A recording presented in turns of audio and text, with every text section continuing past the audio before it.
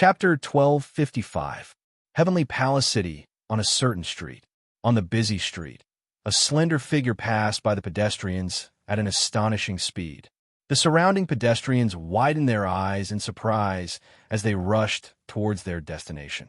This person was none other than Irene, who had tried her best to escape from Ratatasker's secret facility. Irene's goal was to head to the AST base where Weiss Court was stationed. She compressed her Turde Tori and wrapped it around her body. Then, she sprinted towards her destination as fast as she could without the Sierra unit. As she sprinted, she clenched her teeth tightly.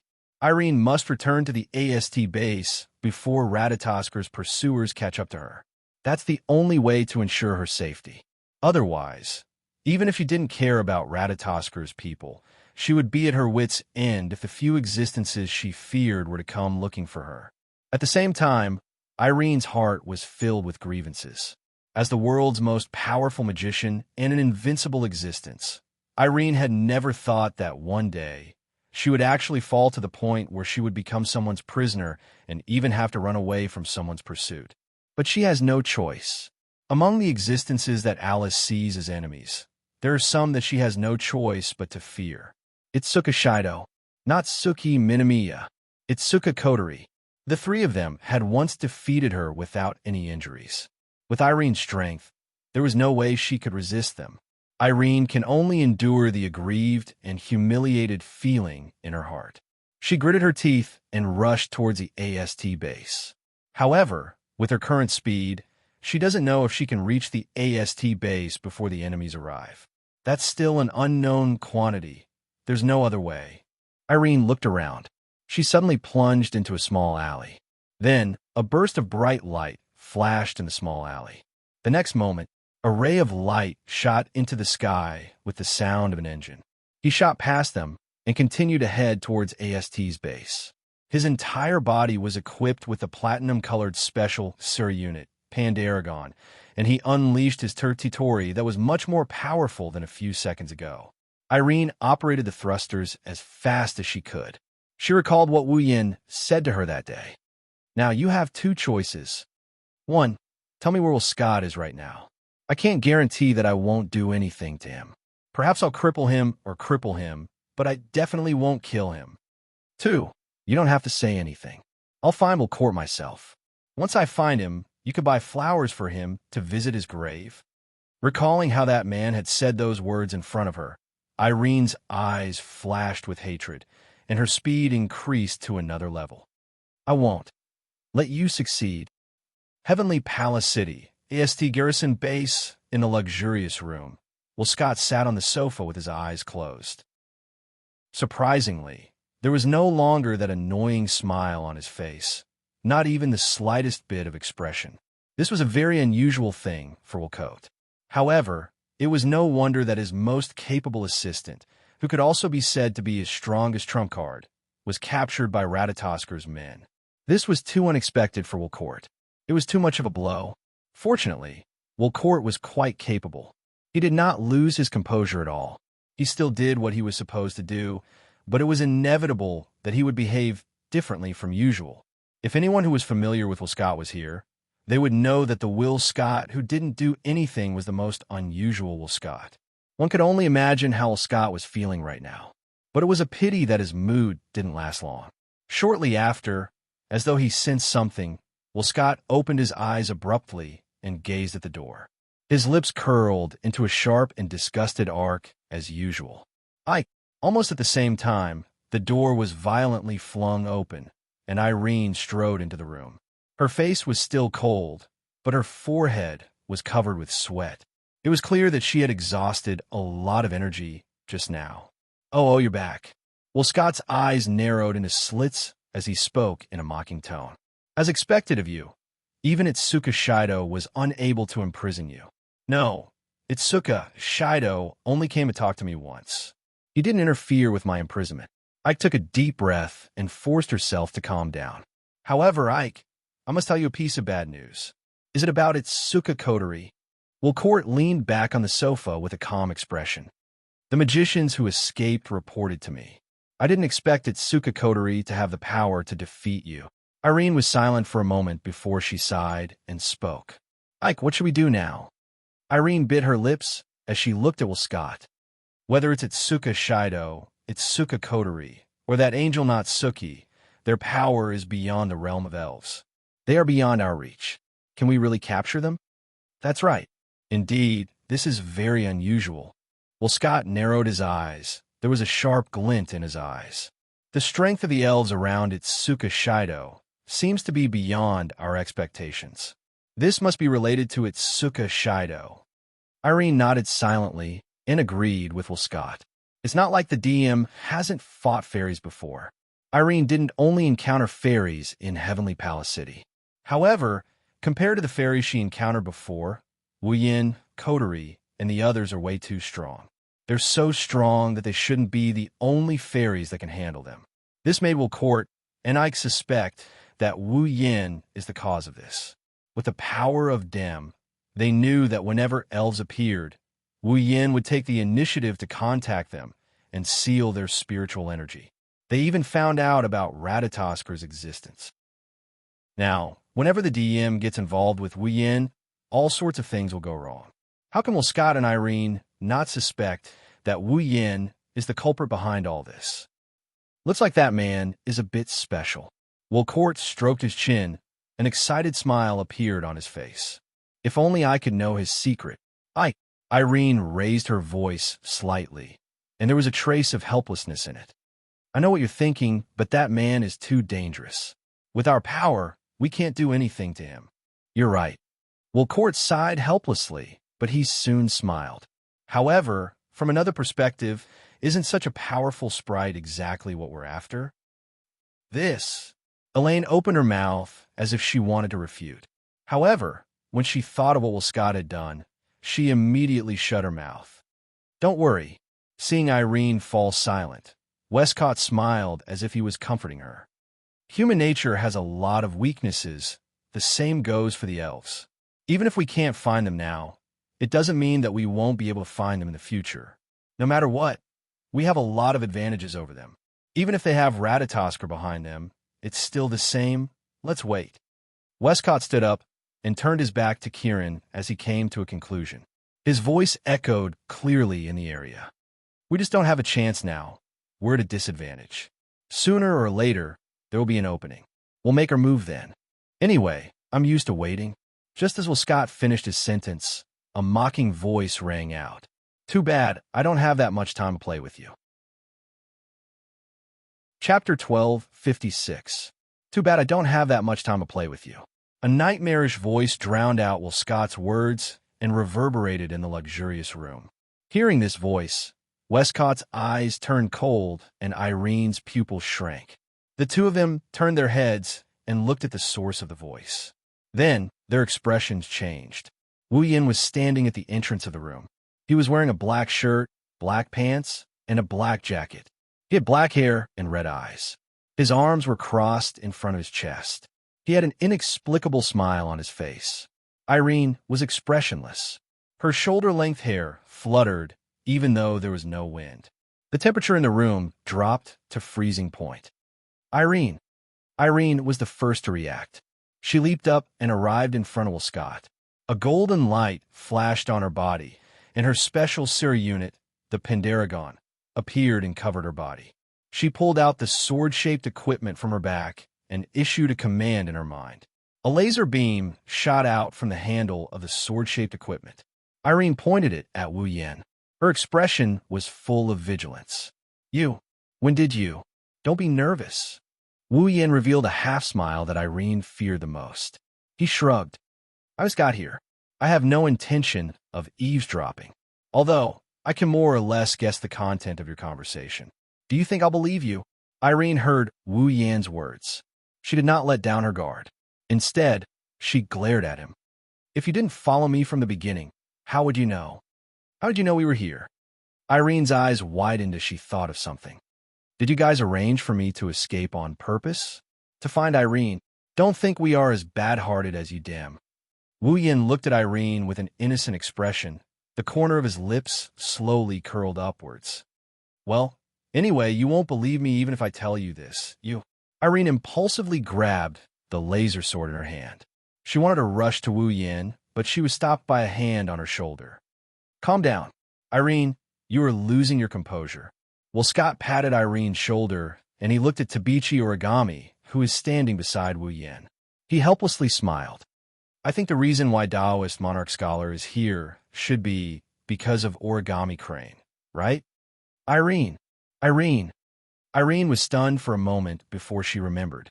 As a member of AST, not only did Tokichi Origami know that they were in AST's base, but she had also come here to meet Westcott because of the video. Naturally, he would also know where Will Scott and Irene were. Kite Origami. Irene's expression darkened.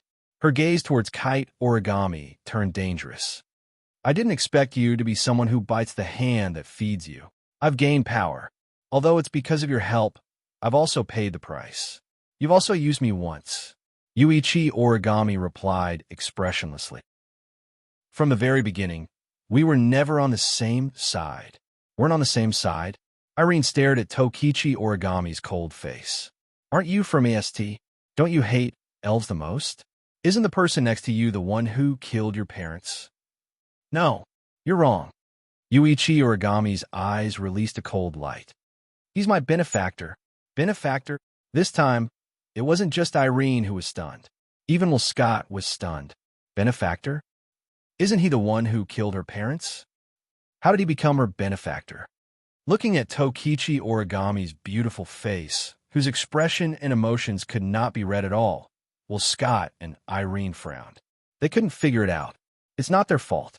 After all, they saw the video of Wu Yin killing Irene's parents. It's natural for them to react this way. Looks like something out of our expectations happened again. Will Scott looked at Tabichi Origami for a long time before he looked at Wu Yin. He shrugged without a hint of nervousness. Taoist Lord, sure, you're really special. It would be great if we could be friends. I'm sorry. Wu Yin smiled meaningfully. The first time we met, you threatened to attack the people around me. I intimidated you. The second time we met, you did attack me, and I destroyed one of your branches. The third time we've met, which is now, you've once again attacked the people around me, and I've once again come knocking on your door. The 3 times we met, plus our identities. Wu Yin shook his head and sighed. Do you think it's possible for us to be friends? Of course. Of course. Will Scott spread out his hands with a friendly smile on his face. As long as you're willing, we can be friends at any time. No matter what you want, I'll satisfy you. Wu Yin couldn't help but laugh when he heard Will Scott's words. Ha ha ha. I didn't expect the executive director of DM to say something like this at a time like this. Should I say as expected of a villain? Or should I call you a pig? Ignoring Irene's angry glare, Wu Yin rubbed his stomach that's starting to hurt from all the laughing.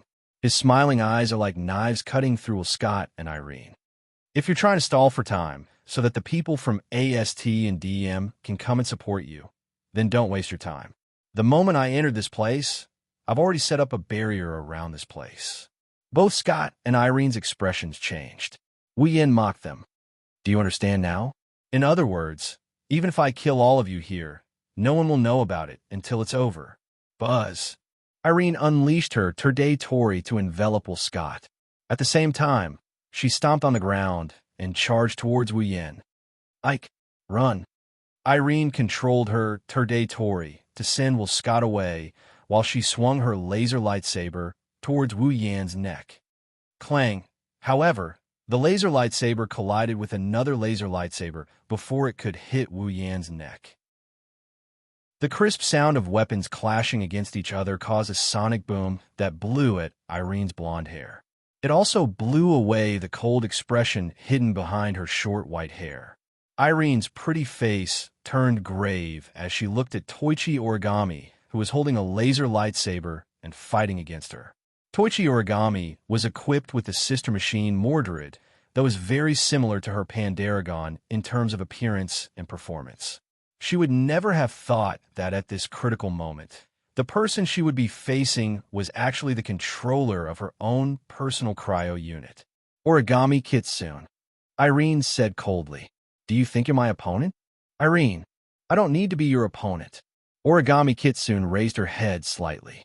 She gripped her lightsaber and rubbed it against Irene's lightsaber, causing sparks to fly. I just need to achieve my goal. Achieve my goal. Irene frowned and her expression changed. She abruptly turned around and looked behind her. What she saw made her expression change drastically. In the middle of the luxurious room, Wolcott's Tori had disappeared without him noticing, but his body was still floating in mid-air. It wasn't because Wolcott also had extraordinary strength, but because a hand that was disproportionate to Wolcott's body was tightly gripping his neck and lifting him up into the air. He was struggling with a painful expression. The one who grabbed Wolcott by the neck and watched him struggle in pain is Wu Yin, the one who was supposed to be Irene's target. Ike. Irene couldn't hide the shock in her heart and exclaimed without thinking. Chapter 1257. Ike. Seeing that Wolcott had fallen into a dangerous situation, Irene's eyes flickered. The magic generated on the laser lightsaber that was clashing with Tokichi origami had an extremely short pause based on the user's mental state, directly causing Irene's strength to weaken a little. Ike's eyes flashed with a cold light. In the next moment, Ike felt the Tori surrounding her being touched by another Tori. A sharp light accompanied the touch, causing Ike to realize that she was distracted. She quickly reacted by raising the laser lightsaber in her hand. Clang then, as Irene raised her laser lightsaber. A strong force and a clear clashing sound rang out, once again causing intense sparks to burst forth in this space. Unfortunately, even though Irene reacted in time, she couldn't block Tokichi origami's full-powered attack. Irene's figure was unavoidably sent flying. Irene clenched her teeth. Her brain immediately issued a command to drive the propulsion jet engine on her back to retreat quickly. But the next moment, Irene seemed to have crashed into an invisible wall. She stopped in her tracks with a muffled thud. The wall that appeared behind Irene and caused her to crash into it was the square-shaped Tori. What? Ike's pupils shrunk slightly. Then, they became sharp again. Don't underestimate me. Abruptly, Elaine expanded her Tori by several times. Like another wall, it hit the Tori standing behind her and sent her flying. This was also the reason why Irene was defeated. It's over. A cold voice reverberated in the air and entered Irene's ears. Irene raised her head abruptly and looked forward. Immediately, the engine behind Kite Origami's back was fully activated.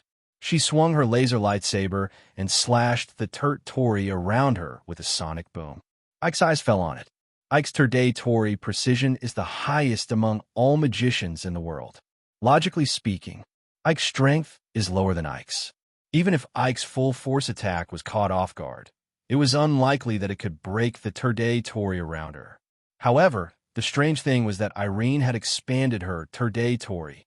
There was a fundamental characteristic of the Tori. That is, the smaller the range of the Tori in use, the greater the precision. The higher the defense, the higher the defense. On the other hand, the bigger the Tori used by a magician, the higher the precision. The lower the precision, the lower the defense. Naturally, the lower the defense. In the face of Irene's full-powered Tori, domain of will, if it was maintained to a certain extent, then Ike's origami equipped with Mordred would not be able to break it. Ike's Tori expansion couldn't block Ike's attack. Therefore, by the time Irene reacted, Tokichi origami's laser lightsaber, which had just cut open her Tori, was already placed on her neck. The world's strongest magician finally lost to Ike's origami, who is also a magician. This fact caused Ike's expression to change. She was in disbelief. You were careless. Ike's origami didn't concede. She expressionlessly stated the reason why Ike lost. I didn't think that the world's strongest magician would be distracted during a battle. You should be the stronger one, but you've exposed your weakness so obviously. I'm not so kind as to let you go. Ike was a bit agitated. She wanted to resist, but a piercing pain and coldness came from her neck. Ike's origami slightly moved the laser sword and cut her neck. You can't even control your emotions after losing, Ike's origami said coldly. But please don't move. Please calm down. Otherwise, you'll embarrass yourself. A trace of hatred flashed through Ike's eyes. However, she didn't dare to act rashly. She turned her gaze to Will Scott and stared at Wu Yin.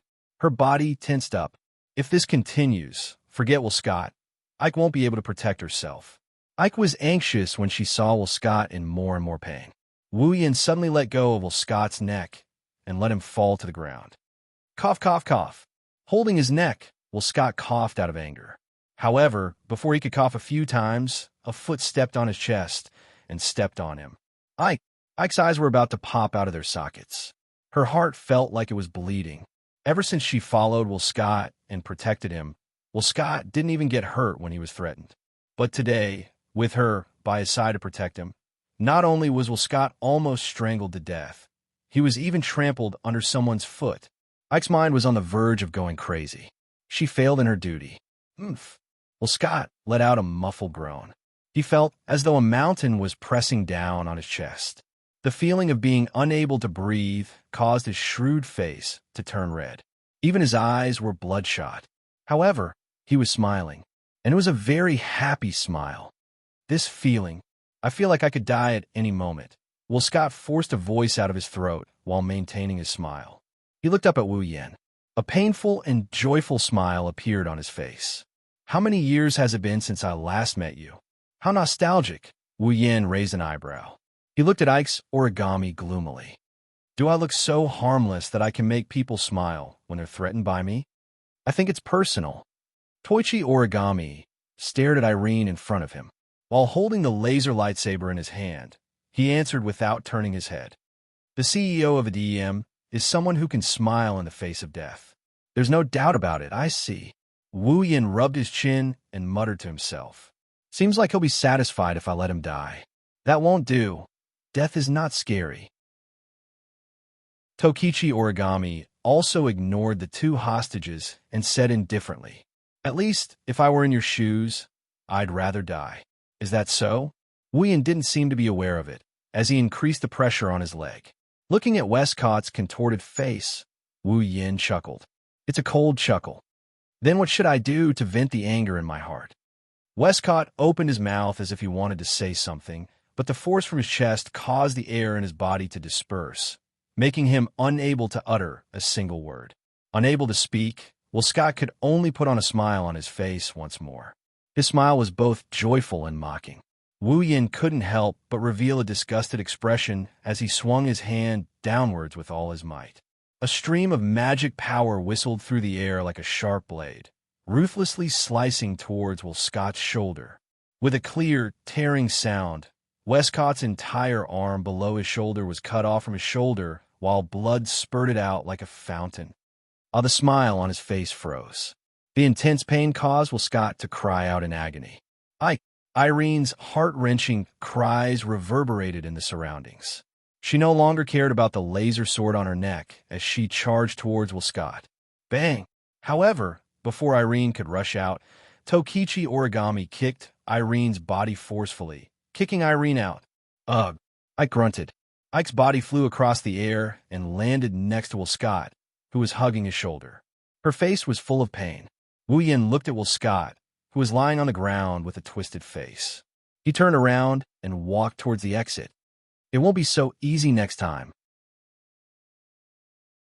Chapter 1258. Like a loyal guard. Almost as soon as Wu Yin left, Yuichi Origami followed behind him without saying a word. The two of them walked along the corridor of AST's base as if they were entering a deserted area. They didn't hide, nor did they sneak around. Instead, they walked openly. To be more precise, Yuichi Origami was just following Wu Yin. After all, Wu Yin had directly used spatial transference to bring Origami Kitsune to where Will Scott and Irene were. Since Wu Yin didn't plan on using spatial transference to leave this place, Origami Kitsune could only follow. Although Tokichi Origami felt that AST might have become her enemy, since Wu Yin was AST's enemy, Tokichi Origami decided to follow Wu Yin for the rest of her life to repay the kindness of being reborn. This was the Origami Kite. He could lead a twisted life because of hatred, but he could also become the enemy of the whole world because of a favor. It didn't matter if Kite Origami was honest, reckless, or even stubborn. Kite Origami would probably accept it expressionlessly as usual. Who asked her to be such an extreme person? Of course, the current origami kite was undoubtedly many times brighter than before. However, there were some things. Kite Origami still doesn't understand. Is that okay? Following behind Wu Yin, Yuichi Origami suddenly spoke. I don't think you're a merciful person who would spare your enemy's life. At first glance, Origami Kite seemed to be mocking Wu Yin, but Wu Yin, who had a good understanding of Origami Kite, understood what Origami Kite meant. Well, Scott and the DM were enemies. There was absolutely no doubt about this. Even Kite Origami could tell that Westcott was a dangerous man.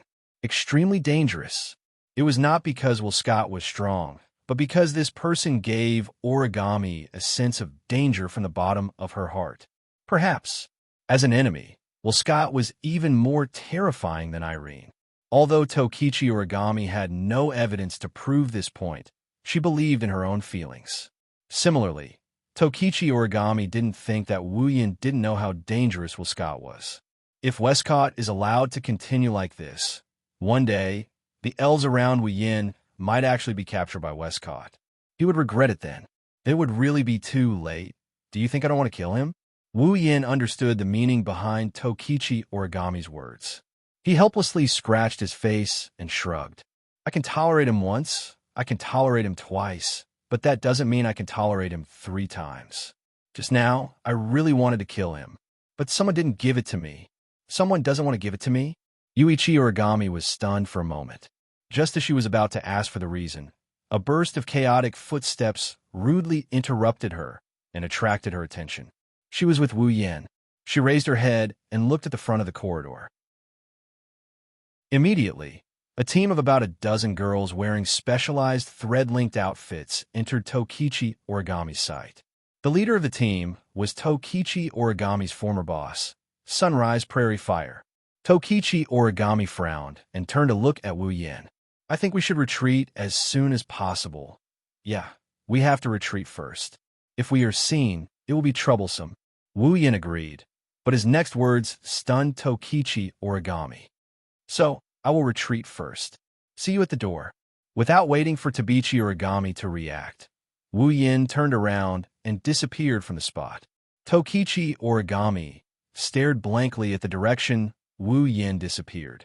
She was silent. A trace of gratitude slowly appeared in her eyes. Of course, Tokichi Origami didn't think Wu Yin wanted to abandon her. Even if he wanted to abandon her, he had to see what kind of enemy he was facing.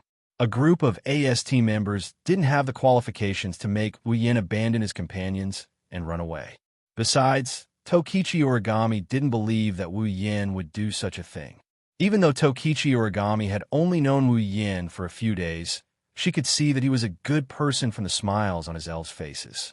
Now, this thought was further reflected in Tokichi Origami's heart. Tokichi Origami finally understood why Wu Yin didn't use that magical teleportation method to leave AST's base. Wu Yin was waiting for AST's people to arrive. When they arrived in front of Tokichi Origami, they would have a chance to say goodbye. He saw through me. For the first time, Tokichi Origami smiled bitterly. Tokichi Origami didn't regret following Wu Yin, even if she didn't regret it at all. However, in AST, the other elves were also very good to Tokichi Origami, especially Liaozi. She was very concerned about Tokichi Origami. She even worried about Tokichi Origami because she knew about her situation. Under such circumstances, even though Tokichi Origami didn't miss AST, she would still be reluctant to part with them. Wu Yin saw through this. That's why he walked into AST's base openly. When the target appeared, he asked Tokichi Origami to stay. He wanted Tokichi Origami to say goodbye. Looking at Daybreak Prairie and the group of AST members who were walking towards them, Toichi Origami took a deep breath and returned to her usual self. She quietly waited for Daybreak Prairie to arrive. Very quickly, Blazing Sun also noticed Toichi Origami, who was standing in front of him. He instinctively stopped in his tracks and ordered his subordinates to stop as well. Origami? Under the sun, Liaozi tilted his head and frowned. Didn't you receive the distress signal? What are you still doing here? Go to Mr. Wilcourt's room and check on the situation. After saying that, she immediately wanted to rush to Will Scott's room again. However, Yue Origami's motionless appearance attracted her attention, causing her to frown more and more. She felt that something was wrong in her heart. Origami? Once again, she called out Origami Kitsune's name. This time, her voice was filled with confusion. She stared at Origami Kitsune, who stood there expressionlessly and completely ignored her order. She narrowed her eyes and turned around to look at her subordinates. You guys go first. Yes. Although they were a little confused as to why Daybreak Prairie Fire would give such an order, the members of AST did not hesitate at all. They agreed right away and passed through Kite Origami to rush to Will Scott's room. What's wrong? As soon as they left, Liaozi spoke in a deep voice. You disobeyed my order in this situation. Don't tell me you're fine? Hearing this, Origami Kitsune first lowered her head and was silent for a moment. When she raised her head again, her words caused Liaozi under the sun to be stunned. I'm leaving AST. What did you say? Under the sun, Liaozi didn't seem to believe the words that entered his ears. He widened his eyes in shock and cried out involuntarily. You're leaving AST. Tokichi Origami changed her simple actions and used slow and firm movements. She nodded heavily and told Liaozi the truth of her words. Liaozi stared blankly at Tokichi Origami. When she came back to her senses, she became anxious. Why? Why do you want to leave AST? Did something happen? A lot of things have happened. Origami Kitaichi shook her head gently. Her short white hair swayed with her movements. Origami Kitaichi looked as if she could disappear from the sight of a blazing sun at any moment. She was full of illusions. I'm here to say goodbye to you. Do you know what you're talking about? Liaozi finally believed what she heard when she saw Tokichi Origami did not seem to be lying. Her expression turned ugly. Clearly, Liaozi under the sun would not agree to Origami leaving AST. Of course, this was because Liaozi cared about Tokichi Origami. Because Daybreak Prairie Fire knew what would happen to Origami Kitsune, who suggested leaving AST. Chapter 1259. AST was the Elven Army. It was a special force that specialized in killing the elves. In order to deal with the elves that could threaten the world with their very existence, AST was granted the right to use the manifestation device in CR unit, allowing the members of AST to transform into superhuman magicians to face off against the powerful elves.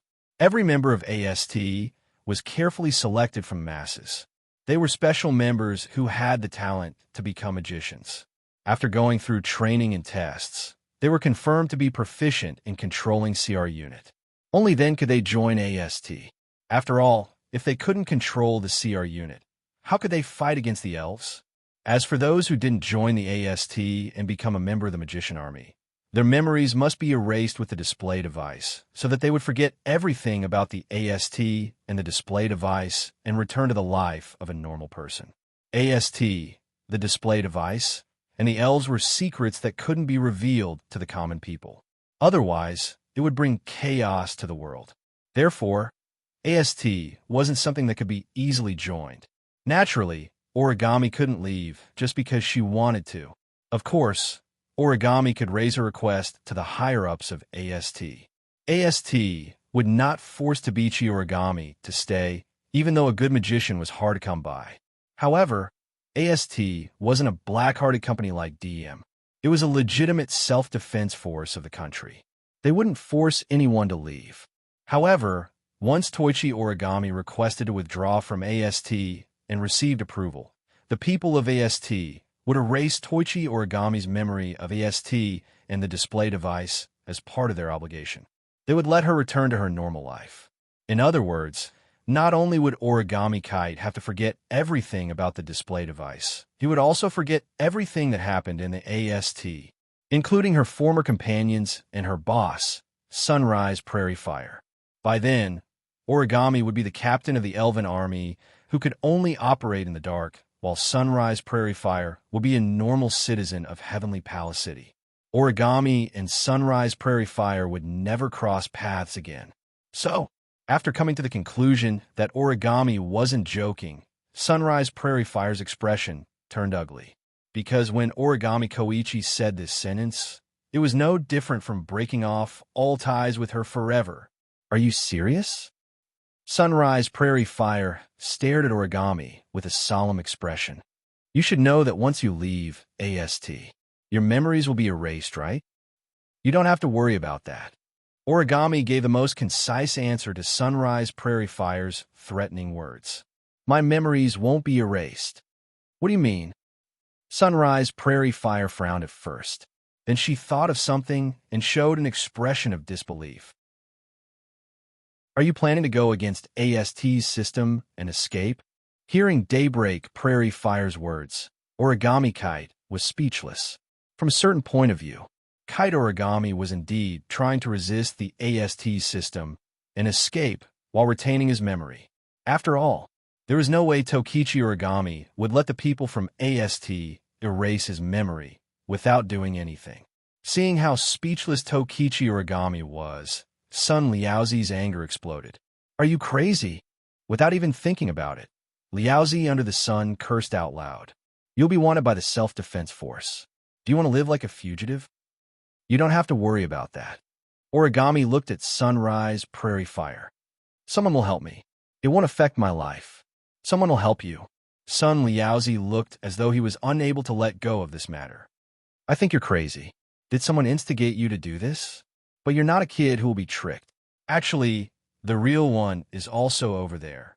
Tokichi Origami said something that made Daybreak Prairie Fire stunned. I'm safe there. Nothing will happen. At this moment, Sun Liaozi's expression became uncertain. Can you be more clear? No matter how clear it is, I can't tell you. Origami shook her head and refused Sunrise Prairie Fire's question. I'm just here to say goodbye. Don't be reckless. Under the sun, Blazing Flame's face was filled with anxiety. Even if you don't want to erase your memory, once you leave AST, you won't have the chance to use the display device and the CR unit anymore. Haven't you always wanted to avenge your parents? Revenge. Tobi Origami actually laughed. Although he quickly returned to his expressionless state, Prairie Fire under the sun clearly saw this scene and was somewhat frightened. Under the gaze of Liaozi, Kitaichi Origami spoke in a dreamlike tone. I don't have any hatred left. How can I avenge them? No hatred. Sunrise Prairie Fire was stunned. I should have died 5 years ago, but in the end, I survived.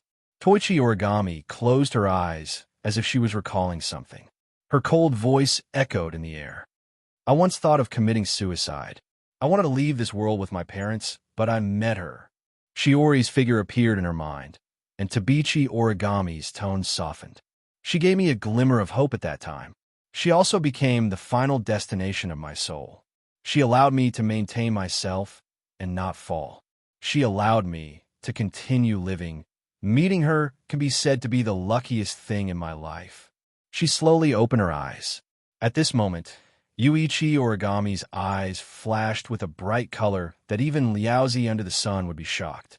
She had never seen such a color in Yuichi Origami's eyes before. That's the hope for the future. That's the hope for life. This was something that the previous Origami Kite definitely did not have. Originally, I thought that Shiori would be the last light in my life, but God sent her to my side again. Her eyes were filled with an unbelievable radiance. Kyuichi Origami's cold, doll-like face actually showed signs of thawing. If Shurji brings me the longing for life and the extravagant hope to live on, then Shurdao brings me a reborn life and a bright future. I don't want to leave Shirori, and I can't leave Shido. Tabichi Origami's expression became firm. So, in order to stay by their side, I will leave AST. Sunrise Prairie Fire had mixed feelings. She was happy but also depressed. She was happy because Origami was no longer as lifeless as before. She was showing signs of life. She was depressed because from Origami's words and actions, Sunrise Prairie Fire understood that she couldn't stop her. Although I don't know what happened, and it does seem to be a good thing for you. Do you have to leave AST? Under the sun, Liaozi tried to mediate the situation unwillingly. Staying with him shouldn't conflict with staying in AST, right? No, no, Origami answered without hesitation. AST is an army against the elves. It only exists to kill the elves. I can no longer attack the elves, so it's impossible for me to stay in AST. Can no longer attack fairies? Sun Liaozi was shocked and said in disbelief, "The elves are the gods of destruction who bring disaster to the world. They are an existence that will endanger the world. For the safety of the world, shouldn't we stand up?" I know. Origami looked straight at Sunrise Prairie Fire. But my position has changed. I won't change it again. Origami, you. Sunrise Prairie Fire's expression changed. Finally, it turned into unwillingness. Is there no room for negotiation? No. Origami didn't answer. She walked past Sunrise Prairie Fire and walked forward. She silently told Sunrise Prairie Fire the answer. Sunrise Prairie Fire lowered her head.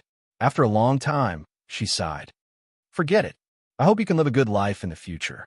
Tokichi Origami stopped, turned around, and bowed to blazing under the sun. Soon after, he stepped forward and left the scene. Sunrise Prairie Fire looked in the direction Origami left. After a long time. Chapter 1260. Heavenly Palace City. Istigarrison Base. At the entrance, a figure suddenly appeared without any warning. The coat on his body swayed in an arc as he appeared, and then gently floated down, appearing extremely casual. He glanced at the entrance of AST's base, and then looked around. He took out his phone from his pocket. He didn't dial any number, nor did he call anyone. He pressed the call button and put the phone to his ear. He then waited in silence. Not long after, a line was connected to Wu Yan's phone. Along with it came a voice filled with vicissitudes of life. Should I call you Sherdao Cohen? Or should I call you Yin Cohen? I don't have any particular requests. Either way, it's my current status. Wu Yan shrugged and sighed. He then said to the phone in an exasperated tone, "And then? Don't you have anything else to say?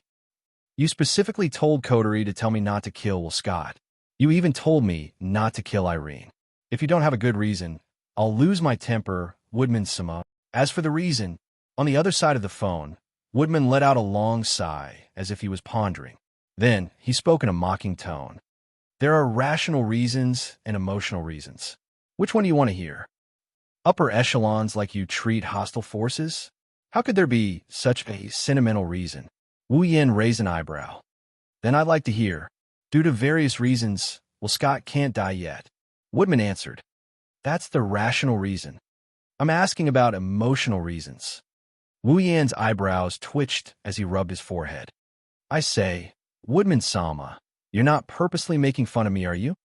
"No, I'm serious." Wu Yan heard Woodman's solemn voice. "You'll know the specific reason in the future. Some of what Will Scott is doing is actually beneficial to us. Is that why you want me to keep him alive? As expected of the leaders of the top forces." Wu Yan pursed his lips. "Then, what about emotional reasons?" Woodman fell silent. A clear breathing sound came from the phone. After a long time, Woodman's voice, which contained an unknown emotion, gradually sounded. "Actually, in the past, we were on the same team." "On the same team? This time?" Wu Yan was stunned. "What do you mean?" "It's not a good habit to be interested in other people's past." Wu Yan Cohen. Woodman chuckled before he sighed. "Just think of it as an old man trying to be merciful. A merciful heart." Wu Yan chuckled. "Just think of it as that." Listening to Wu Yan's disbelief, Woodman didn't try to explain himself. Instead, he laughed. "Sparing Will Scott's life shouldn't be a problem for you, Wu Yan Cohen, right?" "Not for me," Wu Yan retorted. "But don't forget, I still have a group of elves with me, and there are a few among them who aren't strong enough to fight against the Dem. If Will Scott has any evil intentions and seizes the opportunity, they will be in great danger. Do you think I can wait until then to regret it?" "Is that so?" Woodman retorted with a half-smile. "But why do I feel like you've never taken Will Scott seriously, Wu Yan Cohen?" "Oh," Wu Yan snickered in amusement. "Why do you say that?" If you think Scott is a threat to the elves around you, you won't listen even if I ask Commander Five River to tell you not to kill Scott, right? Woodman spoke Wu Yan's mind in a casual tone. After all, you made a declaration to us. If you do anything to harm the elves, you'll become our enemy. Wu Yan scratched his cheeks and sighed helplessly. Should I say that the older the ginger, the wiser? It's just a basic deduction, Woodman said calmly. Of course, I don't know why you don't take Scott seriously, Wu Yan Cohen. As you said, Scott wouldn't give up on using the elves around you. Those elves aren't like you, Wu Yan Cohen, who can ignore the dim. So, what makes you so confident, Wu Yan Cohen? Woodman's voice became curious. I'm curious. Then, I will use a phrase from you as well. Wu Yan held the phone with his other hand, and he grinned while squinting his eyes. You'll find out the specifics in the future. As always, he refuses to reveal any information, Woodman said helplessly. Young man, being too mysterious isn't a good thing. Well, it's troublesome to explain anyway. Wu Yan shrugged. I can only say that the elves can't ignore Dem now, but that doesn't mean they can't in the future. That's right, they can't now, but that doesn't mean they can in the future. With Wu Yan's relationship with the elves, Wu Yan will make them his summons sooner or later. Once they become his summons, their growth will be limitless. The elves will become stronger in battle until they're stronger than Irene and Dem. They'll become so strong that Scott won't be able to do anything to them. The elves' future is limitless. At the end of the day, Scott is just a wall in this world. It's not that hard. If they want to, they can push it down at any time. Even if Wu Yan doesn't make a move, it'll be the same. Perhaps it should be said that with Scott, the Dem would not give up on the opportunity to come to them. At that time, they would all become stepping stones for the growth of the elves, providing the elves with the experience to become stronger and becoming complete fertilizers. Unfortunately, Woodman wouldn't understand all of this. Okay, Wu Yan was the one who didn't believe Woodman before, but now it's Woodman's turn to not believe Wu Yan's words. He changed the topic perfunctorily. The display device Wu Yan Kuan asked us to make is almost complete. I think it will be finished soon. I will come back and nag you again when the time comes. Wu Yan's spirit was lifted. He laughed from the bottom of his heart. Then I'll have to trouble you. We'll do what we promised. Plus, the budget Wu Yan Kuan left for us is still quite good for us. Woodman casually gave a reason. Well then, I look forward to our next meeting. That's it then. Not wasting any more time on idle chatter, he hung up the phone decisively. Looking at the phone, he curled his lips again. Sure enough, no matter how kind a person is, they'll still have a cunning side to them when they get older. While he was talking to himself, Toby Origami walked out from the entrance of AST's base. Under Wu Yan's gaze, she slowly walked up behind him. Her face was still as cold as ever. However, those who were familiar with Yuichi Origami should be able to sense that Yuichi Origami's frosty expression had become much gentler than before. Wu Yan grinned back at her. Everything's done. Toby Origami nodded faintly and looked at Wu Yan. I won't leave you again. Is that so? Wu Yan was embarrassed and smiled. If you say that, Shurji will definitely misunderstand. It's okay. Toby Origami's expression was normal. If it's you, it's okay. No, I think they are related somehow. Wu Yan glanced at Tabichi Origami and he cautiously asked her. Don't tell me you're going to learn from Meijio and eat both men and women? Wu Yan immediately regretted asking, because he clearly saw a flash of light in Tokichi Origami's cold eyes, and the way she looked at him suddenly changed. Looking at Tabichi Origami's eyes, Wu Yan felt a sense of crisis and wanted to retreat. However, Tabichi Origami grabbed him by the collar and pulled him in front of her.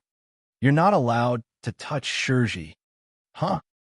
You're not allowed to touch Shurji, Toby Origami declared calmly.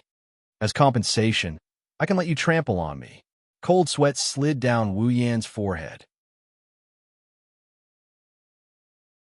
Chapter 1261. Heavenly Palace City, Itsuka's house. Outside the window, the clouds were dyed with a bright sunset glow. The entire Heavenly Palace City was dyed red by the setting sun. In the hall of a typical living room, plates of freshly cooked dishes were placed on the dining table. Steam was rising from the dishes while their aroma permeated the air, filling the entire room. At the head of the table, Tokichi Origami, who was wearing a casual and cute shirt and shorts, was standing there. She lowered her head and looked at the delicious dishes on the table that constantly stimulated the tip of her nose. It was as if she couldn't adapt to it. Her beautiful face, which usually didn't have the slightest fluctuation, was now filled with surprise. Of course, Yuichi Origami was not surprised by the smell of the dishes on the table. Just this level alone was not enough to surprise her. What really surprised her was that the people on both sides of the table raised their glasses to her with smiles on their faces and said the same thing in unison. Congratulations! On the left side of the table, Wu Yin, Yagoya, Yuxian, and Mijio stood there. On the right side, Shirori, Kotori, Kurumi, Toka, and Shirori stood there. The people around the table raised their glasses in unison and raised their glasses to Tabichi Origami. Tabichi Origami, who is usually cold, was surprised. See, congratulations? Yuichi Origami's face had a shocked expression that did not match her image. She glanced at everyone around her. Her eyes were filled with confusion. Congratulations? What are they congratulating me for? This is a celebration for you. As though she could see through Toichi Origami's inner thoughts, Kotori, who was by the side, lowered her voice so that Shirori would not notice that she was in commander mode. She explained to Toichi Origami, "It's sister who heard that your parents have been in a vegetative state for 5 years and have just woken up recently, so she took the initiative to help you." Tabichi Origami finally understood what was going on. She put away the shock on her face and returned to her usual expressionless state. She glanced around. She lowered her head and thanked everyone. "Thank you for going through so much trouble for me." Tabichi Origami looked at Shirori. "Thank you too, Shirori. I will remember this." "Well, Origami classmate, you needn't take it to heart. I'm just making the decision as a friend." As if she was trying to explain something, Shirori felt pressured under Tabichi Origami's calm gaze. However, he still smiled. First, he emphasized the word friend, and then shook his head modestly. "Besides, these dishes were all prepared by Shido. I only came up with an idea. If you want to thank me, you should thank Shido." "What are you talking about, Shirji?" Wu Yin looked at Shirji with a faint smile. "You only heard about the Origami parents by accident, but you were so worried that you ran all over the place asking about this and that. When you found out about the Origami family, you immediately decided to hold a celebration banquet. This is the proof that you have always been concerned about the Origami family, isn't it?" Hearing this, Tokichi Origami immediately turned her gaze to Shirji. Her eyes clearly didn't have the slightest ripple, but Shirji felt that the gaze on her body was scorching hot enough to burn the clothes on her body into charcoal. She was so scared that her heart fiercely jumped, and she hurriedly laughed. "Let's not talk about that anymore. Today is a celebration for Origami classmates' parents. Although Origami classmates' parents aren't here, it's still something worth celebrating for Origami classmate. Hurry up, everyone, let's eat." Oh, can we finally eat?" Shirori, who had been silently swallowing her saliva, had a bright gleam in her eyes. As soon as she heard Shiori's words, she immediately extended her chopsticks towards the dish. However, her chopsticks were slapped away by another pair of chopsticks.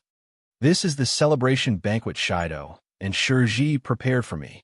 As if declaring her sovereignty, Tabichi Origami changed her gentle temperament and became aggressive. Her gaze was like a knife cutting through Shiori's body. "You should go eat dog food." "Dog food?" Shiori was about to get angry at Tabichi Origami when she heard what Tabichi Origami said. "What is dog food? Is it delicious?" "Dog food, that's the best delicacy in the world. It's also the most suitable existence for you. It's a perfect match for you."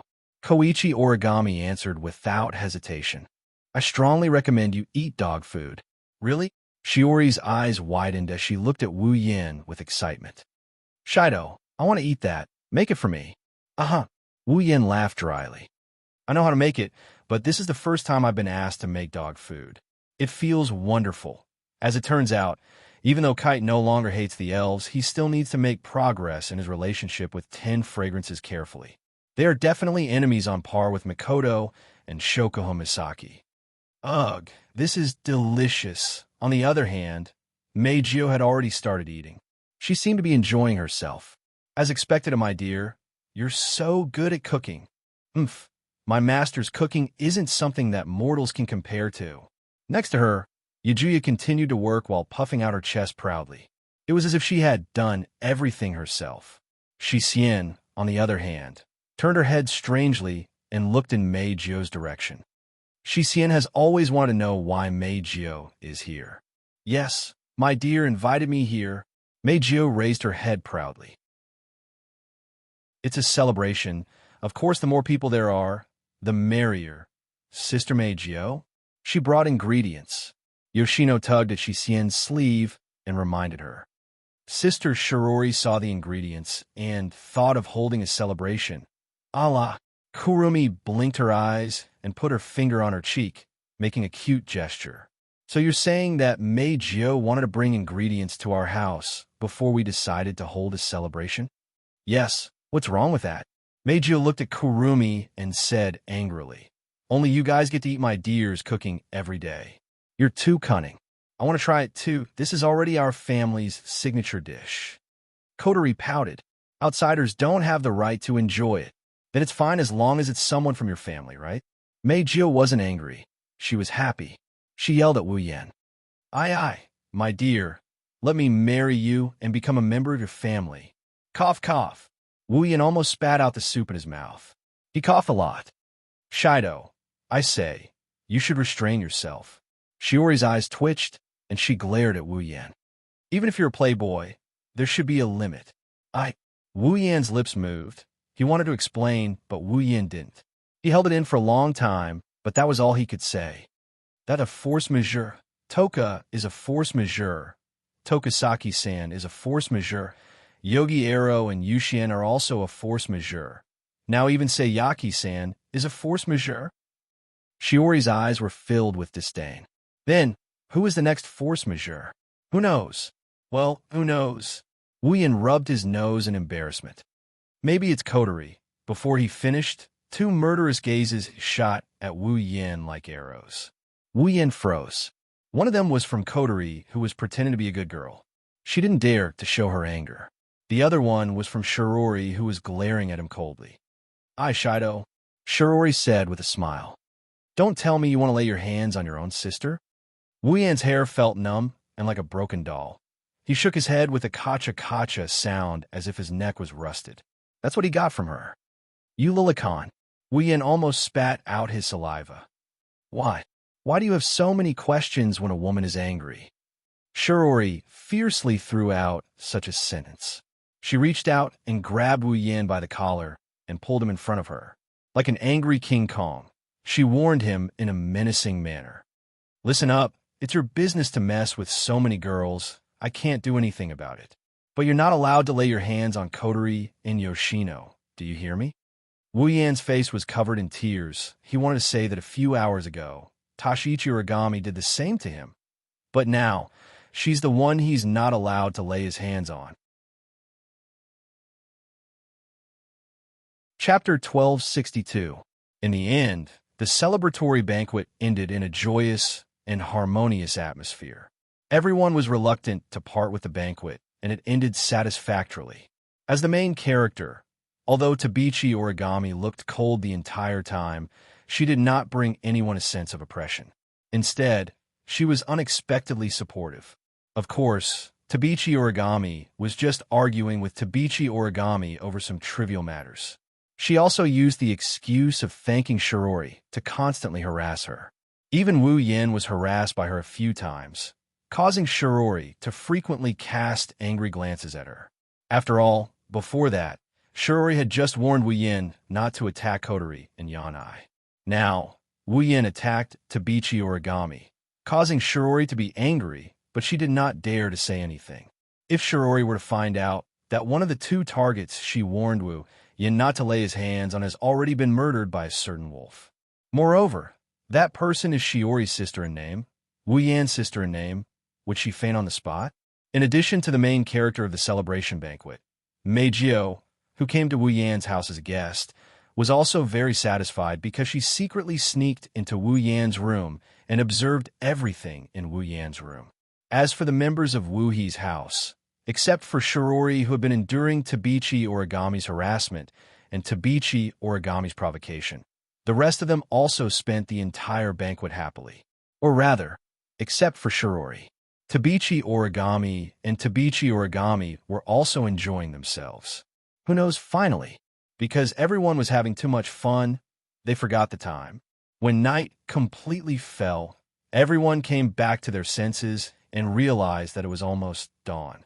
Fortunately, because of the Tianyang festival, the 10 high schools had a long holiday and did not need to go to class tomorrow. It was not bad to play late. However, Tabichi Origami and Meijio used the reason that it's late and it's inconvenient for girls to go home as an excuse and half-forced and half-shamelessly stayed at Wu He's house, preparing to spend the night here.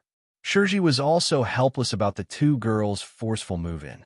Originally, she wanted Wu Yin to send Meijio and Yuan Origami home, but in the end, she couldn't resist the two girls' hooligan behavior.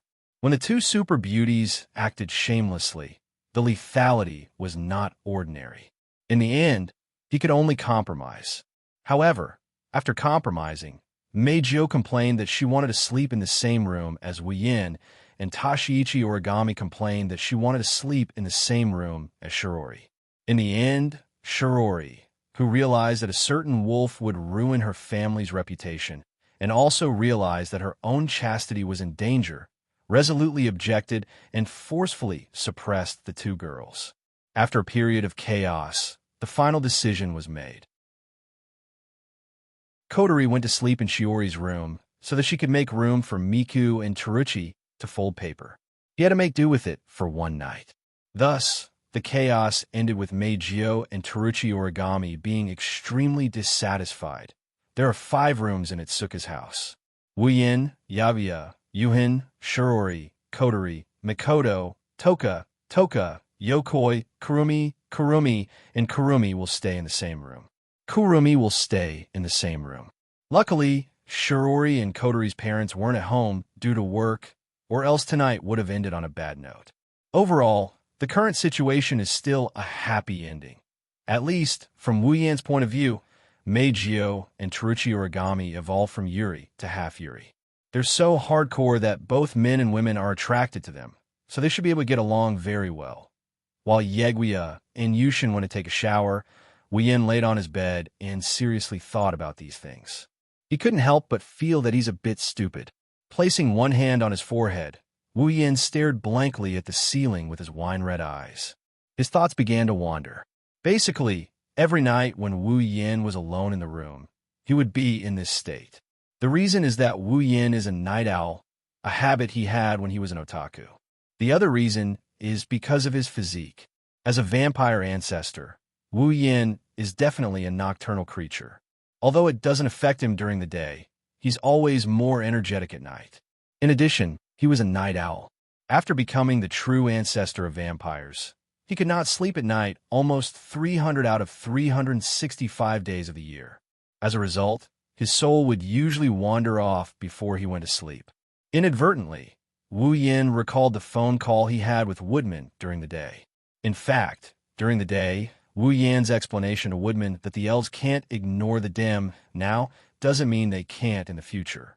Although the elves' growth is limitless once they become his summons, and they'll be able to ignore the dim sooner or later, the prerequisite is that they become his summons. Currently, Yeguya, Yushin, and Meijio haven't become his summons yet. For the 3 of them, the dim is still a huge monster. Although he's never mentioned it in front of Yeguya, Yushin, and Meijio, it's undeniable that among all the elven girls around Wu Yin, the 3 of them are the weakest. Even though Yoshino reached the peak of Tier 8 due to the experience gained from Irene, she can't say for sure that she can beat Irene, but if she's alone, she can't do anything to Yoshino. On the other hand, almost all of the girls around Wu Yin are stronger than Yoshino. Even Kinuhara Sai, Frenda, and Takitsubo Riku are stronger than Yoshino because of their experience in the dark. If they can't even beat Yoshino, how can Yeguya, Yushin, and Meijio compare to the Dem? Moreover, the Dem seems to have some very powerful trump cards. It's possible that even Kurumi, Yoshino, Kotori, and Toka will have a hard time against it. For example, when they attacked the Dem's branch last time, if the beam wasn't aimed at Wu Yin, but at Kurumi, Yeguya, and Yushin, the result would be terrible. In the end, although the girls' growth is unlimited, they haven't grown to the point where they can ignore the Dem, let alone Yeguya, Yushin, and Meijio who haven't become Wu Yan summons. Thinking about this, Wu Yin, who is lying on the bed, clenched his fists. His main purpose in coming to this world is to obtain the display device that can make his sister stronger and strengthen the base. Now, Woodman also said that the creation of the display device was almost complete. Then, it's not too early for them to leave this world. Isn't it time to explain our situation to Yi Juya and the others? Wu Yin muttered to himself. While he was muttering to himself, the soft sound of the door opening woke him up and attracted his attention. He turned his head and looked at the door carefully. The next moment, the door slowly opened. Through the crack of the door, Meijio, who had a head of shiny violet hair and wore thin pajamas that reached her knees, sneaked into the room like a thief. Her sexy figure was completely exposed. Meijio! Wu Yin was startled. Why are you here? Meijio didn't expect to be discovered so quickly. She let out a small cry of surprise. After a while, she stuck out her tongue in embarrassment and said coquettishly, I want to sleep in the same room as my darling. Meijio, Wu Yin smiled bitterly. If you sleep in the same room as me, what about Yeguya and Yushin? Mama, why don't I just let Gia-chan and Kishina-chan sleep in my room? Meijio tilted her head, and she gave Wu Yin a pitiful look. Don't you want to sleep with me, darling? That's not it. Wu Yan's bitter smile deepened, and his tone became more earnest. Compared to Yeguya and Yushin, Meijio is more approachable. She'll be more comfortable sleeping with Origami, right? You don't have to worry about that. Meijio smiled. Kenichi doesn't sleep in her room either. Huh? Wu Yin was stunned. Then where is she going to sleep? She's going to sleep with Shirori. Meijio betrayed her teammate without hesitation. We agreed that I'll do the night attack, darling. She'll do the night attack on Shirori. Wu Yin was speechless. Chapter 1263. No, absolutely not.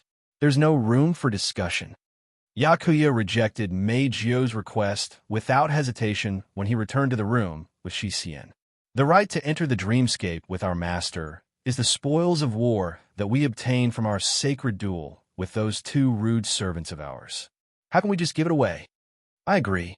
Shissien nodded fiercely. Her narrowed eyes were filled with indignation.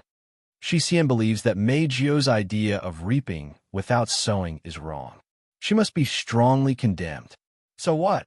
Meijio puffed up her cheeks angrily when she heard Yakuya and Shissien's merciless rejection. Yakuya and Shissien can sleep with our dear master every night. What's wrong with giving me one night? Not every night. Yakuya corrected her seriously with one hand on his waist. Didn't we just say that?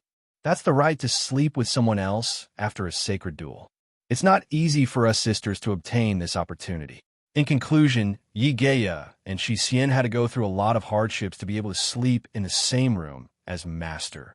Shissien casually said as though she was stabbing a knife into his heart. Meijio, on the other hand, is reaping without sowing. We feel that it's unfair. We won't give up the right to sleep with our master. Reaping without sowing? Meijio hesitated for a moment before raising her hand weakly. Then, how about I treat you to a delicious cake tomorrow? Yi Juya and Shissien's ears twitched, and the resolute expressions on their faces began to waver. Egg, cake, waver. There wasn't any cake in the banquet earlier. That's not bad. I agree. Actually, if it's just one night, Shissien can still tolerate it. Yes. Offering sacrifices to us is also a very necessary thing. I'm looking forward to it. Hey, where's your persistence? Wu Yin couldn't help but complain loudly. A cake is enough for you to compromise? A cake is enough for you to sell me out? I didn't know you could be so shameless. Hearing this, Yiju Shi and Shixian blushed and turned their heads away awkwardly. Meijio looked at Wu Yin with tears in her eyes and started sobbing. Do you really hate me that much? No, that's not it. Looking at Meijio shrugging her shoulders, Wu Yin couldn't help but panic. I don't mean to dislike you. In fact, I like you very much. You like it? Yi Juya and Shi Xian's ears twitched again, but this time, the expression on his face was more or less filled with jealousy. I like it. Mei Jio's sobbing suddenly froze. Her cheeks quickly turned red, and she shyly started to fidget. Oh dear, really, there's so many people here, you girls. Wu Yin bitterly laughed, and he sighed. The three elven girls acted like they were putting on a show. Forget it. You guys came at the right time anyway. Since all three of you are here, I have something to tell you. Something. Yiju Shi, Shi Xian, and Mei Jio seemed to feel the change in atmosphere. They looked at each other and then looked at Wu Yin. Is there something you need us to do? Yiju Shi didn't bother to maintain his arrogant manner. He spoke softly with a normal tone. If there is something difficult you need us to do, we will help you. We will definitely help. Of course. Shi Xian stepped forward. Her expressionless face became serious. If it is for Master, Shi Xian will do it no matter what it is. It seems like it is something important. Seeing Wu Yan's change in attitude, Mei Jio felt uneasy, but she still spoke softly. Dear, tell me, Wu Yan found it funny when he saw how serious the three elven girls are. He patted his cheeks, and he gave them a comforting smile. Don't be so nervous. Although it is something important, it is not as scary as you think it is. How about this? After thinking for a bit, Wu Yin extended his hand to the three elf girls. It's a waste of time to explain it directly, and you might not be able to understand it. Come over here and hold my hand. I'll share my memories with you. Share memories. Yiju Shi, Shi Xian, and Mei Jio looked at each other, but they didn't worry too much. Since the target is Wu Yin, he wouldn't do them any harm. That is the only thing they can be sure of. The three of them walked up to Wu Yin and held his hand. In the next moment, a strange wave of mana surged from the hands of the four of them, bringing with it a dazzling light. Seeing the light, Yiju Shi, Shi Xian, and Mei Jio's expressions changed. Then, they slowly became paralyzed and became sluggish. A memory fragment that didn't belong to them flowed into the minds of the three elven girls and gradually became their memories. After an unknown amount of time, the dazzling light gradually dimmed. The eyes of the three elven girls that had lost focus gradually focused. However, the three of them still looked as if their souls had left their bodies. They remained in a state of absent-mindedness and were unable to regain their senses for a very long time. Wu Yin didn't say anything. He quietly looked at the three elf girls and waited for them to recover. What the three of them had to accept was too unreal. The systems matter. The summoning of characters, this was only a matter of one dungeon world. Other than this world, there were many other worlds. Adding all of these together, it wasn't easy to digest. Fortunately, the three of them were elves. They were inconceivable existences. Otherwise, if a normal person didn't have a certain level of trust in Wu Yin, they wouldn't have believed him. But this was something they had to accept. After all, once they become his summoned characters, they will be with him forever. Together forever. Never separate. Life in harmony, never abandon. The bond between Wu Yin and the girls was so tight. It couldn't be any tighter. So, Yiju Shi, Shi Xian, and Mei Jio had to understand the current situation.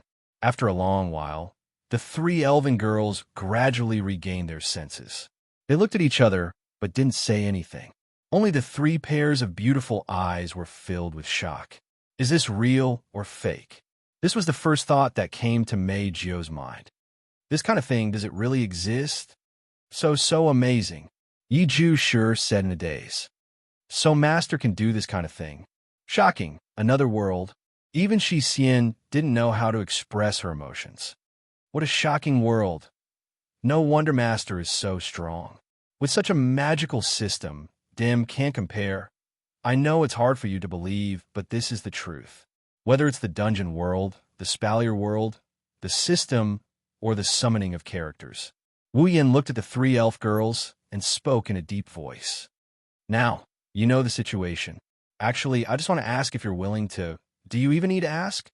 Before Wu Yin could finish, Yi Ju Shi, Shi Xian, and Mei Jiu spoke at the same time and interrupted him. You are the master of us Baowu sisters. You were, you are, and you will be. That will never change. Yi Ju Shi crossed his arms and looked up. His voice was filled with determination. This kind of thing, you don't even need to choose. Agreed. Shi Xian tilted her head. The corners of her lips curled up. As long as Yi Ju Shi, master, no matter where it is, Shi Xian will go. You promise to protect me forever. Mei Jiu hugged Wu Yan's arm tightly. She looked at Wu Yan's face with a nervous expression. You can't go back on your word. Seeing the three girls choose to follow him without hesitation, Wu Yan felt a burning sensation in his heart. It flowed through his body and warmed him up. A smile that came from the bottom of his heart slowly appeared on his face.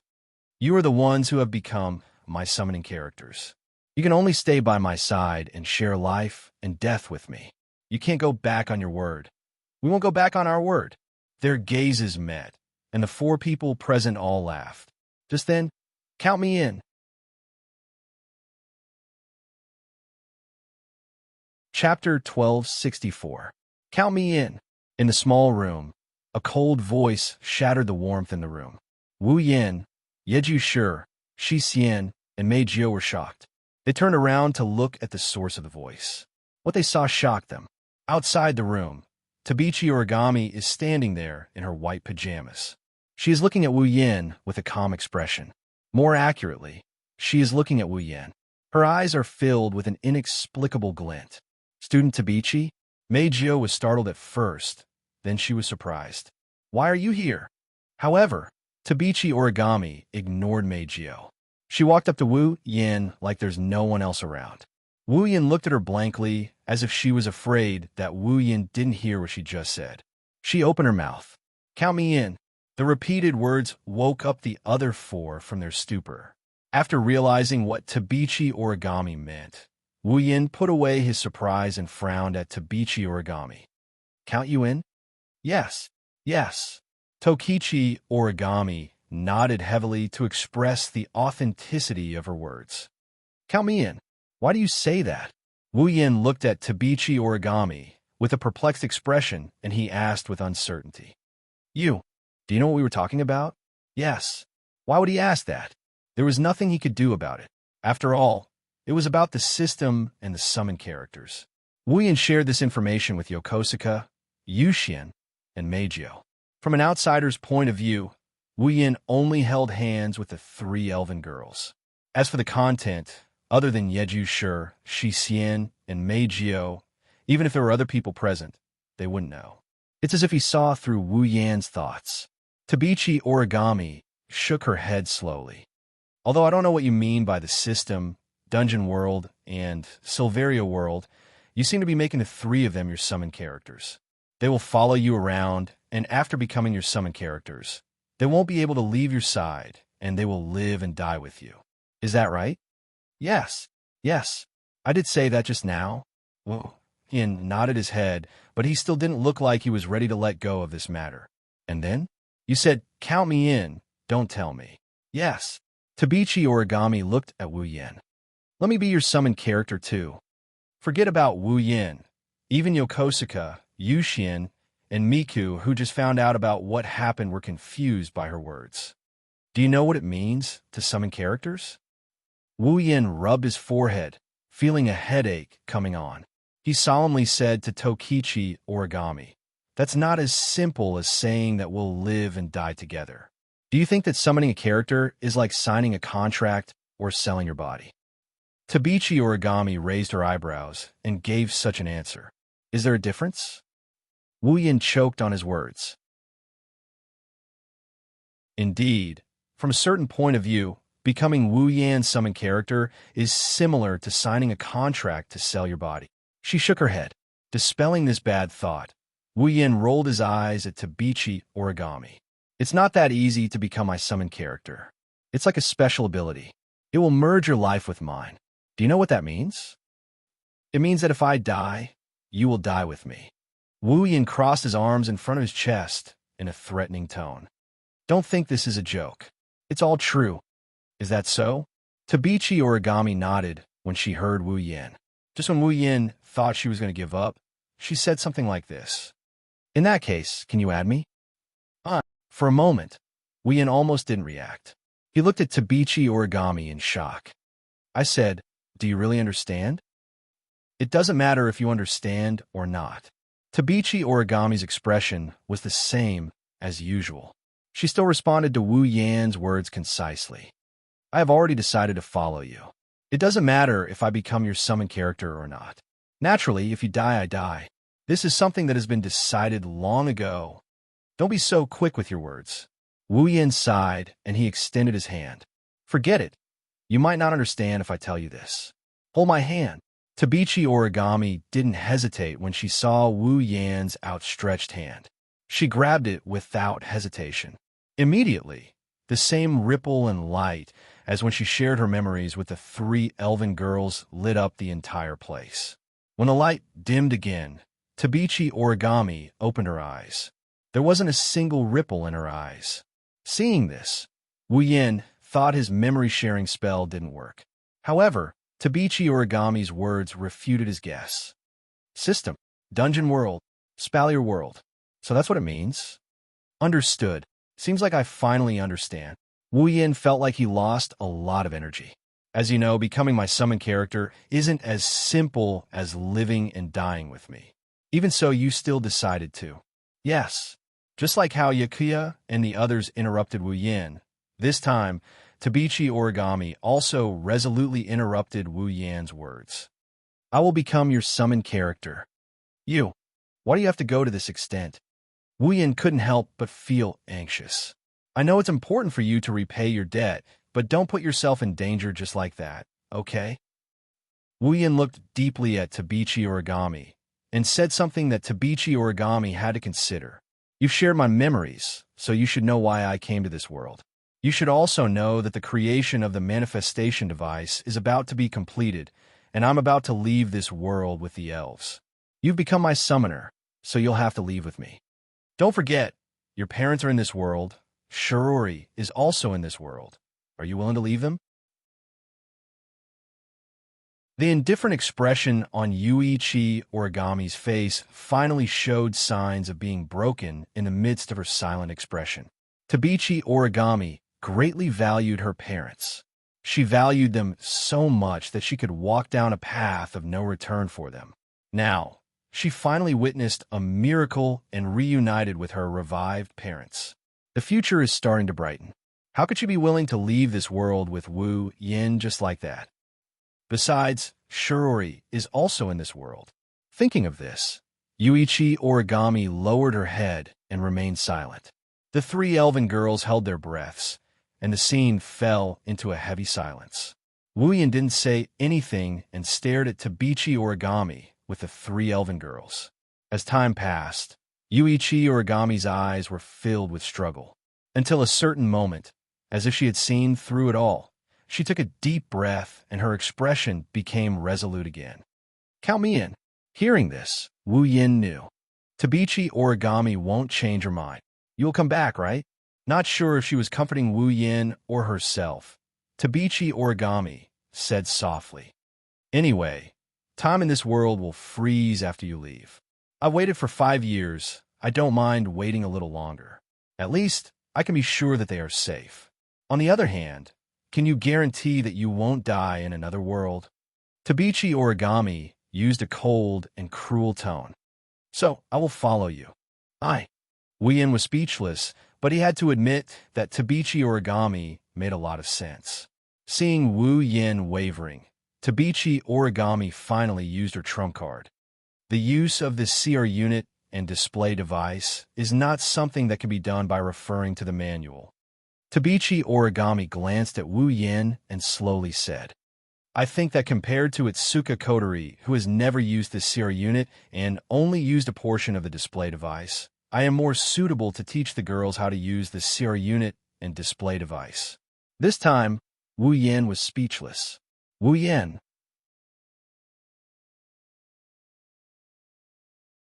Chapter 1265. After deciding to let Yi Juya, Shi Xian, Mei Jiao, and Origami become his summoners, Wu Yan chased the dissatisfied Mei Jiao and Origami back to their room. He hugged Yi Juya and Shi Xian and laid on the bed, listening to their breathing as he coaxed them to sleep. After coaxing the two girls to sleep, Wu Yan quietly pulled out one of his hands and tapped on the air. The system list popped up. Character: Wu Yan equipment points. 1, 100 item points. 5,000 ability points. 1,000 summoning points. 300 level. 85. Looking at the number of points displayed on the system, Wu Yan couldn't help but turn his head away as tears streamed down his cheeks. In order to build the base, he had squandered all his equipment points, item points, and ability points. In the end, he only had a pitiful amount of points left. Originally, building the base didn't require summoning points. Wu Yan had the most summoning points out of the 4 types of summoning points he had. But to summon Yukari, he had to use up a lot of points. Also, this was after Wu Yan used some of the treasures in the Ring of Gold to exchange for summoning points. Otherwise, with the summoning points he had before, he might not even be able to summon Yukari. But now, Yamato, date battle character, one of the twin elves who has the ability to control the wind. Originally, it was the same elf as the other twin elf, but its original form, Yamato, had split into 2 individuals in the emergence. Its consciousness is independent, and its identification name is Berserker, 9,000 summoning points. Ba Wu Shi Xian, character from Date Battle, one of the twin fairies who has the ability to control wind. Originally, it was the same sprite as the other twin sprite, but its original body, Ba Wu, had split into 2 individuals in the emergence. Its consciousness was independent, and its identification name was Berserker, 9,000 summoning points. Night Tempter Mei Jiao, character from Date Battle, a fairy who has the ability to control sound. She was originally a human. Later, she was given a spirit crystal and became a fairy. Become a sprite with the identification name Diva, 9,000 summoning points. Origami Kite, character from Date Battle. Originally, she was a member of the Land Self-Defense Force, AST. Later, she quit AST and joined Radisker. She has one of the top 3 magicians in the world. She has her own personal Sierra unit, Mordred, 9,500 summoning points. If he wanted to summon all 4 new summoning points, he would have to spend 36,500 summoning points. Wu Yan only has a meager 300 summoning points left. So poor. It couldn't be any more shabby. Summoning points. Even the other 3 points were extremely shabby. Ugh. Wu Yan put away the system list, and he face-bombed. He was conflicted. Even though he already knew that his remaining points are very pitiful, he didn't really care about it.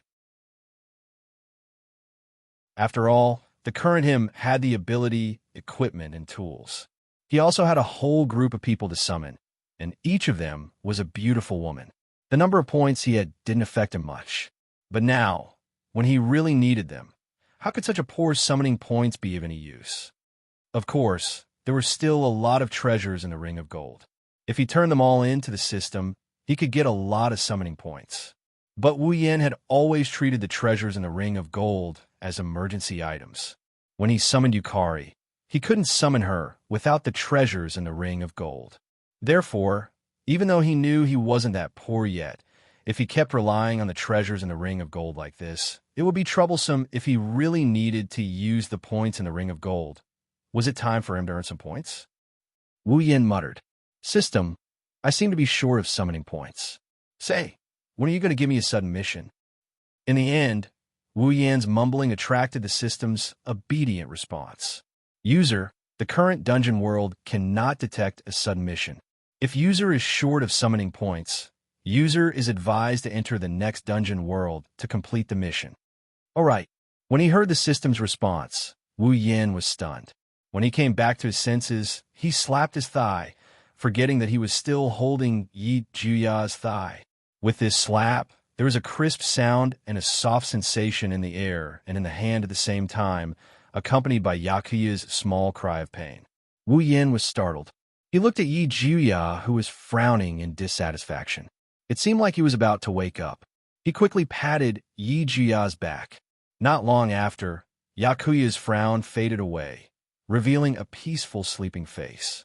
He rubbed his head against Wu Yan's chest a few times with a serene smile on his face. Then, he went back to sleep. Wu Yin let out a sigh of relief and shook his head with a bitter smile.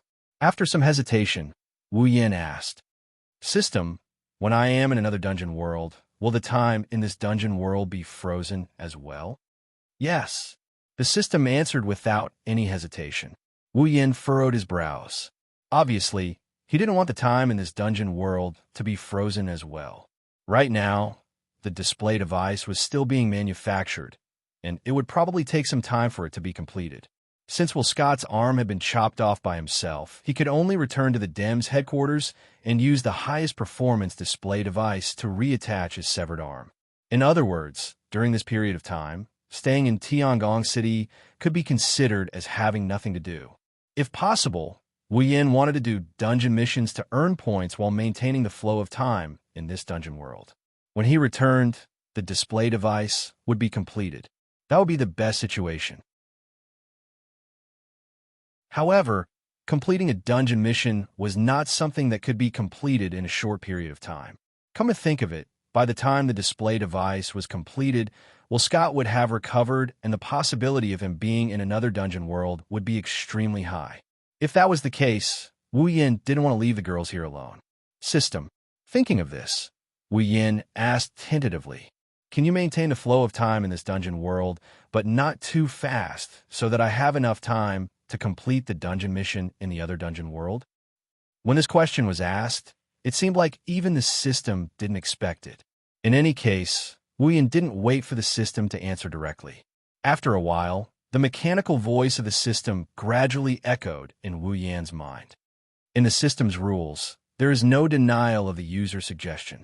After the system's own judgment, the user's suggestion is feasible. The system will adjust the relevant rules. The contents of the adjustment are as follows. If the user is in the main world or dungeon world, and the user has a summon character in another dungeon world, the flow of time in that dungeon world will be unfrozen. The specific flow of time will be based on the flow of time in the main world and the dungeon world the user is in. It will be 1%. Hearing this, Wu Yin scratched his cheek. In other words, if I go to another dungeon world and the user has a summon character in that dungeon world, the flow of time in that dungeon world will be the same as the main world. It will be 101, right? Yes.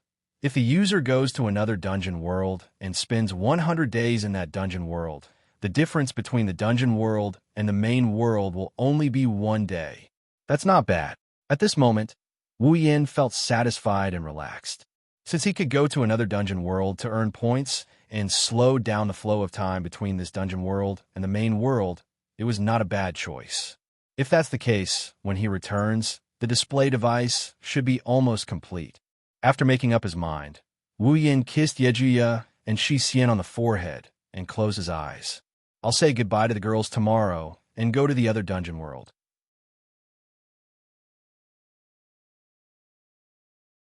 Chapter 1266.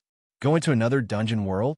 The next day, at the dining table, Wu Yin told the girls about the decision he made last night while Shirori went to the kitchen to prepare breakfast. The girls couldn't help but gasp in surprise. "Why are you all so loud?" Wu Yin sneaked a peek into the kitchen, and after making sure Shirori didn't find anything, he let out a sigh of relief. He rolled his eyes at the girls in the room. "Yegya, Yuen, Miku, and Origami are fine since they just found out about us. But Kotori, Kurumi, Toka, and Yoshino, why are you all so surprised?" "How can we not be surprised?" Kotori glared at Wu Yin and lowered her voice. "Isn't it too sudden to suggest going to another dungeon world?"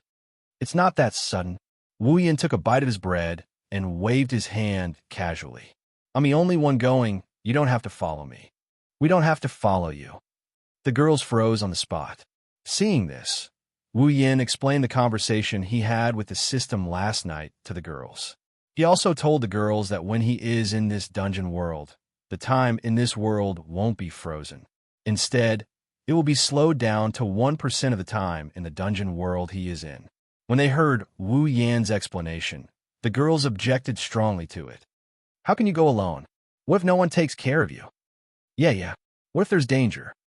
Out-sama, I think it's better to bring some people along. It's inconvenient to go alone. I think so too.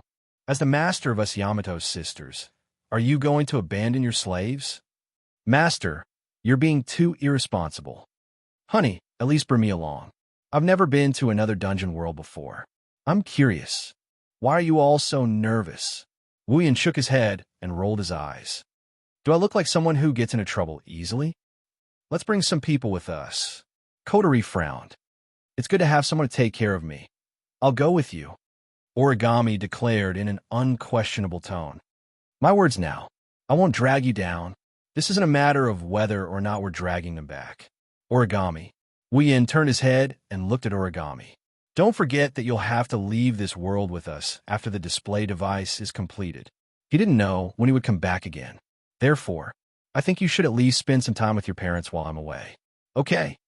Origami's unquestionable expression instantly collapsed, and she fell silent. Seeing that Origami had tacitly agreed, the other 3 rookies by the side hurriedly spoke out. Then let us, the Bawu sisters, follow you to the other world. I agree. Yi Juya and Shi Xian don't have parents in this world, so they don't need to accompany them. I don't have any special events recently, so I don't need to meet my fans. Going to the other world to sing seems like a good idea. What's wrong with the 2 of them? Is there a need to be so worried? Wu Yin heard Yi Juya, Shi Xian, and Miku's words and the worry in their eyes. He knocked on their heads. I didn't ask you to come with me, but that doesn't mean I'm going alone. Did you forget that I have Natsuki, Kanon, Nagisa, and Agurola with me? The other girls recalled that Natsuki, Kanon, Nagisa, and Agurola had been staying inside Wu Yan's body all this time. With Natsuki and the others, there's no need to worry, right? Wu Yin smiled at the girls. Besides, I need someone to watch over me. I'll be more at ease if you all stay here together. Wu Yin took out a gem that emitted a soft white light and handed it to Origami. Origami, this is for you. This is... Origami raised an eyebrow when she saw the gem in Wu Yan's hand. Spirit crystal? This was originally yours. Wu Yin looked at Origami. It doesn't matter if you want to use it or not. The decision is in your hands. You can keep it in case you need it. Origami fell silent. After a while, she nodded. She opened up a small tori and wrapped the spirit crystal in it before putting it away. Since husband has made up his mind, I won't say anything else. With Natsuki around, you should be able to rest assured. Kurumi looked at Wu Yin helplessly. But, please be careful, don't worry. Wu Yin smiled. The time ratio is 100:1. I spent 3 months in the other world and only 1 day here. Perhaps, by the time I return, it won't even be a day here. Indeed, the group of girls' expressions also relaxed. I will take care of the display. Kotori didn't throw a tantrum. She gave Wu Yin a promise. I'll take care of it too. With Toka, Kurumi, and Origami here, I'm sure nothing will go wrong. Okay. Wu Yin looked at the girls and nodded with a smile. Before leaving, the girls prepared a lot of things for Wu Yin. There was plenty of food and water. Kotori even prepared some display device for Wu Yin in case he needs it. Although the display device won't be of much use to Wu Yin, who has 103,000 grimoires, it's still a token of appreciation from the girls. Therefore, Wu Yin didn't say much and put it into the gate of Babylon. After preparing everything, Wu Yin told Shirori that he'll be away for a few days and used a small excuse to brush her off. Then, he snuck into his room and opened the system list. He clicked on the dungeon page and began to choose a dungeon. Of course, if he really wants to enter a dungeon, he'll have to pay points. Wu Yin was very poor, and he didn't want to use the items in the Ring of Gold. He could only let the system choose a random dungeon. After all, he doesn't have to pay points to enter a random dungeon. Thus, after entering the dungeon page, Wu Yin opened his mouth. System. Choose a random dungeon. Beep. Initiating dungeon selection. The system's cold voice rang in Wu Yan's mind. Then, a glowing frame started to flash between the dungeon options on the list. Like a slot machine, it spun so fast that even Wu Yin couldn't see it clearly. After a while, it stopped on one of the dungeons. Then, the dungeon option lit up from the gray unavailable and became an option. Beep. Random dungeon selection successful. Dungeon World Starry Dragon Knight selected. Enter? Starry Dragon Knight? Wu Yin stared blankly at the options shown on the list. Wu Yin stared blankly at the system. Starry Dragon Knight? Which dungeon is this? Haven't you seen the original dungeon? Wu Yin felt a headache coming on when he thought of this. If possible, he'd rather choose a dungeon that he's familiar with. That way, not only would the dungeon missions be easier, he'd be able to act boldly because of his understanding of the world. As for Starry Dragon Knight, Wu Yin didn't even see the original dungeon. Wu Yin rubbed his nose, and he mumbled in an embarrassed manner. System, can you do another random selection? The user can choose a random dungeon world. If the user doesn't enter and complete the dungeon mission, the user can't make another random selection. The system's cold voice sounded. If the user isn't satisfied with the random selection, the user can spend a small amount of points to cancel the random selection and make another random selection. Wu Yan's eyebrows twitched. How many points do I need? Equipment points, item points, ability points, and summoning points are 10,000 points each. This world it is, Wu Yin said decisively. He didn't want to give himself time and chance to regret. He pressed the Starry Dragon Knight option. The scene in front of him blurred slightly. Wu Yan's figure disappeared from the room.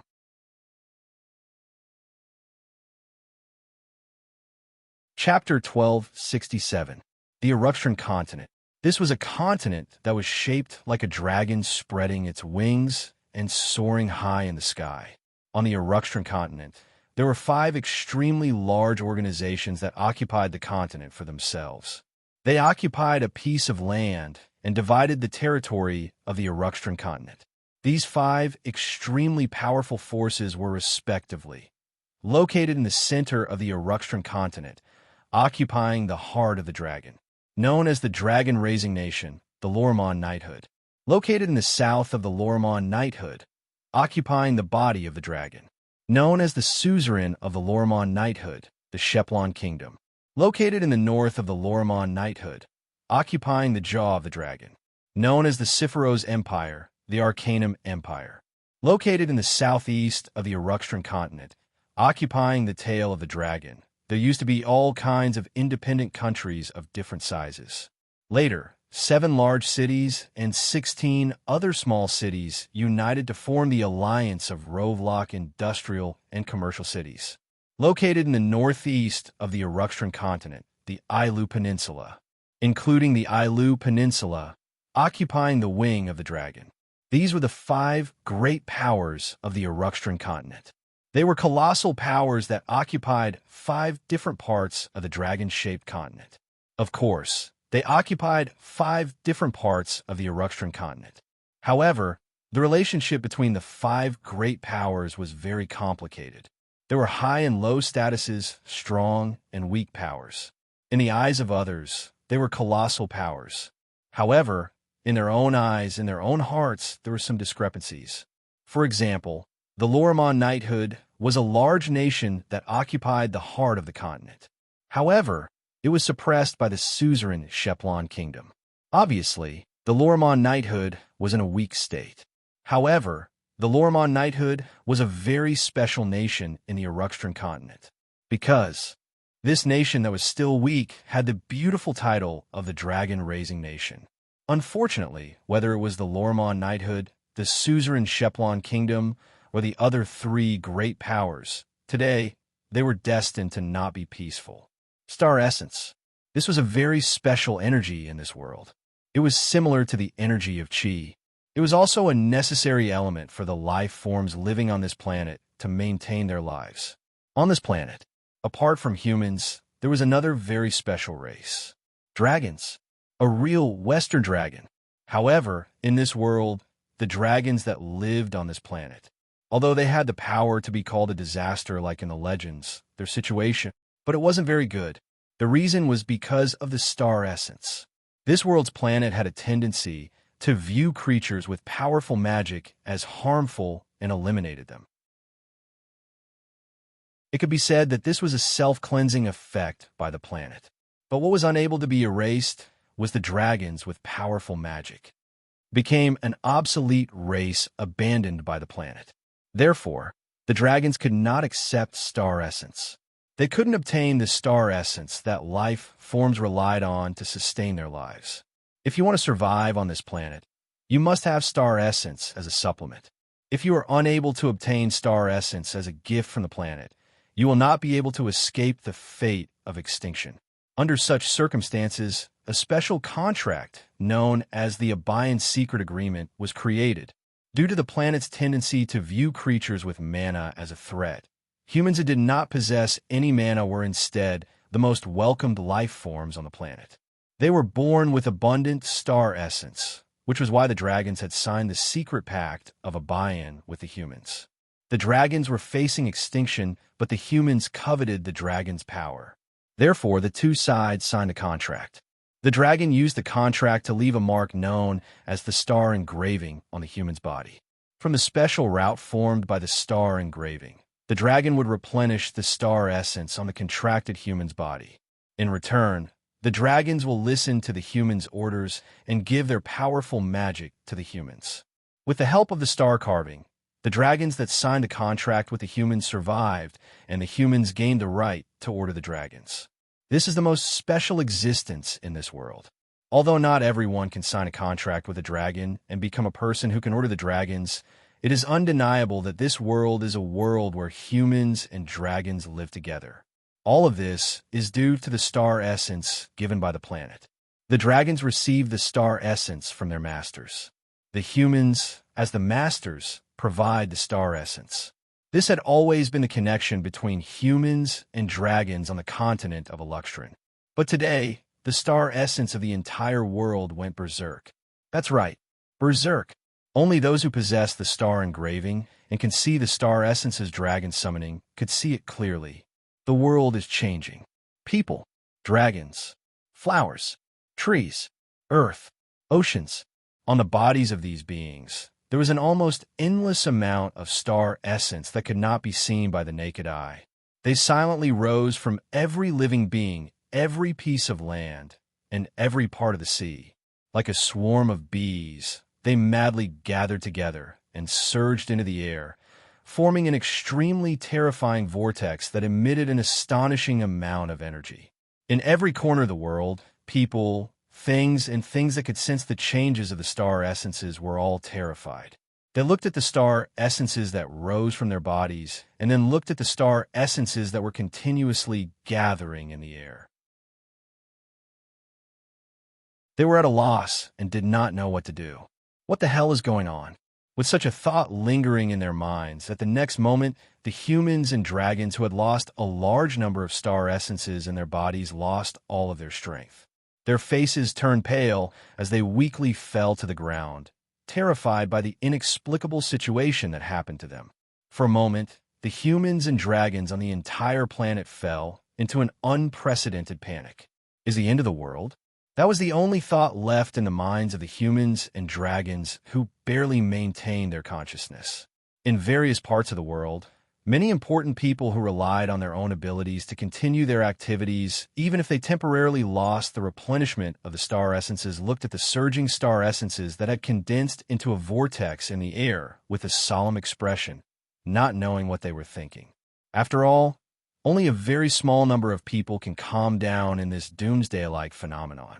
Among this extremely small number, there was one such person who had quietly appeared in an extremely dense forest. It was a dragon. It was an extremely elegant and beautiful dragon with long green hair and white fur. Its wings were like the wings of a cicada, emitting a green light. This huge dragon raised its head and stared at the whirlpool of star essence in the sky that covered the entire world. Its body flashed with a green light, and its body gradually shrank until finally it turned into an extremely beautiful woman with extremely long green hair and horn-like ornaments. She turned from a dragon to a human. She raised her head and looked at the star essence swirling in the sky. Her eyes were filled with confusion. She looked dignified, shocked, complicated, and greedy. Such a large amount of star essences. The woman sighed in amazement. If the Dragon Clan can obtain it, then even if they don't rely on humans, they should be able to survive for a long time, right? After saying that, the woman closed her eyes as if she knew she said something stupid. When she opened her eyes again, there was only a dignified look in her eyes. The star essence of the planet is going berserk. It even affected the star essence in the living body and caused it to go berserk as well. Planet, what is going on? This phenomenon. The woman narrowed her eyes and muttered to herself. Is it because the planet itself, which rejects life forms with powerful magic power, has sensed the existence of powerful magic power and strongly rejected the birth of that existence, thus causing the self-phenomenon? After saying that, the woman's eyes were filled with disbelief. If that's really the case, then just how powerful is this existence to be able to cause the planet itself to automatically reject its birth? The planet has a tendency to view creatures with powerful magic as harmful. It has a tendency to reject them. However, that is at most a function of the planet itself. Like a natural phenomenon, it is a setting of the world. But now, this natural phenomenon was like a chemical reaction caused by a certain existence, producing an extremely powerful change. This is the truth behind the star essence going berserk. Wu Yin, who didn't know about this, finally ushered in the most unwelcome journey in history. Moreover, the one that rejected him was the planet itself.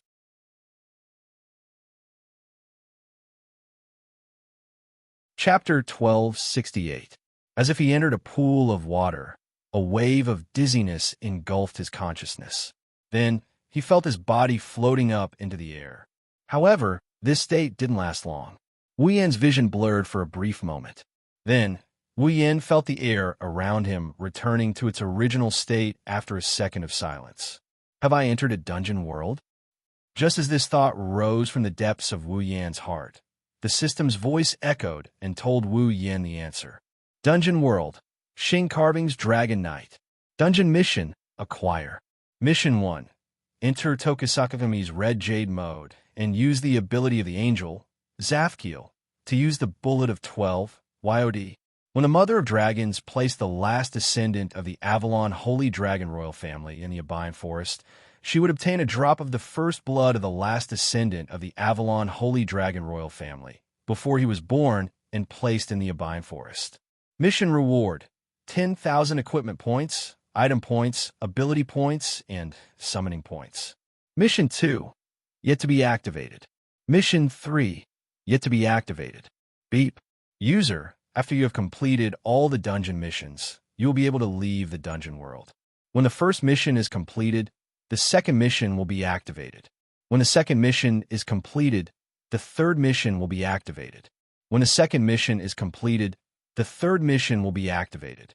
When the third mission is completed, the user will be able to leave the dungeon world. Reminder, because the world of Xing Carving's Dragon Knight is very special to the user, the first mission is also a very special type of mission. If the user is unable to complete it, he will be forced to leave the dungeon world. The user will no longer have the right to enter the world of Xing Carving's Dragon Knight. I hope the user will pay attention to the first mission. In addition, I would like to remind the user once again that the time ratio between the dungeon world and the main world, as well as the other dungeon worlds that are not frozen, is 100:1. Therefore, the user can train in the dungeon world without any worries.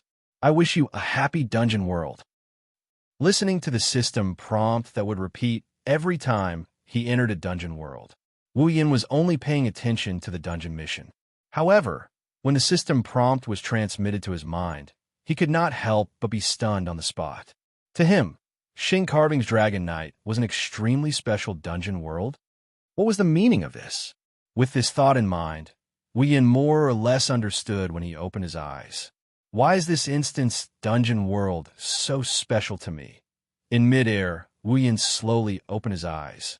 The first thing that entered his eyes was not the blue sky. Instead, they were densely packed like green fireflies. Spots of light filled the entire sky. They were like bees that had gathered in a beehive, moving crazily. Although there was no buzzing sound, under their violent movements, ripples appeared in the surrounding air. Seeing this scene, Wu Yin was stunned. It was also at this moment that the scene before him completely changed. All of the green specks of light seemed to be boiling as they gathered together and gave off strange ripples. In the next moment, a fatal sense of crisis suddenly attacked Wu Yan's heart, causing Wu Yan's heart to tighten. His pupils shrank to the size of a needle tip. Before Wu Yin could react, the surrounding green specks of light that densely covered the entire sky emitted a dazzling and terrifying light. In the sky, the star essences that had gathered into a vortex emitted a scorching light that covered the entire sky. Under the gaze of everyone in the world, it suddenly exploded like a star exploding. Asterisk boom. Asterisk, a terrifying loud noise that was enough to shatter the eardrums of everyone in the world instantly resounded in every corner of the world. It caused the people and dragons that had lost their strength and collapsed on the ground to cover their ears with a pale face. They let out the most horrified screams in their lives, and together with a loud noise, resounded through the entire sky. The scene of a star exploding occurred directly in the eyes of all the people and dragons who were watching the sky, and it shone with a dazzling light. People did not even know what had happened. The violent flash took away their vision, and a loud sound took away their hearing, causing the whole world to resound with horrified screams and panic horns. It was believed that if it was not for the fact that they had lost a large amount of star essences that caused them to fall into a weakened state, perhaps the world would have already fallen into chaos. The end of the world. These 4 words were deeply engraved in everyone's heart, causing waves of panic.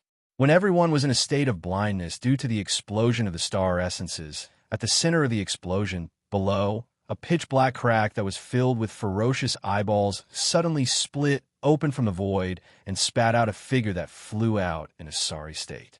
It was Wu Yin who had entered Amethyst's red jade mode. At the last critical moment of the star essence's explosion, Wu Yin decisively activated Amethyst's red jade mode.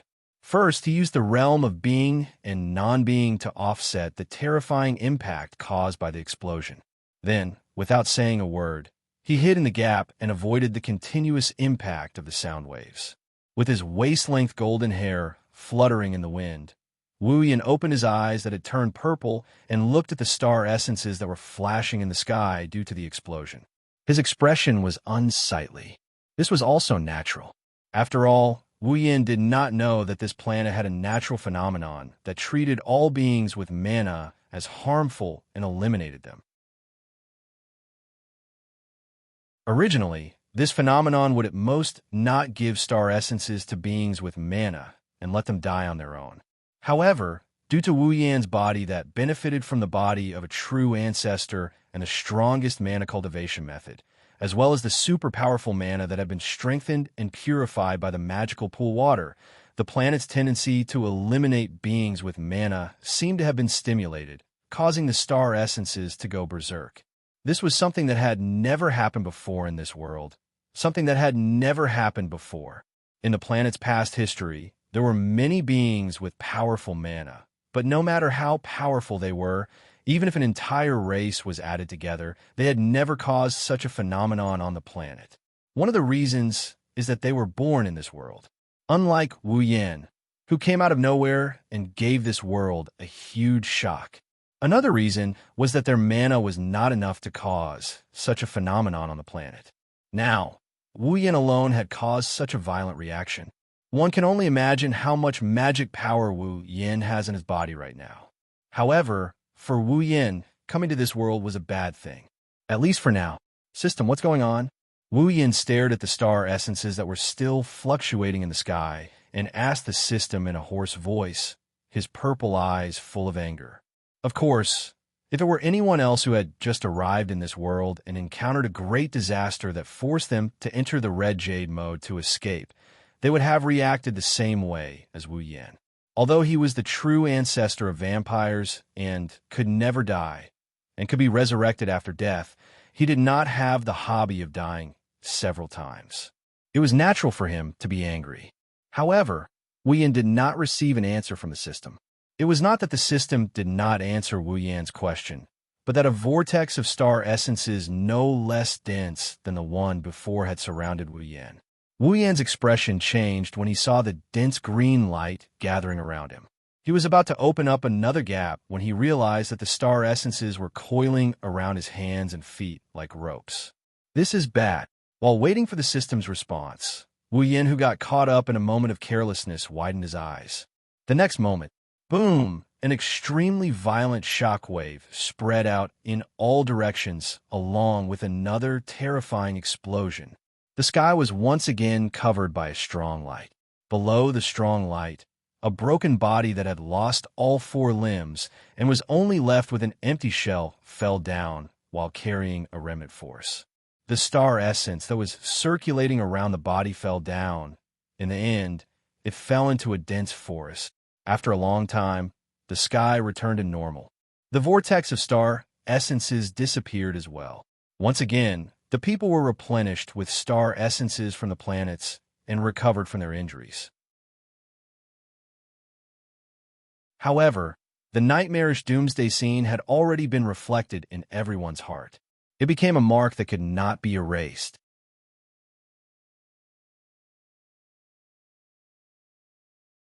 Chapter 1269. The entire world was shocked. The entire continent of Arakostran fell into an unprecedented chaos.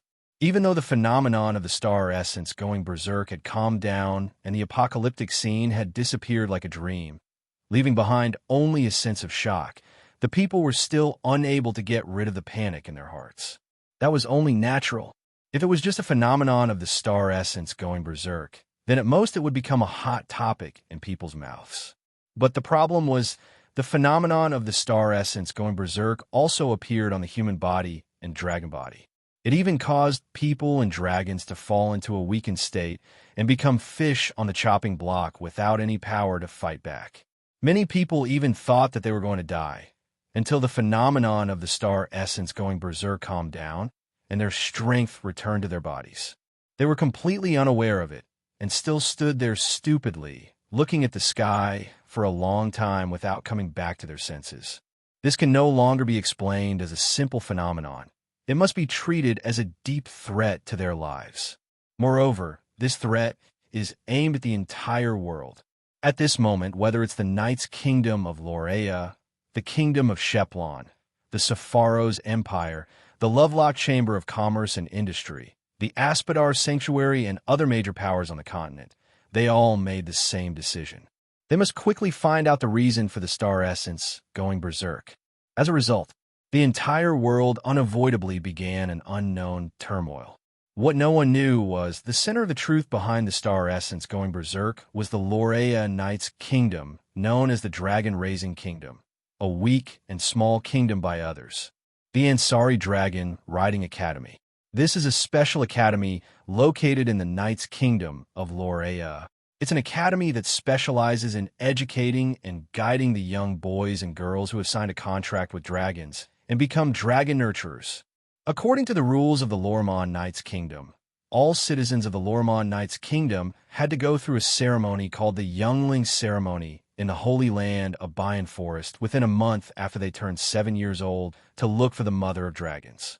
Obtain the offspring of the dragon whelp, as long as it was in the youngling ritual. Children who are chosen by the dragon mother and have the aptitude to raise dragons will be placed in the dragon mother's body as the offspring of the dragon whelp. As long as a person has a dragon in his body, he will be called a dragon nurturer, a person who has the aptitude to raise dragons. There was a high chance that the ability to raise dragons would be passed down to the next generation. However, the chances of successfully placing a dragon whelp in his body was still only about 10%. As for the Ansari State Dragon Riding Academy, It was an academy that nurtured rare dragon nurturers. After the star essence went berserk and calmed down, the star essence returned to the human body once again. Inside the Ansari State Dragon Riding Academy, in the student union office, an extremely beautiful girl gradually recovered her body and slowly stood up from the ground where she had just fallen down with great difficulty. The young lady had long, fiery red hair that reached her waist. Her eyes were as beautiful as emeralds, and her slender and delicate body exuded a noble, princess-like aura. Her fiery figure didn't lose even the slightest bit of her charm, even though she was wrapped in the academy uniform, making the heavens and earth lose their color. The gorgeous young lady flicked her brightly colored long hair. Her green eyes immediately looked at her own body, and she even tried to move it. When she didn't find anything strange, she murmured, "Has this star essence recovered?" The girl's name was Rebecca Randall. She was the student union president of the Ansari State Dragon Riding Academy. She was also the strongest person in the Ansari State Dragon Riding Academy. Not the strongest among the students, but the true strongest in the academy. Her strength even surpassed the teachers of the Ansari State Dragon Riding Academy. Rebecca was a noble existence that was both beautiful and powerful. This noble existence couldn't help but lose all ability to resist like a normal person. She laid limply on the ground and watched as the star essence vortex mysteriously gathered and exploded in the sky. She didn't even have the strength to approach the scene. Thinking of this, Rebecca clenched her fists and raised her head to look at the sky. Her beautiful face was filled with seriousness. What happened? Star essence was a special energy that existed in the body of a living being. Its importance even surpassed food. Because the dragon nurturers signed a contract with a dragon, they obtained the star essence path that allowed the star essence to circulate. It was also the star engraving. Through it, they could more or less see the existence of star essence. It was the same for Rebecca. In the past, star essence would only circulate between the human body and the dragon body. It also existed in the bodies of some living beings. However, it had never left the human body on its own and appeared in the air before going berserk. This phenomenon happened too quickly. It happened so quickly that Rebecca couldn't react in time.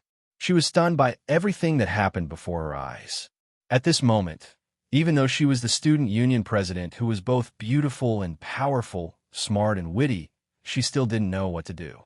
She stared blankly at the gradually dispersing star essence in the sky and didn't say anything for a long time. However, this reaction was quickly disrupted. At a certain moment, Rebecca, who was gazing at the sky, suddenly froze, a look of surprise flashing through her emerald eyes. That was because in Rebecca's field of vision, she could see a green starlight flickering within the dispersing star essence vortex. It was as if a green meteor was falling towards the ground, and the direction in which the green meteor fell was precisely the direction of the Ansari Kingdom's Dragon Riding Academy. No, to be more precise, it fell into a dense forest not far from the Ansari Dragon Academy. That's... Rebecca's eyes lit up.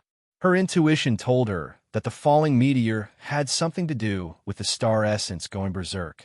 Staring at the green streak of light falling into the forest, Rebecca silently memorized its location.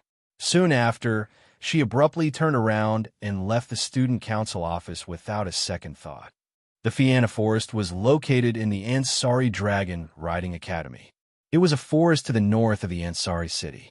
Due to the fact that the distance was close, the area was large enough, and the conditions were substantial enough, the students of the Ansari Dragon Riding Academy would often visit this place for their own actual combat training or for the school's routine activities. To the students of the Ansari Dragon Riding Academy, this was a forest that they could not be more familiar with. This included Rebecca as well. She rushed into the forest as fast as she could and gradually approached the location in her memory. Realizing that the thing she was looking for might be nearby, she couldn't help but lighten her footsteps. Her heartbeat sped up as well. She tiptoed, and soon, After pushing aside the tall grass in front of her for the umpteenth time, a lake appeared in front of her. It was a lake that wasn't very big, but it was very beautiful. The surrounding light was blocked by the tall trees, causing the lake to sink into a rather desolate darkness, as if it was in the middle of the night. At the same time, many green stars were floating around the lake like fireflies.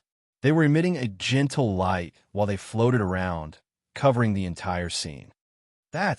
Lebecca was shocked when she saw the green stars covering the entire lake.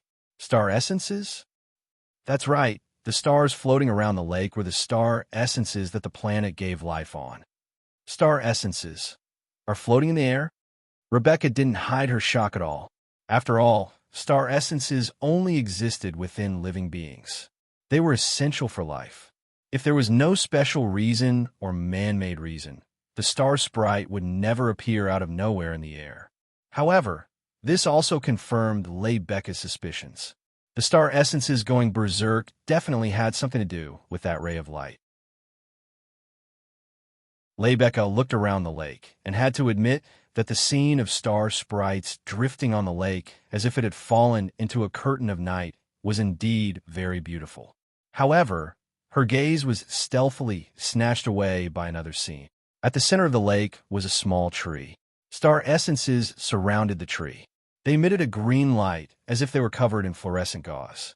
At the top of the tree, a person was lying on top of the tree with a serene expression as if he was in a deep sleep. Around him were green stars that seemed to be protecting him. Rebecca gradually became absent-minded when she saw this beautiful scene.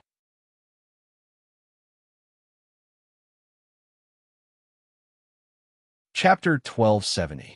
His consciousness gradually returned to his mind, awakening his sluggish nerves and gradually operating.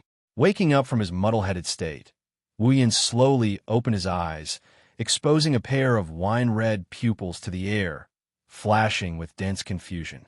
A tingling sensation came from his head, but it made Wu Yin's consciousness return faster.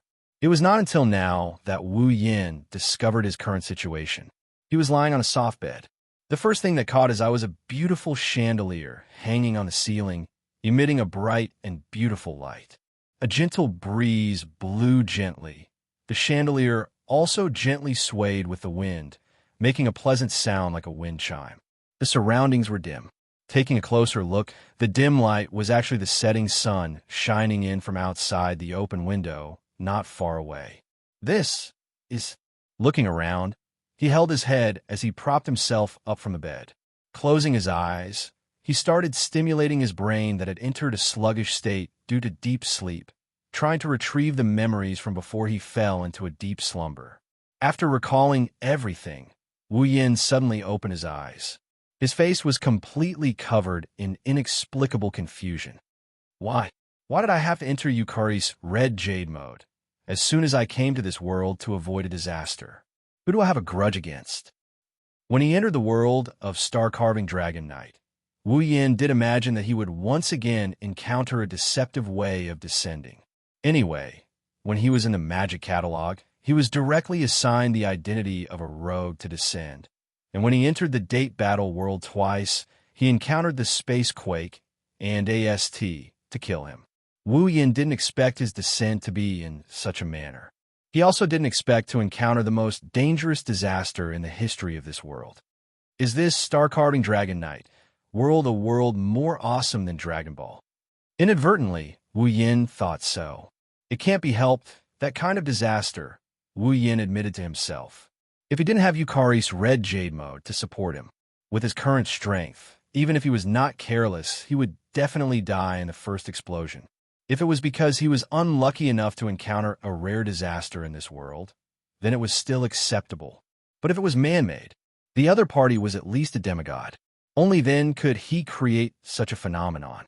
Encountering a demigod right after entering the dungeon world? Was he really that unlucky? He had no idea what was going on. Wu Yin could only ask the system for help. After getting an answer from the system, he finally knew what was going on. This was a world with humans and dragons as the main theme. The planet of this world viewed creatures with powerful magic as harmful, and the tendency to eliminate it.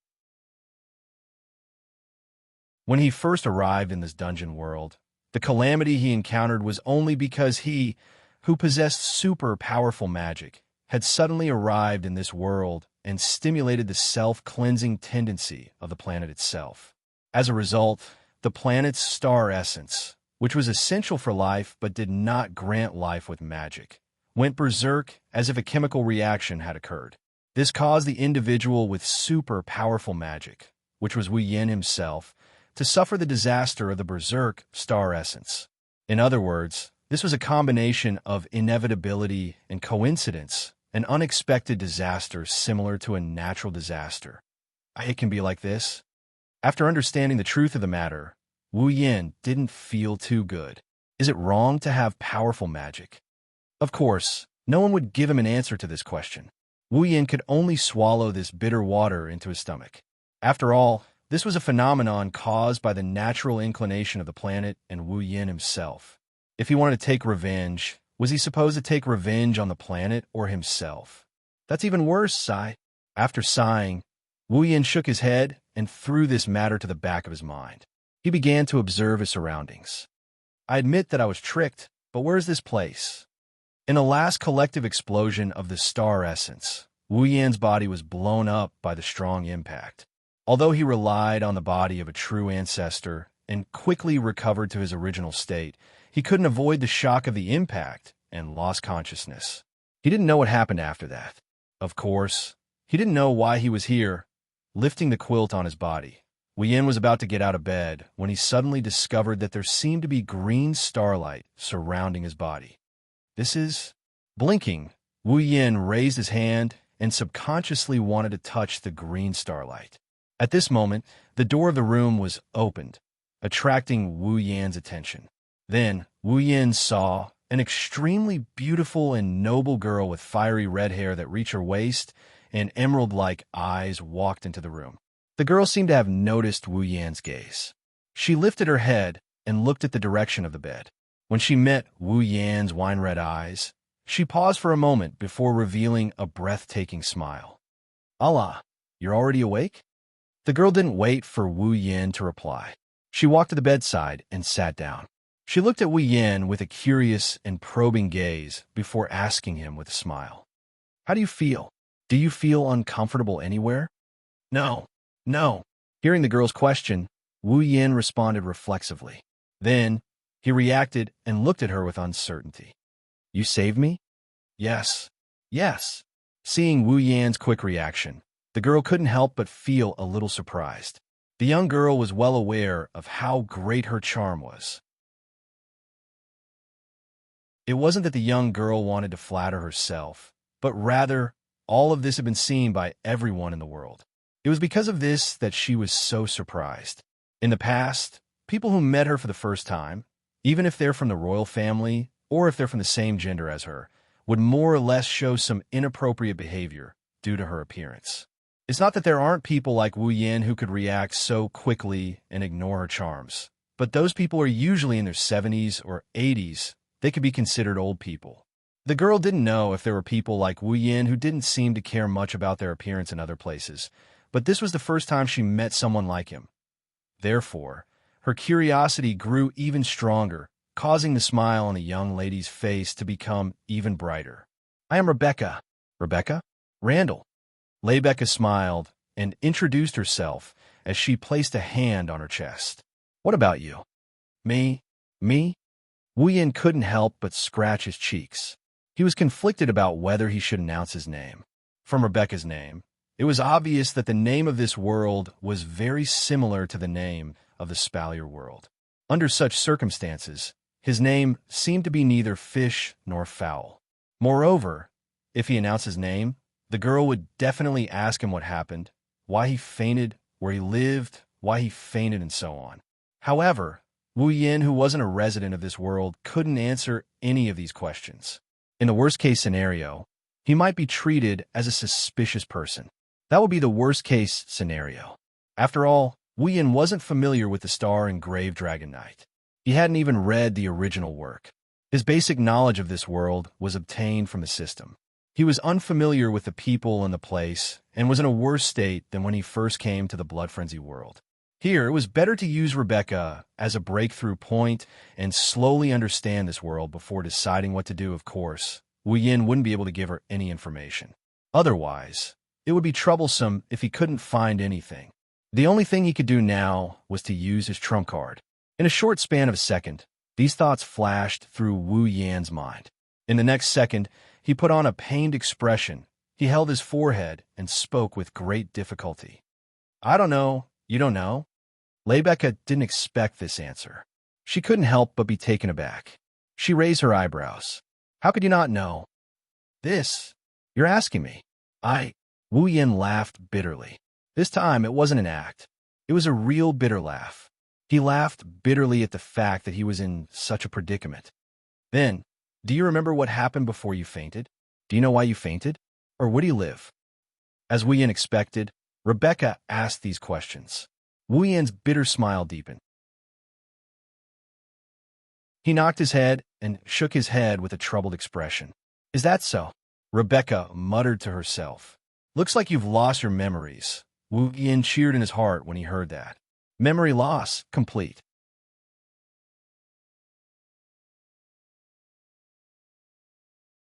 Chapter 1271. On the other side, Rebecca had a vexed expression. When she saw Wu Yin surrounded by the star essence in the forest, Rebecca felt that the man in front of her had something to do with the star essence going berserk. Rebecca had originally thought that she would be able to obtain some information after Wu Yin woke up, perhaps even the truth behind why the star essence had gone berserk. In the end, her only clue seemed to be that he had lost his memories. It seemed like his efforts were in vain this time. Rebecca sighed inwardly, but she quickly composed herself and looked at Wu Yin. If you've really lost your memory, then it'll be a little troublesome. I'm sorry. Wu Yin said it from the bottom of his heart. The apologetic look on his face is also genuine.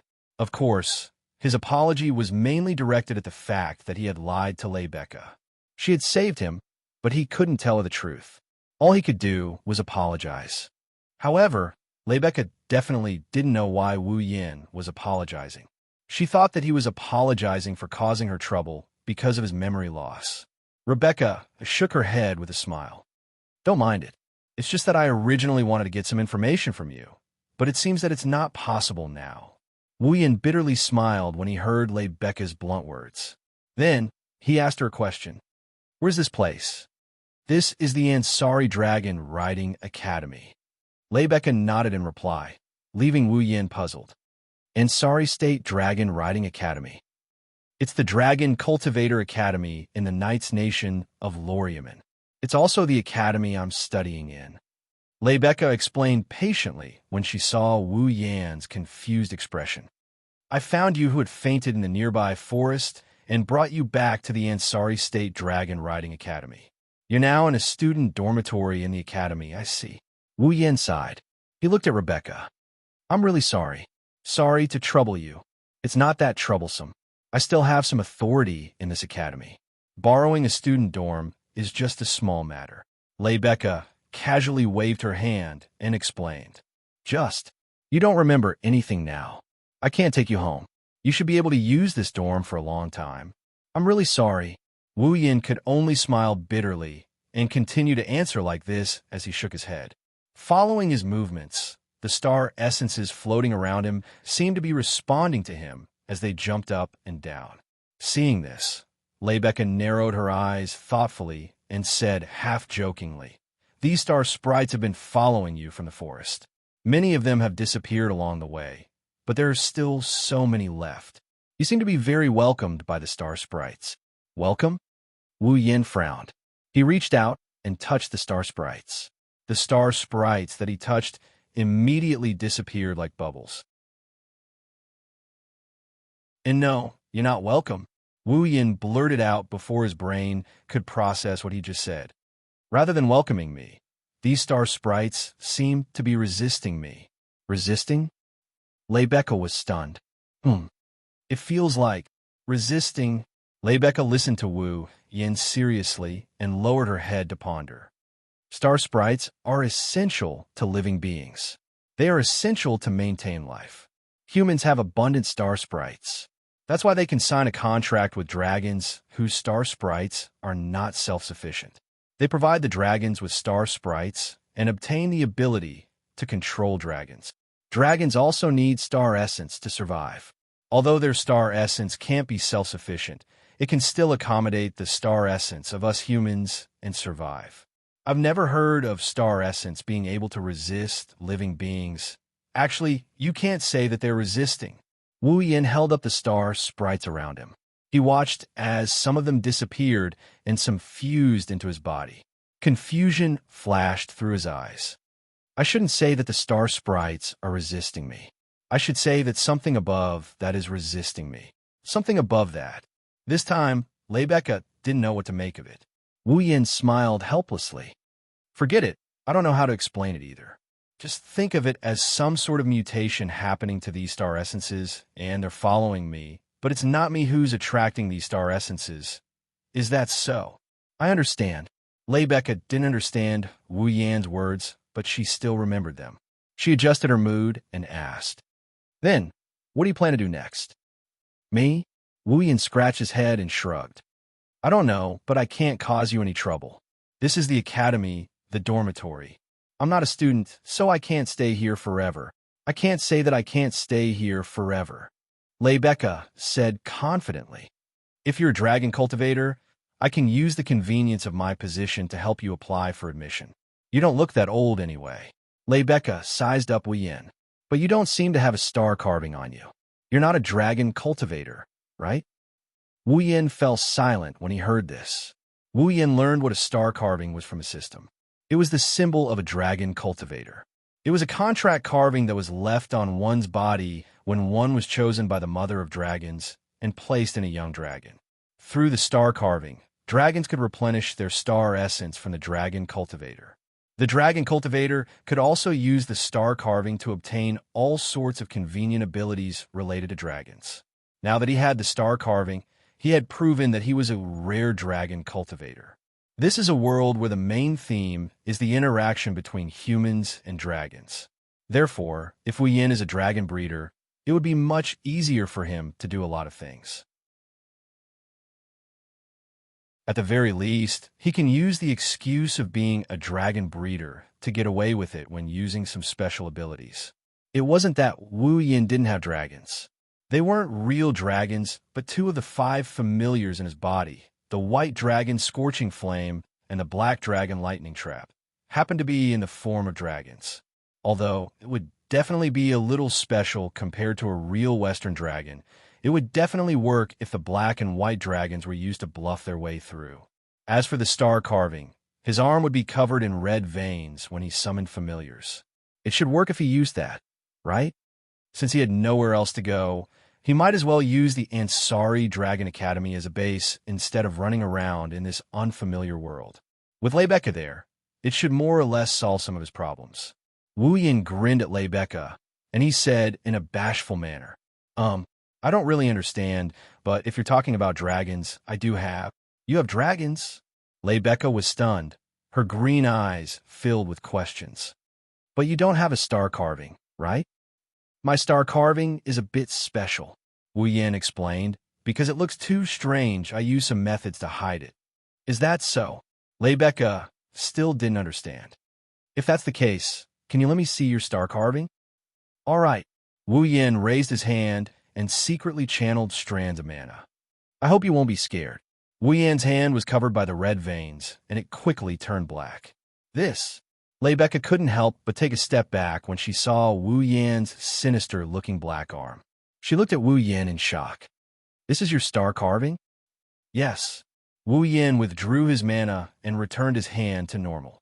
"Isn't this star carving a bit too strange?" Even Lebecca couldn't help but give such an evaluation. Even the hand turns black. "I've never even heard of star carving like this, let alone seen one. That's why I hid it." Wu Yin looked helpless. Lebecca smiled bitterly. "Forget it. Since you're a dragon cultivator, things will be easier. I'll arrange for your enrollment. Sorry to trouble you. No, I have something I need to look for clues from you. It's also beneficial for me to have you stay." Lebecca blinked mischievously. Then, she seemed to have thought of something. She stood up, pondered for a moment, and smiled. But since you plan to stay, it won't do if you don't have a name. Roland, Lebecca raised her head with an elegant expression on her face. From today onwards, you'll be called Roan.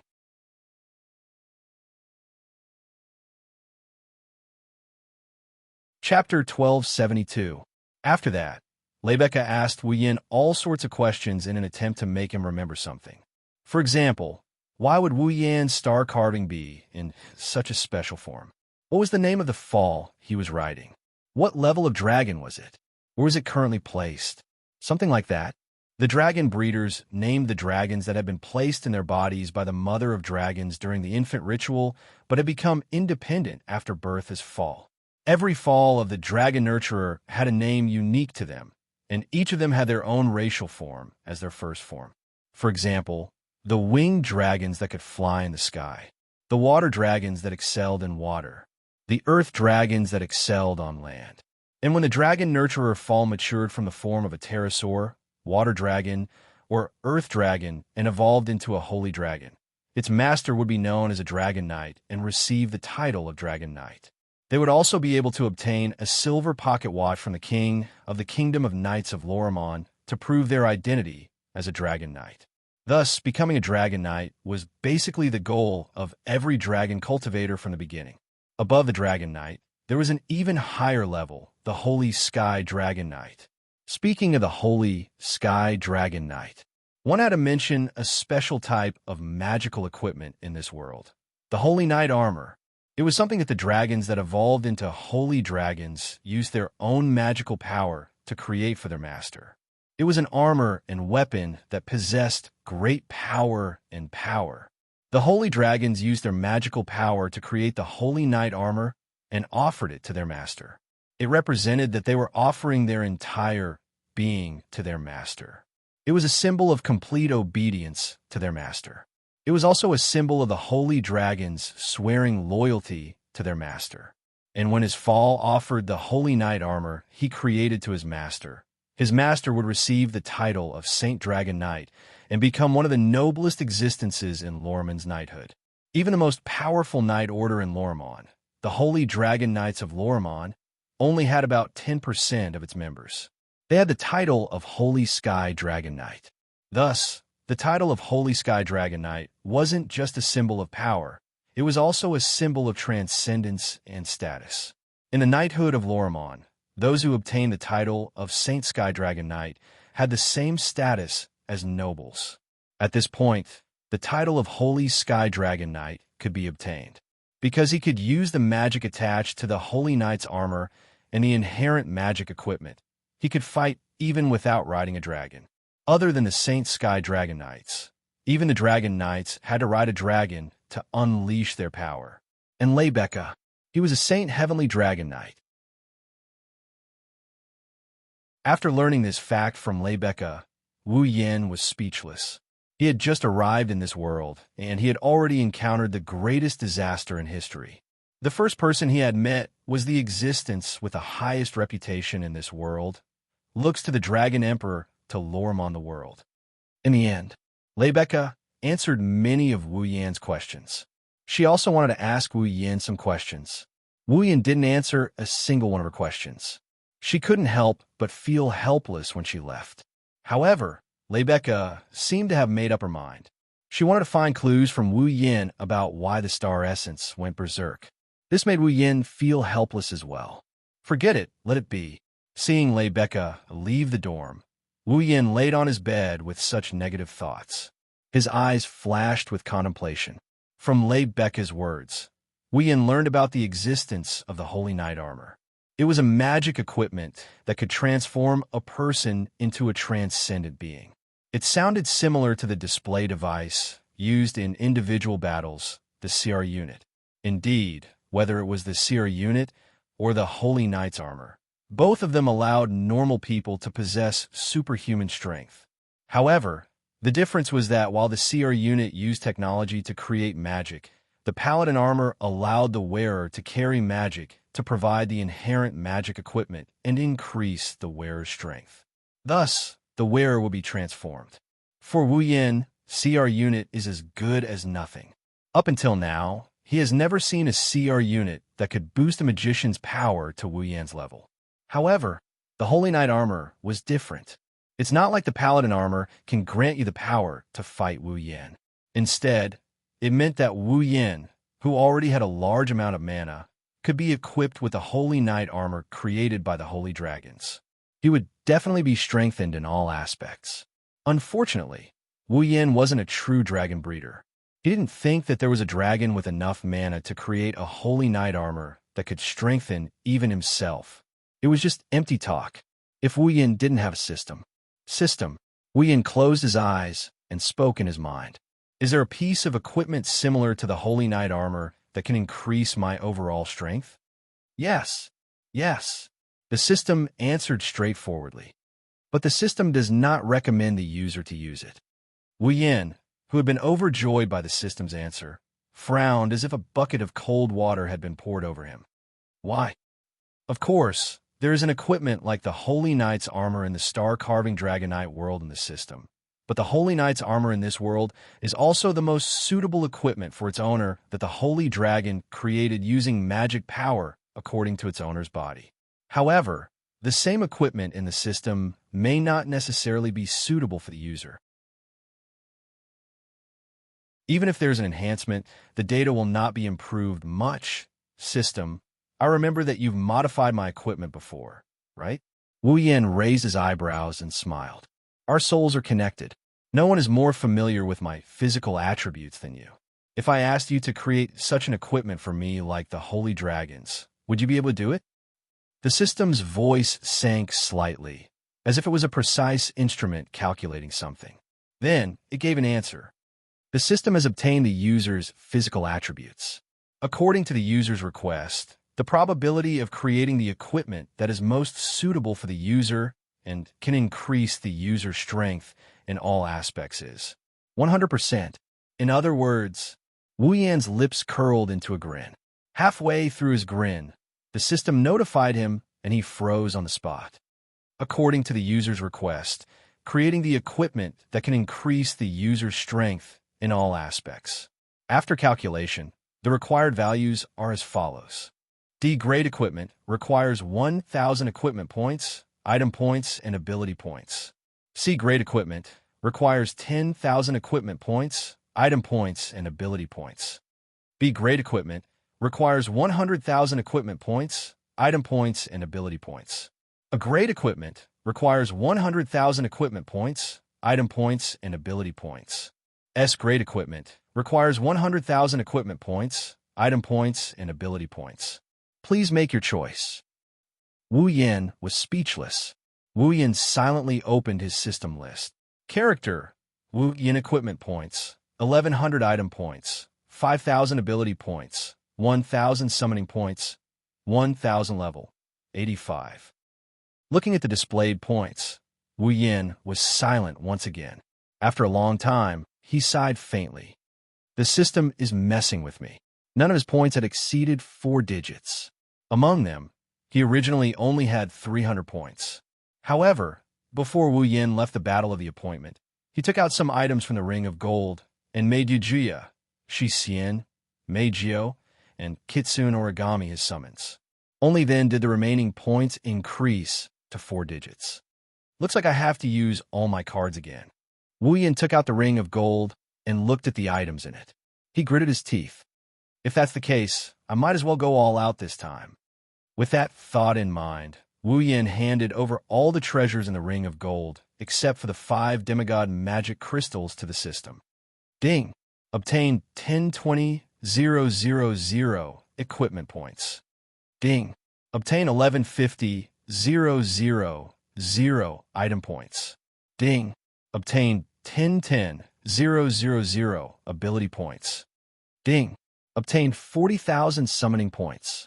Following the system notification, Wu Yan only had 5 demigod magic crystals left in the Ring of Gold. However, Wu Yan did not feel the pinch at all, because, system, Wu Yan shouted in high spirits. Forge an A-grade equipment.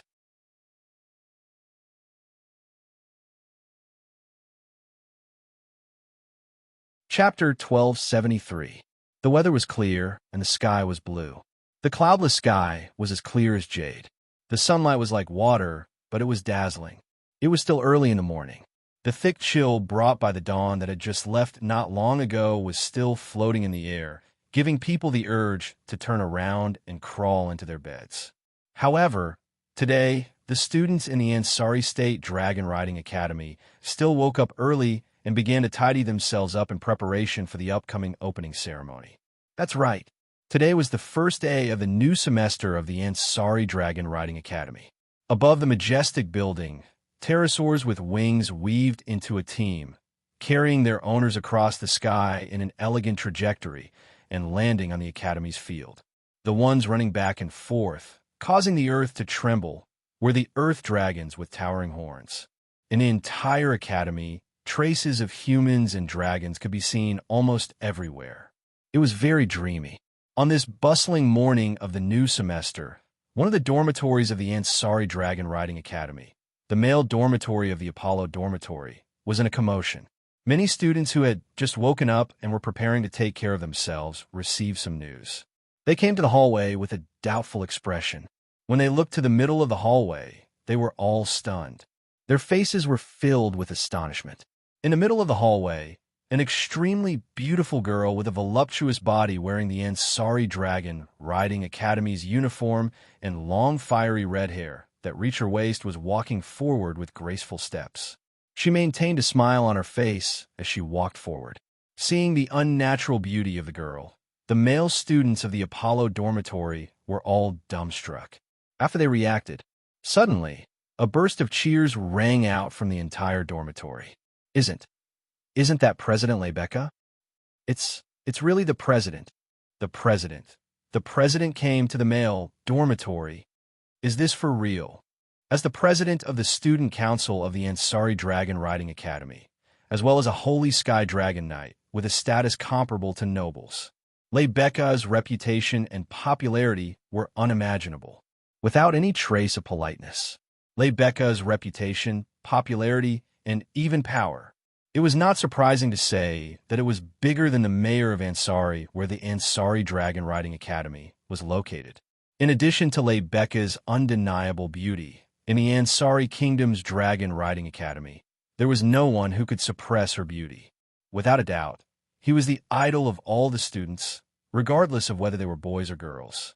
The goddess of their dreams had actually come to the boys' dormitory.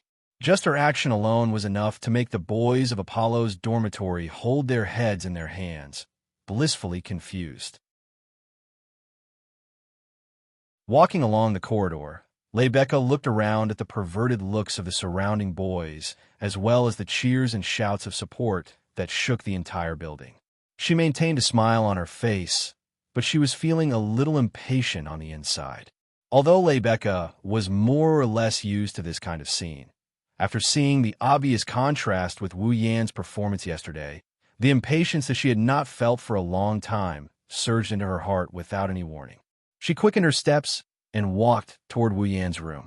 As Lebecca was the one who arranged Wu Yan's room using her authority, she was naturally the most familiar with it.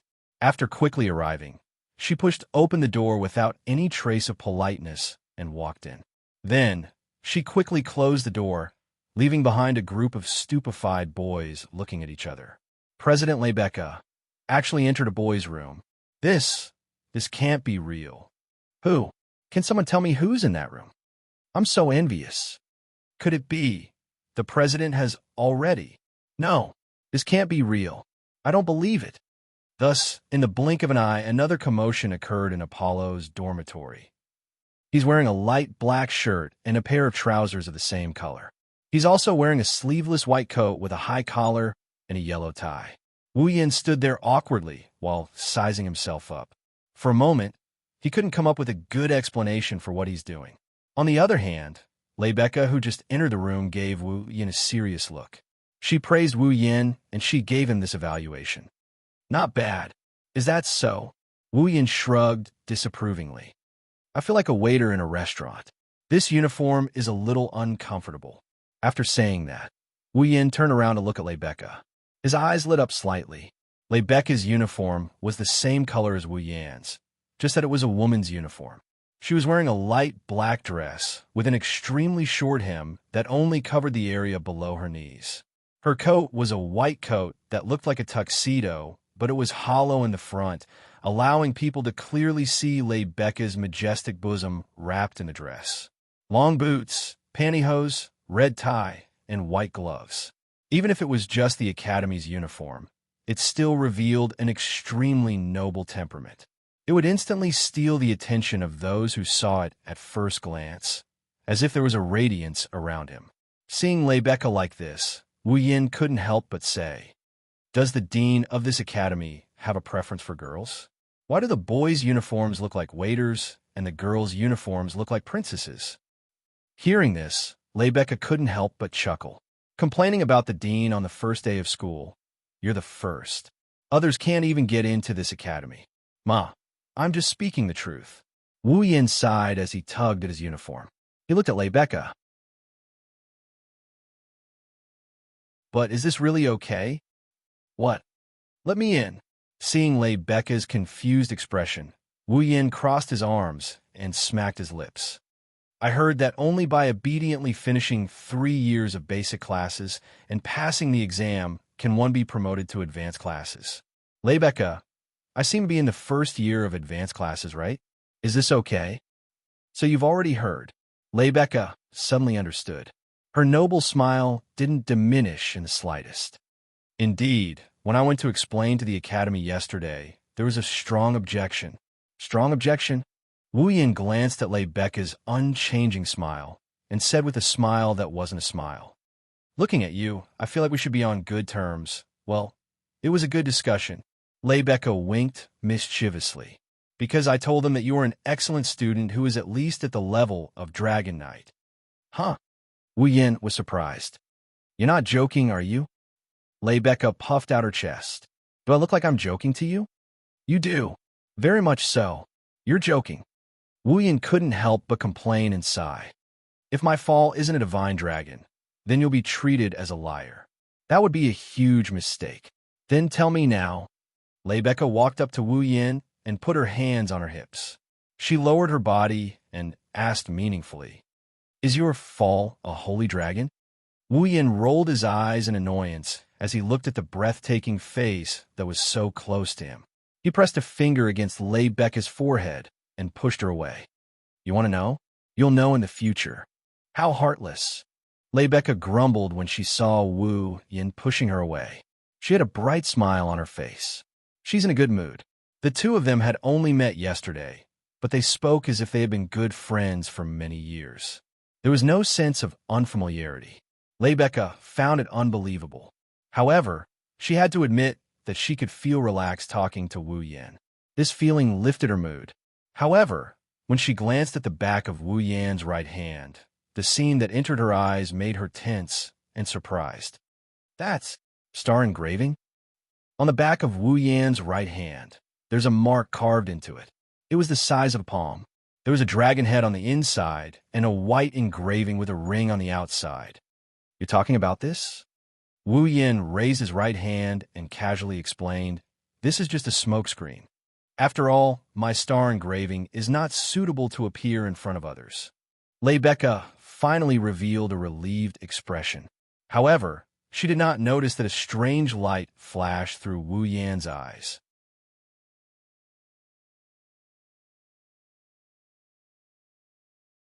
Chapter 1274. Ansari Dragon Riding Academy.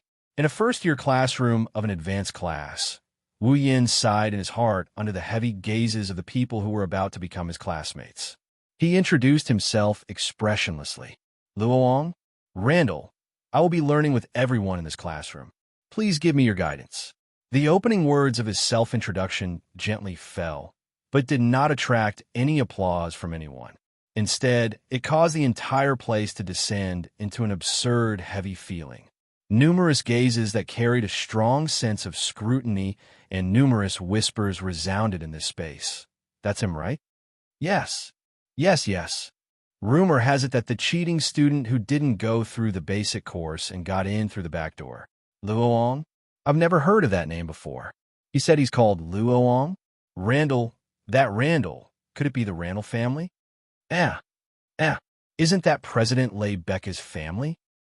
Listening to the whispers coming from the trapezoidal-shaped audience seats and the content of the whispers, even though he already expected this, he still didn't know whether to laugh or cry. He sighed again and again. The Ansari Dragon Riding Academy was the dragon-raising academy of the Night Kingdom of Loriaman. It specialized in cultivating dragon cultivators. Its threshold was high, its reputation was great, and its status was something that even the capital of the Night Kingdom did not have. In order to study in such a prestigious academy, apart from being a dragon cultivator, one had to have a reasonable identity. Otherwise, who would know whether or not the newcomer had bad intentions? However, Wu Yin did not have any identity in this world. He had also lost his memory when he explained to Becca. Under such circumstances, Becca gave Wu Yin a reasonable identity. Exclusive to Becca, Randall's guard. Therefore, Wu Yin was not only given the name Luo Ong by Becca, but also the surname of Becca's family. It was as if he was taken in or married into the family. This wasn't a big deal. After all, there were many nobles in this world. It was not strange for a noble disciple to have a guard. It was not enough for Wu Yin to attract so much attention. Unfortunately, the person he was guarding was not someone else. It was the student council president who was very popular. In addition to the rumors of him getting in through the back door, Wu Yin became the most eye-catching existence on the first day of the new semester. Of course, this attention was more focused on the bad than the good. Thinking about this, Wu Yin could not help but reach out and touch the star carving on the back of his right hand.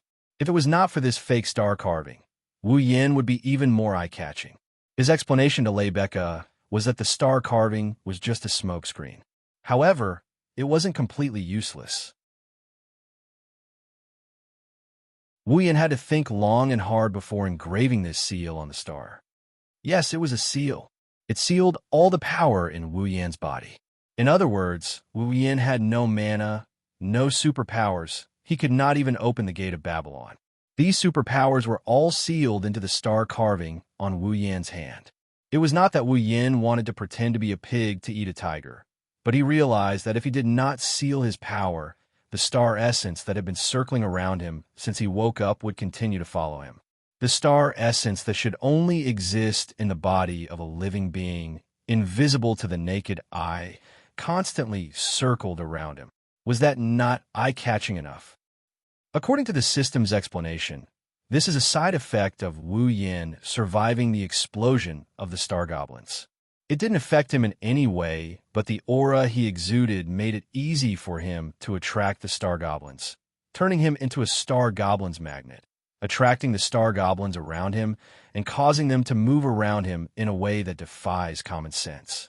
If Wu Yin sealed his powers and turned into a normal person, the star essence's aura would disappear and disappear by itself. Although star essences could not be seen with the naked eye, once the amount of star essences reached a certain level, dragon cultivators with star carvings could be seen with the naked eye. Becca was a living example. Yesterday, the star essences went berserk. Today, there was a person surrounded by star essences that defied common sense. Anyone would think that there was something wrong with Wu Yin. Helpless, Wu Yin could only carve a seal to seal the power in his body. In any case, he was the one who set the seal. He could remove it whenever he wanted. It would not affect him. Moreover, even without mana or superpowers, Wu Yin still had the peerless skill of infinite martial refinement and the physical strength of the true ancestor body. The combination of the two would allow Wu Yin to reach level 70 rank 8. This had already surpassed the strength of ordinary dragons, and even a majority of holy dragons. Even Becca was only at the 8th step after equipping the holy knight armor, and the holy dragon she rode was only slightly stronger than Becca herself. With his current strength, Wu Yin could deal with many situations and save himself a lot of trouble. He could focus on his own dungeon missions. Everyone, please be quiet. Seeing that the whispers in the classroom were becoming more and more intense, the teacher hurriedly spoke out to stop them. The new semester has begun. Everyone who has finished the basic course will receive 3 years of advanced courses. I hope that everyone can help each other and improve together. One day, you will become an outstanding dragon knight. The sensei tilted his head and looked at Wu Yin. Student Lun, find an empty seat and sit down. Let's start the class. Wu Yin regained his senses and nodded. Just as he was about to walk up the stairs to his seat, he felt a sharp glare directed at him. His footsteps paused for a moment before he put his foot down without anyone noticing. As he walked to his seat, he vaguely looked at the source of the gaze. The next moment, Wu Yin met a pair of blue eyes and saw the person's full appearance. It was a beautiful girl whose looks were not inferior to Lei Becca's. Her slender golden hair shone with a dazzling brilliance under the beret. Her fair skin and her blue eyes that were like an eternally frozen glacier reflected a seductive luster, as if that was the only color left in the world. However, not only did the owner of those eyes have a cold expression, the gaze she looked at Wu Yin with was filled with all sorts of indescribable emotions. It seemed like contempt, indifference, indignation, anger. To be honest, Wu Yin could not remember how he offended her to attract such a gaze. Although there was no hostility in that gaze, it was definitely not friendly either. It was as if she did not agree with him. No, she did not agree with him. Lightly frowning, he retracted his gaze and moved to the last row of seats. He sat at the edge of the corner. Only then did the blonde girl retract her gaze and look away from him. This also confirmed his suspicions that the girl didn't really have a grudge against him. Then, what did that sharp gaze mean? Wu Yin did not understand. Hello.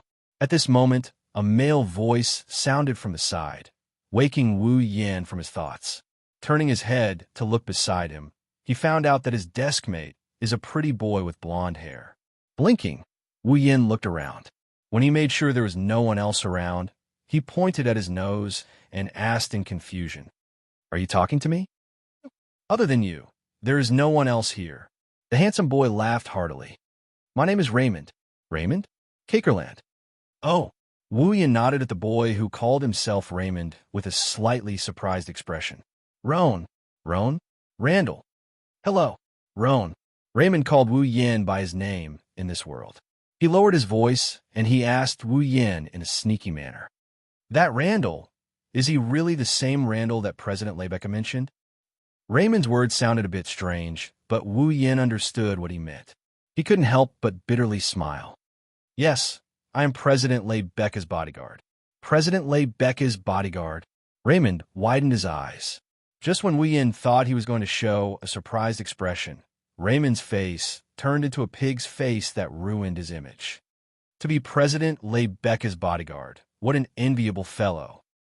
Wu Yin thought Wu Yin was right.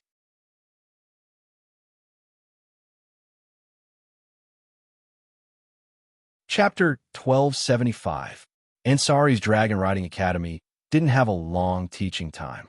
Although basic knowledge was equally important, and the teachers of Ansari's Dragon Riding Academy didn't look down on basic knowledge courses, people would still subconsciously focus on actual combat compared to the knowledge in books.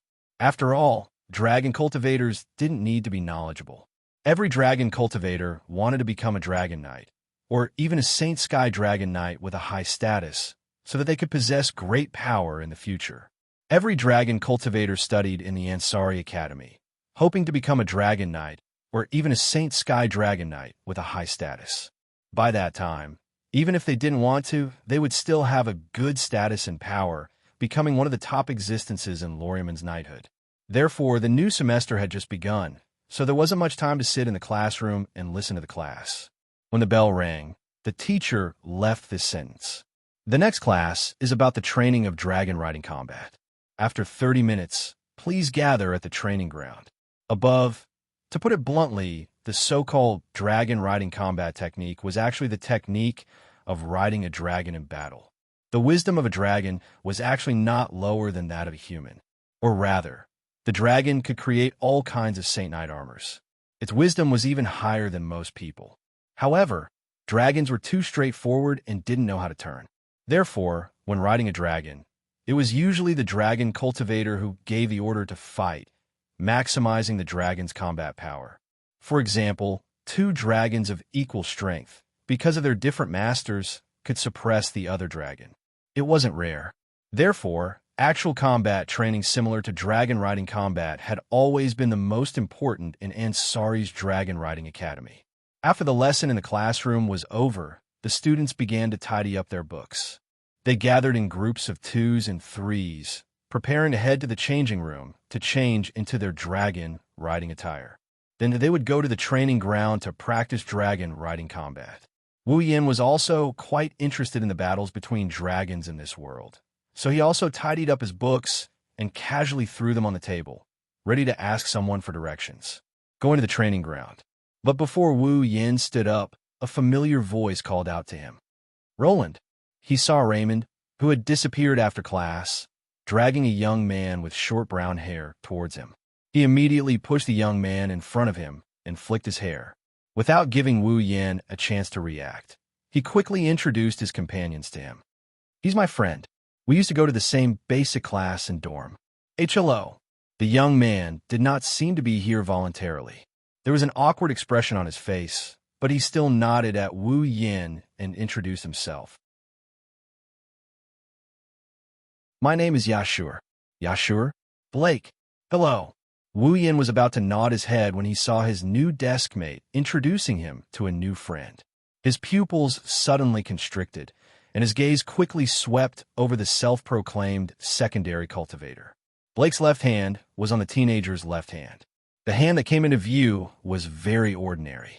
There was nothing special about it. If there was anything special about it, it would be that Wu Yin could faintly see that there seemed to be a bandage wrapped around the wrist. However, it was an ordinary hand, but Wu Yin sensed something unusual from it. No, to be more precise, it was the blood in his body that sensed something unusual. It was the blood of a true ancestor. It was slightly restless.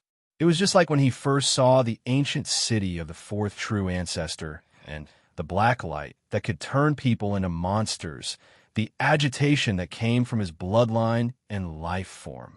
However, compared to the ancient city and the strange black light that was also a true ancestor, this restlessness was undoubtedly a little smaller.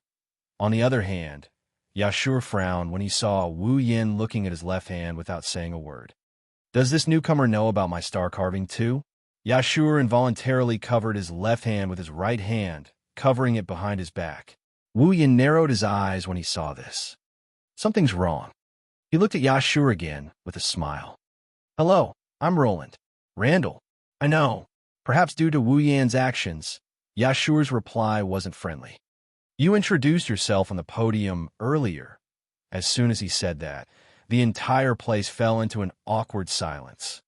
Ah, Raymond jumped out like a clown, trying to change the topic to Wu Yin. Speaking of which, it's strange. It's the beginning of the new semester. Why do you have to introduce yourself on the podium? The teacher said the class has already been filled. Since I joined later, it's best for me to introduce myself on the podium. Wu Yin explained. Besides, since I didn't attend the basic classes, I'm not familiar with the new advanced classes. It's good for me to introduce myself. That's true. Raymond nodded and looked at Wu Yin curiously. Speaking of which, how did you get in without attending the basic classes? I don't believe it's possible to get in through the back door. There must be a reason for the academy to agree. Yashio also looked at Wu Yin. It seems like he has the same question as Wu Yin. Well, how should I put this? Wu Yin scratched his cheeks. He didn't know how to explain this to her. Roland.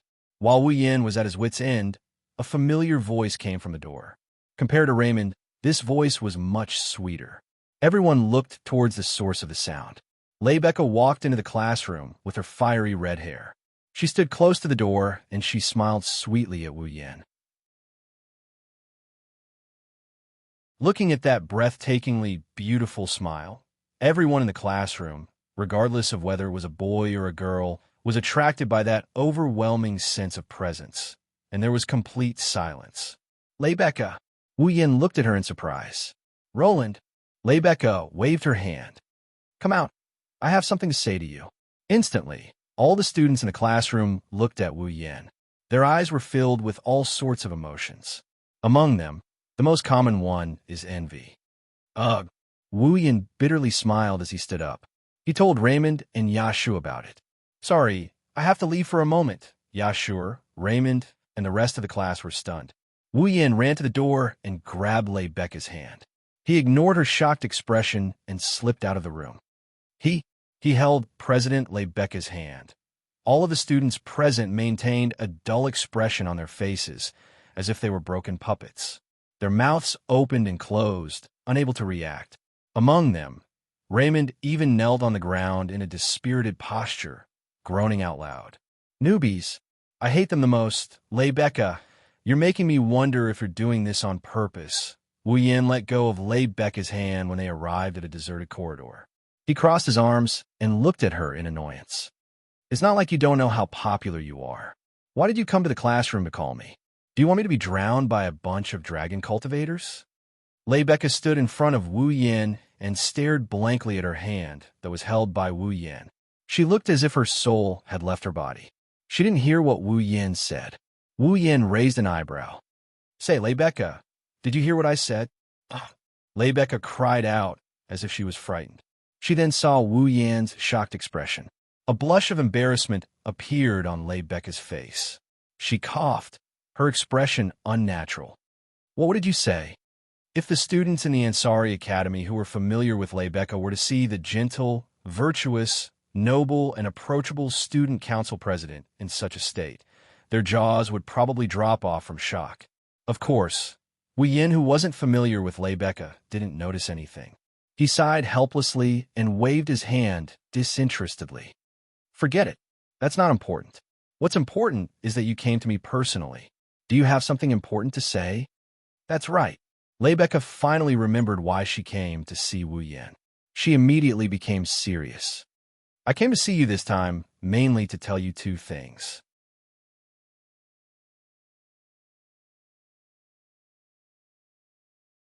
Chapter 1276. Two Things. Wu Yin was taken aback, his face filled with innocence. So there really is something important? Upon hearing this, Lei Becca's serious expression collapsed, and she also became annoyed. Do you think I'm making fun of you? Aha! Wu Yin chuckled, and he mumbled to himself. Am I wrong? You. Lei Becca was annoyed at first, but she soon smiled naturally. However, Wu Yin felt a sense of danger from that smile. Am I that kind of person in your heart? Seeing Lei Becca's smile that contained a dangerous aura, Wu Yin couldn't help but turn his head away. He inwardly muttered, black-bellied. All right, I won't joke with you anymore. Let's get down to business. Lei Becca smiled bitterly and followed Wu Yin's example. She crossed her arms in front of her chest.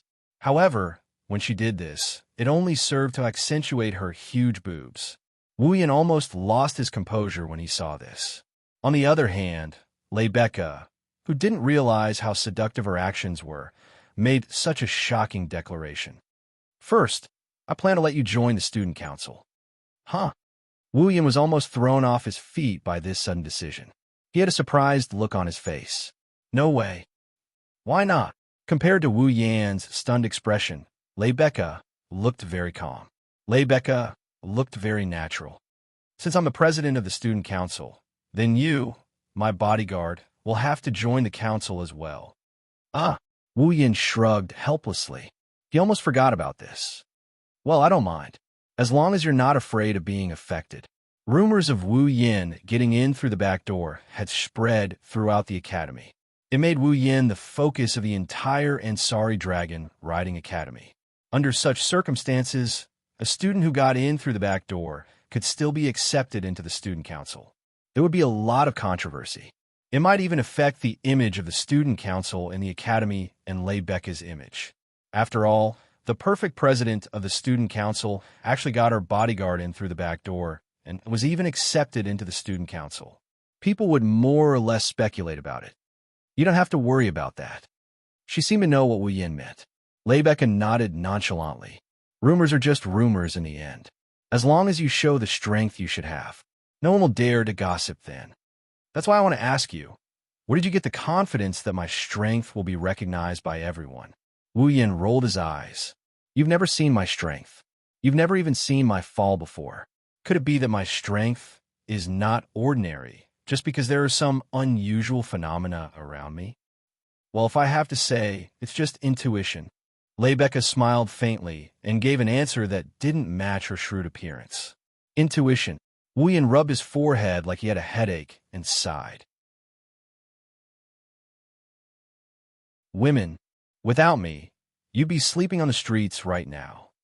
Lebecca glanced at Wu Yin. Besides, we'll soon know if you're strong or not. Wu Yin flinched when he heard this. Why? That's the second thing I want to talk about. Lebecca sighed and looked straight at Wu Yin. Next, your class should be the actual combat of dragon riding combat technique, right? Is there a problem? A little. Lebecca frowned. It's because when I first proposed for you to enter the academy, I relied on the fact that you're a dragon knight to gain their approval. However, the teachers in the academy don't seem to believe it at all. Therefore, you may encounter some trouble in the dragon riding combat skill combat later. Trouble? Wu Yin rubbed the bridge of his nose, and he shrugged. In other words, in order to test if I'm a real dragon rider, there will be people who want to duel me in the dragon riding combat technique class later. You can't really call it a fight. Lebecca corrected him. However, the instructor will definitely let you show off your skills. By then, as soon as you summon your fall, they will know whether or not you are a real dragon knight. In order to obtain the title of dragon knight, a dragon cultivator had to let his fall grow into a holy dragon. In other words, if fall was a holy dragon, its master would be a dragon knight. At this point, Lebecca looked at Wu Yin in confusion. Speaking of which, where's your fall exactly? Aren't you going to summon it to the Dragon House? The Ansari Dragon Riding Academy had a dragon house dedicated to taking care of students like Fall, and the conditions were excellent. Therefore, even if Fall grew into a holy dragon and could be summoned at any time through the star carving, many people would choose to leave their Fall in the dragon house. At the very least, 4 of the 5 holy dragons in the academy were like that. Lebecca was no exception. Of course, Lebecca didn't know that Wu Yan's dragon could be raised directly in his body and didn't need to be fed or taken care of. Wu Yan wouldn't tell her about such a bizarre thing, so he gave her a half-hearted smile. Girls who are too curious will get themselves into trouble. Oh, is that so? Lebecca raised an eyebrow and said provocatively, Then I'm looking forward to it. In one of the training grounds of the Ansari Dragon Riding Academy, the first-year students of the advanced class who were preparing for the dragon riding combat course pulled the reins of their fall and stood in 2 rows on the field. At this moment, the group of students had all changed into dragon riding outfits that were similar to battle suits. They looked valiant and formidable. The girls added safety pants under their skirts, and the boys also put on a black coat that looked like a windbreaker. Just on the surface, the boys' dragon riding outfits were countless times more handsome than the uniforms. At the front of the 2 rows of rows, the instructor in charge of the dragon riding combat technique stood at the head of the row, sweeping his fierce gaze across the entire field. First of all, I must tell everyone that the dragon riding combat technique without using any weapons is the foundation of all dragon riding skills. If you train with a playful attitude, you will definitely pay a price when you learn higher-level dragon riding skills in the future. Therefore, in the upcoming dragon riding combat technique practical course, I hope that everyone will be cautious and follow my instructions seriously.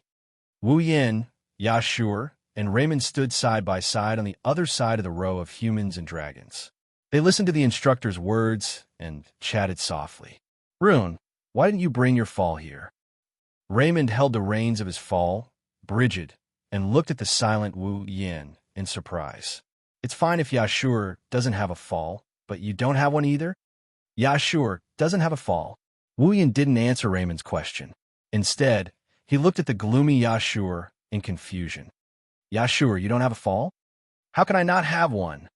Yashur retorted without hesitation, and his voice weakened. It's just that it's not born yet. It's not born yet. Wu Yin didn't feel relieved after hearing Yasha's explanation. Instead, he looked even more confused.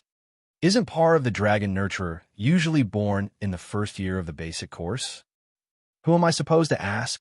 Yashur pursed his lips in annoyance. Raymond smiled bitterly. Roland, Yashur is an exception.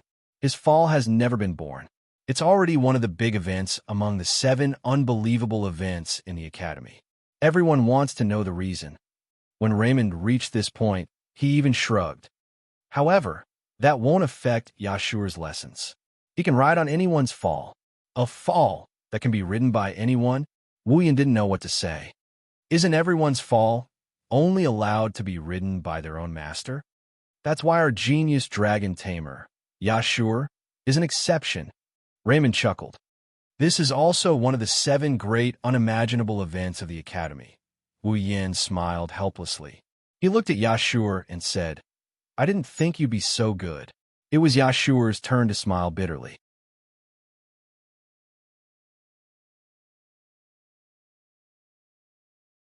Chapter 1277. While Wu Yan, Yashu, and Raymond were chatting happily in private, the instructor finished his speech and warning. Also, when you're in combat, remember to never let your fall come into direct contact with a dragon other than your practice opponent. That's extremely dangerous. The instructor reminded them patiently. If something happens, you might even be punished by the school rules. That's why you must pay attention to your surroundings when you're training.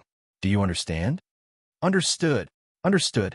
The instructor was satisfied when he heard the students' resounding responses. Then, he seemed to think of something, and his gaze landed on Wu Yan. He pretended to cough and speak. Rune? Randall, where's your fall? Yes. Following the instructor's voice, the whole place went silent. All the students looked at Wu Yan with inquisitive eyes. Clearly, all the students present wanted to see what this cheating student Par was like. They wanted to see his strength even more. On the surface, they didn't say much, but in the hearts of these students, they must be somewhat unconvinced, right? They were dissatisfied with Wu Yan's ability to skip the basic classes and enter the advanced classes. It wasn't just the students. Even the teachers and instructors didn't approve of Wu Yan.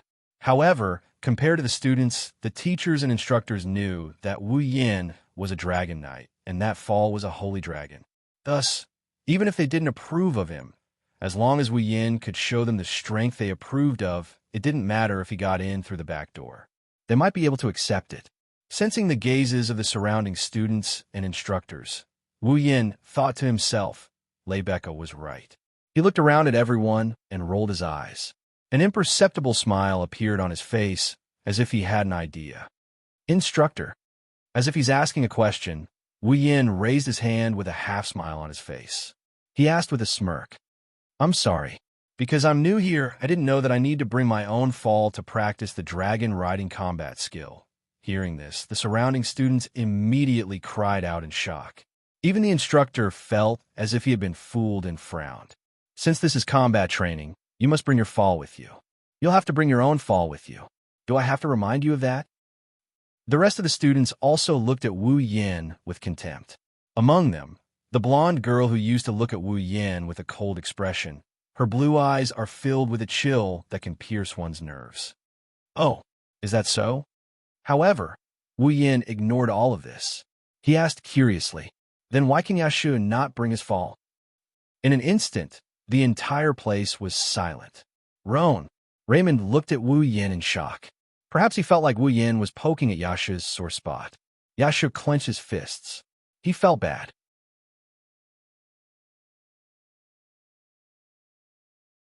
However, no matter how unwilling he was, he couldn't deny his fall.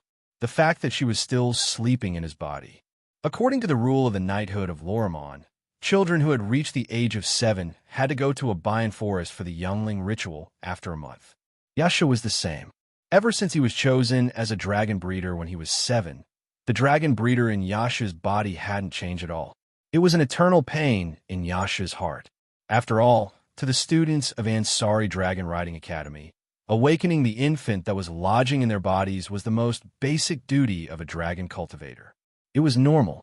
A dragon breeder's dragon breeder would be born in the first year of the basic course. They would then have their own fall. Yasha was the only exception. He was still in his dragon breeder state. To put it bluntly, Yasha didn't even have the right to have his fall. He was just a dragon breeder who hadn't even been born yet. If it had been anyone else, They might have already repeated a year because of this incident and not be able to advance to the advanced class. However, Yaksu had the title of Genius Dragon Tamer and could ride other people's fall. That was how he passed the combat test and advanced to the advanced class. Everyone in Ansari Academy knew about this. Therefore, everyone knew why Yashu didn't have his fall. They also knew that even without his fall, Yashu could still rely on the fall he borrowed from others for combat training. Naturally, no one would say anything about it. But Wu Yin, Roan, Randall, you might not know, but Yashu is a dragon breeder. Blake is an exception. The instructor thought Wu Yin didn't know about Yashu's situation, so he explained. His fall hasn't been born yet, but he can ride other people's dragons for combat. That's why the academy allowed him to borrow other people's fall. That is to say, Wu Yin interrupted the instructor with a "I've been waiting for you" for a long time expression. As long as he can ride other people's fall and fight in combat, he doesn't have to bring his own fall, right? The instructor was at a loss for words. He waved his hand half-heartedly. It's a little troublesome to explain, but it's fine if you want to understand it that way. That's good. Wu Yin looked at Raymond with a calm expression. Then, he said something that shocked everyone in the arena. You're right. You're right. You're right. Hey, Raymond, can you lend me your fall for a moment?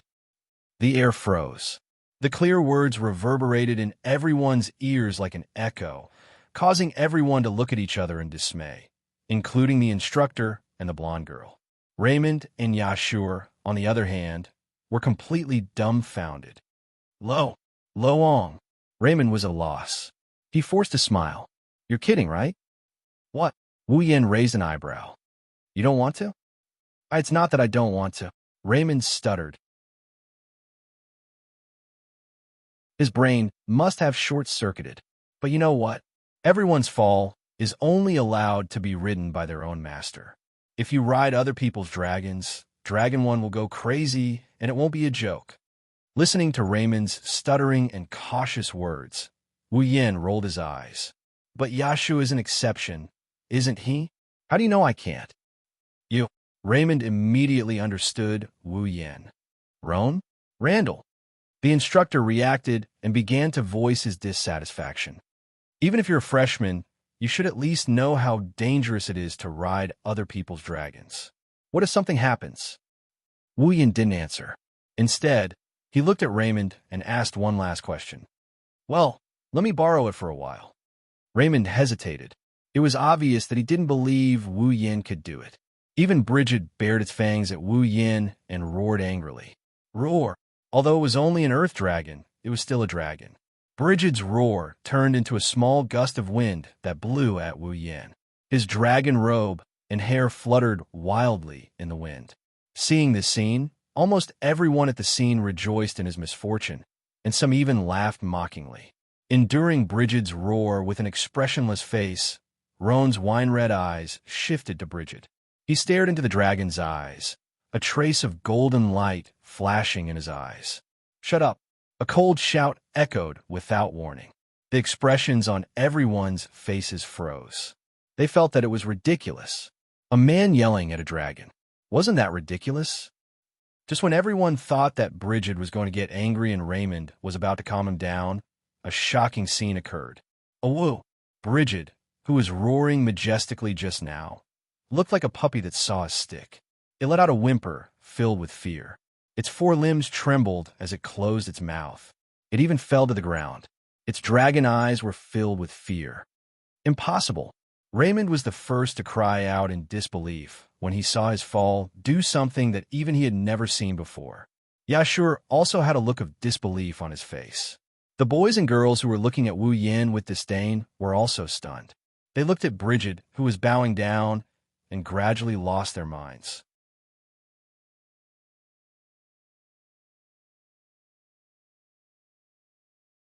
Chapter 1278. Dragons are prideful by nature. This is a fact that every dragon cultivator and even ordinary people know. To put it bluntly, if it wasn't for the fact that dragons can't replenish their star essence and are facing extinction, humans wouldn't be able to get involved with the powerful dragons at all. And now, a human was yelling at a dragon, and the dragon was actually lying on the ground like a puppy, as if it was prostrating itself on the ground in a subservient posture. If this scene is reported to the higher-ups of the Academy, it will probably be recorded in the history books and be treated as a legend.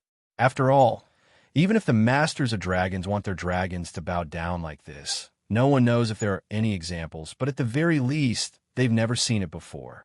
Therefore, the first-year students of the advanced course class can only look at this scene dumbfoundedly, unable to react for a while.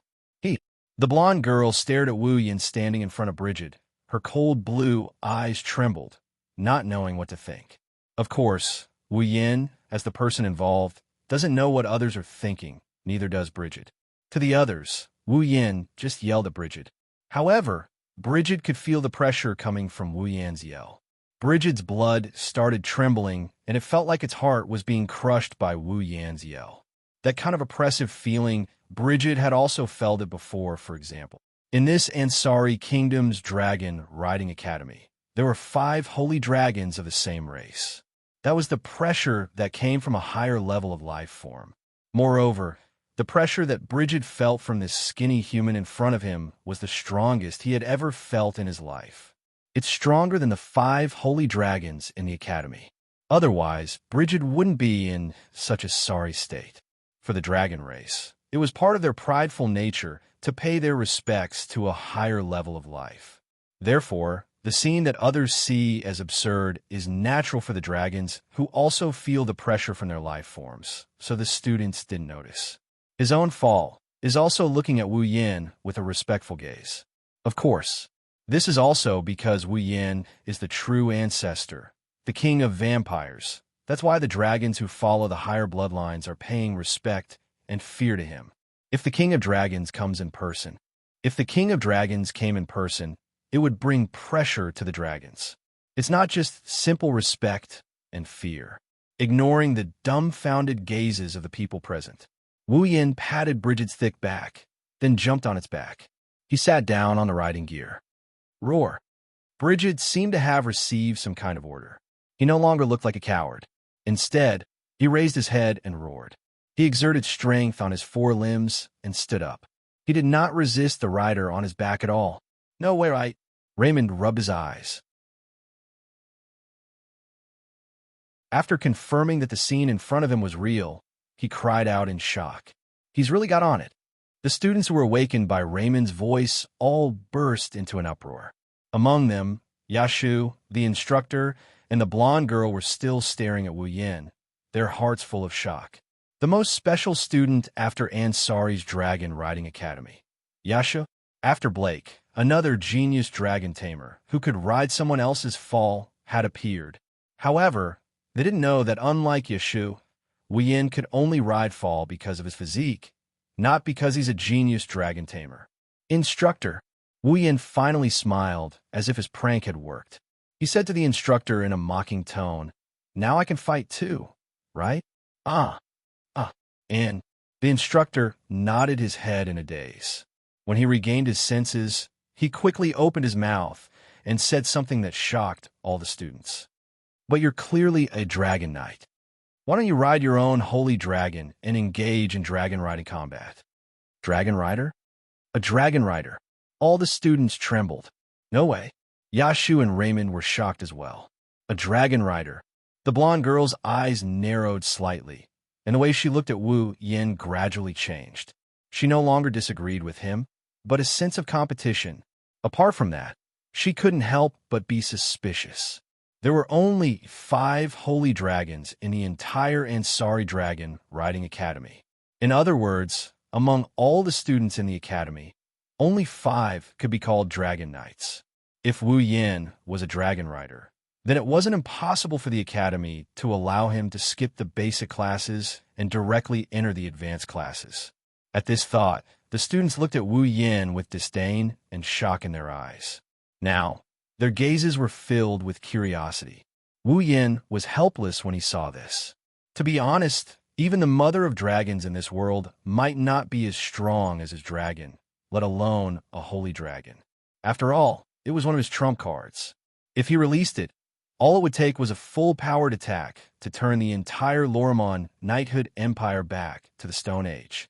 Why would such an existence be released for actual combat training like dragon riding combat technique? It would be best if he didn't blow up the academy. Wu Yin pulled on Brigid's reins and said to the instructor, "Instructor, the higher the level of the dragon, the better the result of the battle. Although the dragon's strength is an important factor in the battle, the rider's ability is also a factor in the battle, isn't it?" The instructor was dumbfounded by Wu Yan's words. To put it bluntly, the so-called dragon riding skill was nothing more than a direct physical contact with the dragon, merging the rider's will with the dragon's will, and controlling the dragon one was riding to fight.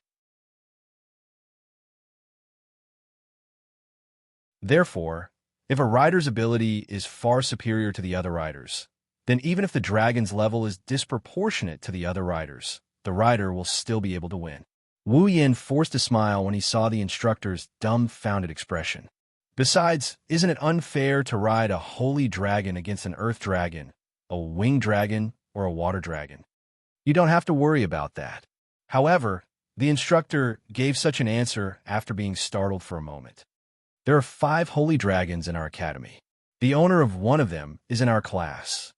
In our class? This time, it was Wu Yan's turn to be stunned. Sylvia? Her Highness, Princess of Lorimon. The instructor tilted his body slightly and called out to the students. Yes. Following a cold response, a young girl holding the reins stepped forward and looked at Wu Yan. Seeing this young girl, Wu Yan was stunned again. His eyes flashed with astonishment. It was all because of this so-called Sylvia who had walked forward. Her Highness, Princess of Lorimon, is the golden-haired girl who looked at him with a sharp gaze. Her Highness? Wu Yan looked at the golden-haired girl in astonishment and asked with uncertainty. Her Highness, is that what she means? What other highness could there be? Yashio couldn't help but ridicule. Raymond also softly explained the situation to Yashio. She's the 4th daughter of the current Night King of Lorea Knighthood. She's also the 4th princess of Lorea Knighthood, Sylvia, Princess of Lorimon. Hearing this, Wu Yan was speechless. He didn't think that he would be able to meet the princess of this kingdom while attending school. Should he call himself lucky?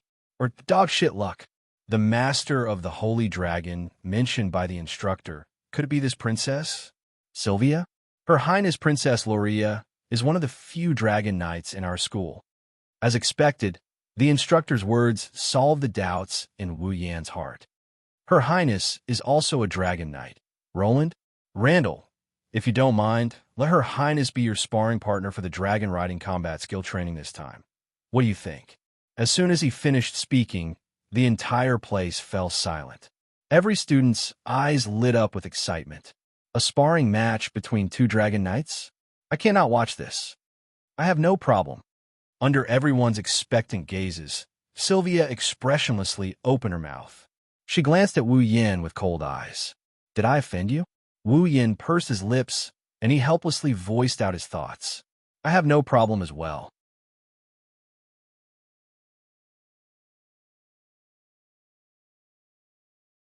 Chapter 1279. The first time she heard about someone transferring to the advanced class was the night before the start of the new semester. That night, Sylvia learned about the matter from her maid who was in charge of taking care of her, and she was very surprised. Of course, Sylvia was not surprised that someone had transferred to the advanced class. Instead, she was surprised that her maid would mention such a trivial matter. After all, Sylvia was a princess. Although her maid was only a maid, she was still a princess maid. Why would she pay attention to the transfer of a student and even tell her about it? However, after some questioning, Sylvia finally understood why her maid would tell her about such a matter. It was because the person who was about to transfer to the advanced class was not a student with good grades in the academy, but a person who had jumped to the advanced class without going through the basic class. Entering the advanced class without going through the basic class? Wasn't that going through the back door? Therefore, on that night, Sylvia's impression of this unknown new student dropped to the lowest point.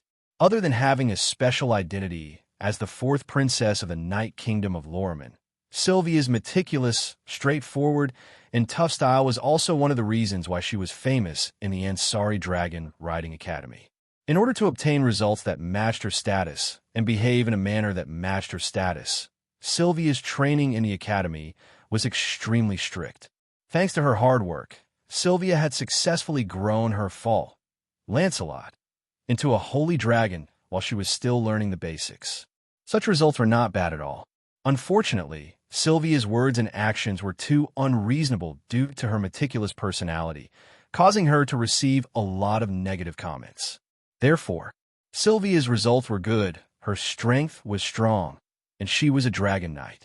Her appearance was also second to none in the academy, but not a single student was willing to interact with her. It was also because of this that Sylvia, with her straightforward personality, had extreme feelings of rejection towards the students who came in through the back door. This was also the reason why Sylvia looked at Wu Yin with such a sharp and cold gaze.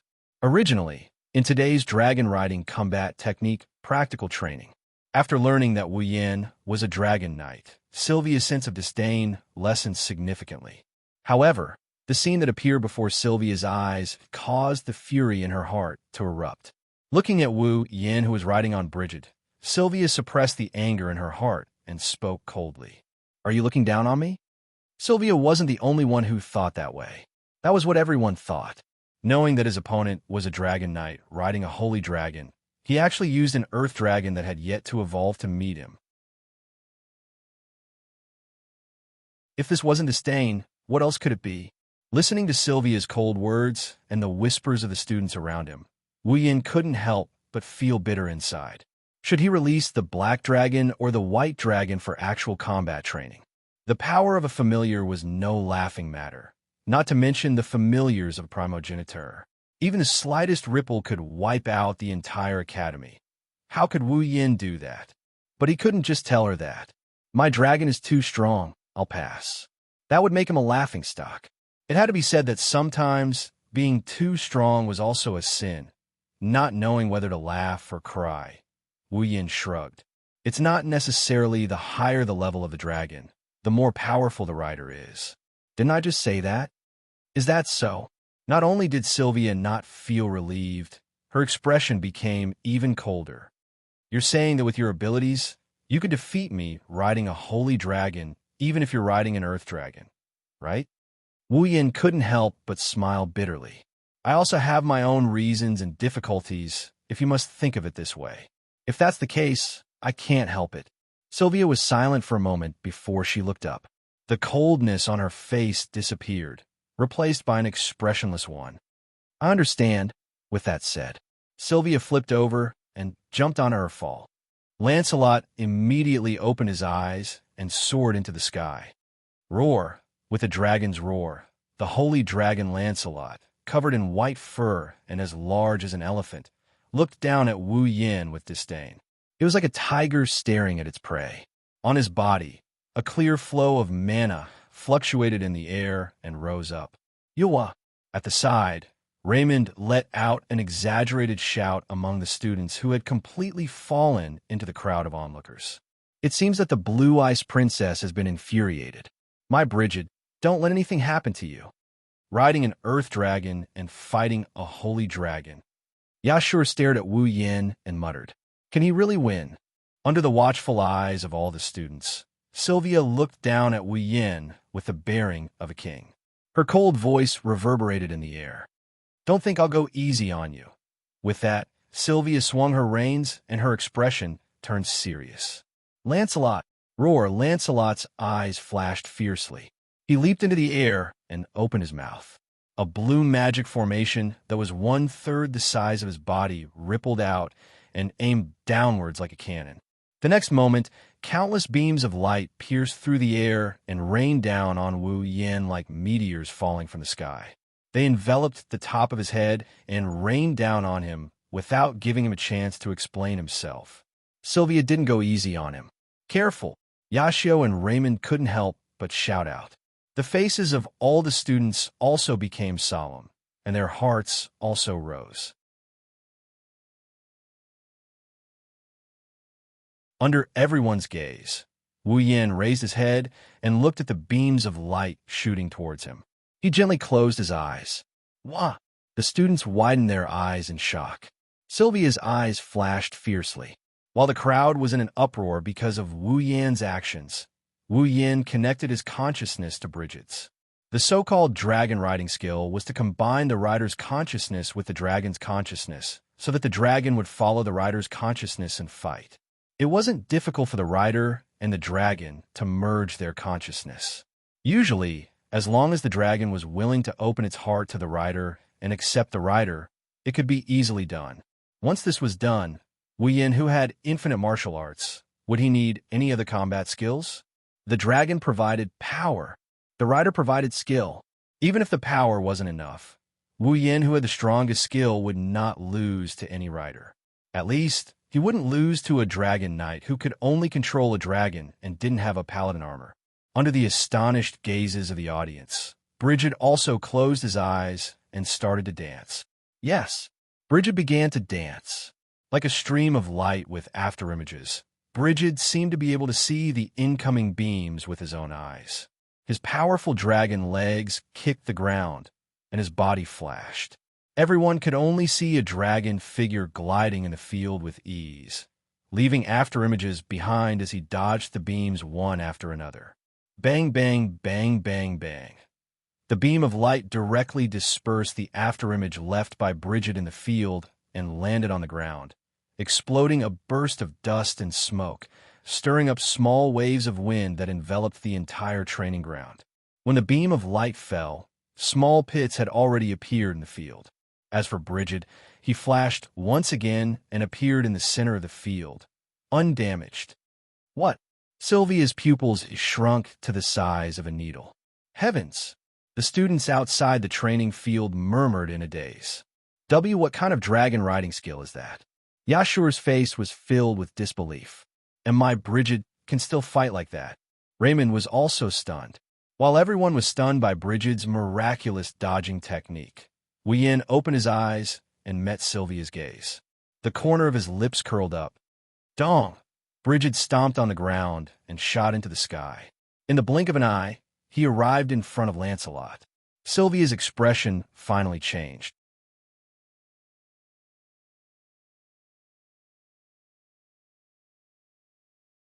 Chapter 1280. In everyone's eyes, Bridget rose to the sky like a rocket. With a sharp piercing sound, he shot up like an arrow and flashed in front of Lancelot, who was flying in midair. In Sylvia's eyes, she only felt her eyes on Wu Yan blur for a moment. Following a muffled stomp, Wu Yan appeared in front of her on Bridget. Sylvia's heart clenched and her expression changed when she met the wine-red eyes right in front of her and saw the cold glint flashing in them. No matter if it was an earth dragon, a pterosaur, or a water dragon, once a dragon that could fly or not, once it evolved into a holy dragon, it would definitely grow wings and soar in the sky. Thus, in the eyes of others, in a battle between an earth dragon rider and a pterosaur rider, the pterosaur that had the advantage in the air would definitely have the upper hand. Not to mention, the one in the battle was not a pterosaur, but a real holy dragon. An earth dragon jumping into the air in a battle with a flying opponent was undoubtedly a very foolish action. But such a foolish action brought Sylvia a frantic sense of danger. Sylvia's nerves immediately tensed up, and she pulled the reins in her hand. Just as she wanted to control Lancelot to use a defensive spell, but before she could do so, a shadow of a whip appeared in front of Sylvia's eyes. That was Bridget's tail. Bang! Accompanied by a sonic boom, the powerful shadow of the whip struck Lancelot's body. The ferocious force poured into Lancelot's dragon body that was definitely tougher than an earth dragon's. With a muffled sound, Lancelot howled and fell to the ground like a meteor. Bang! The huge dragon body smashed into the ground.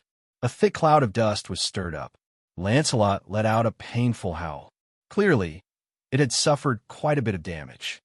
Lancelot, although Sylvia, who was riding Lancelot, did not suffer any direct damage, she still turned pale with fright.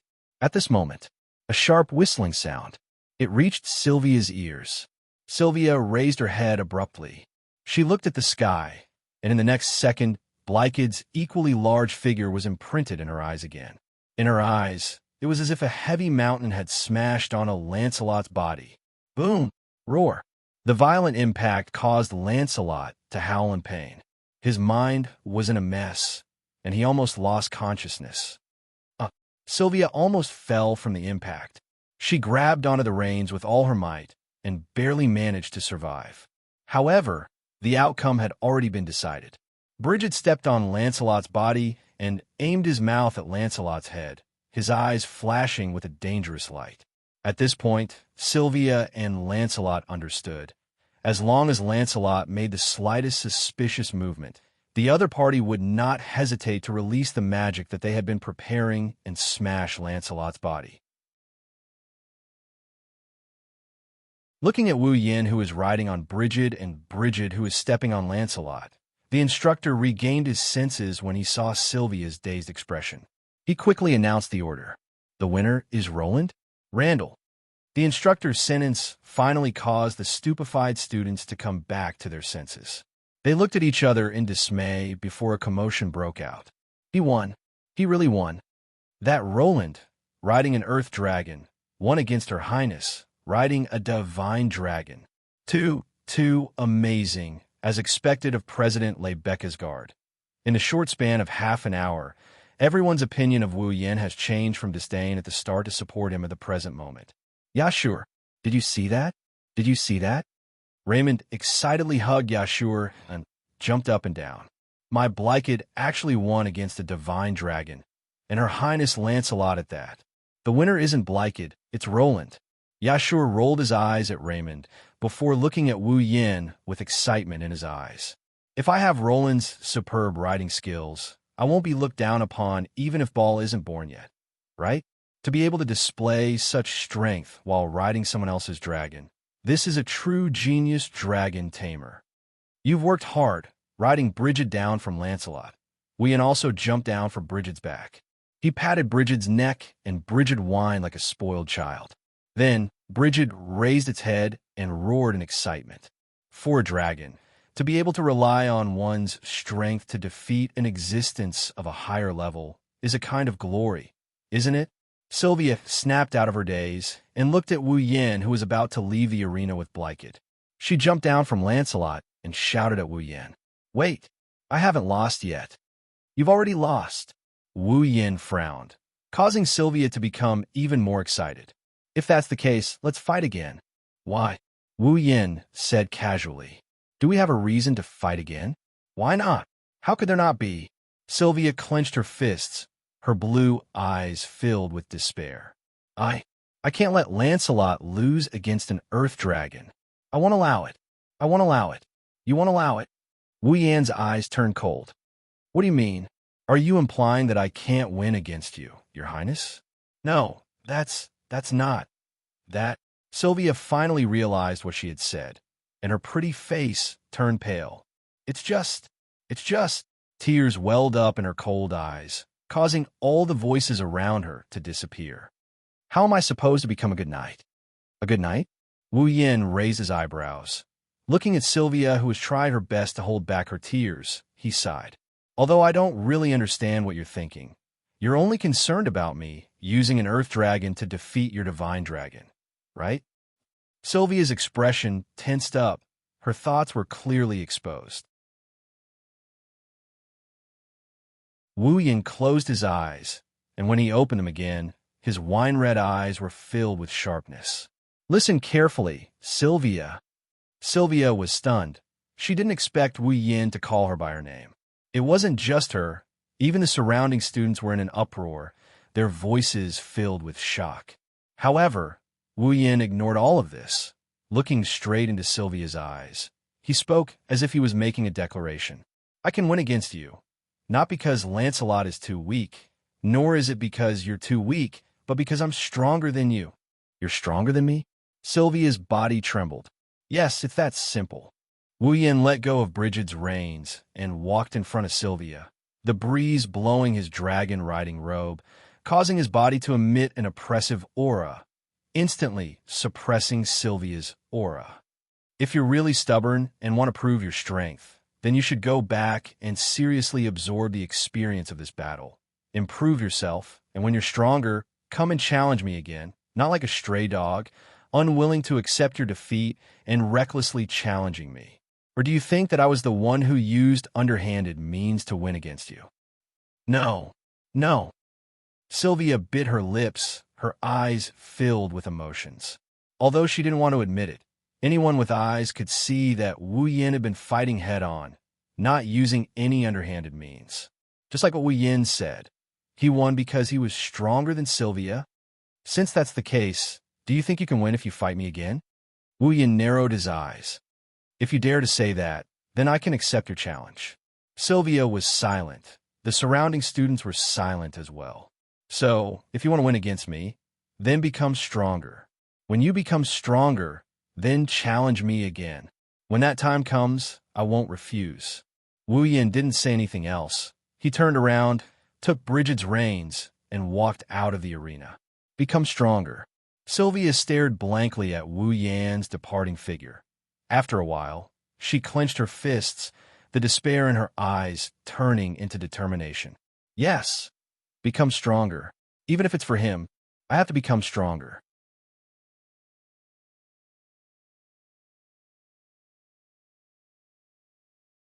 Chapter 1281.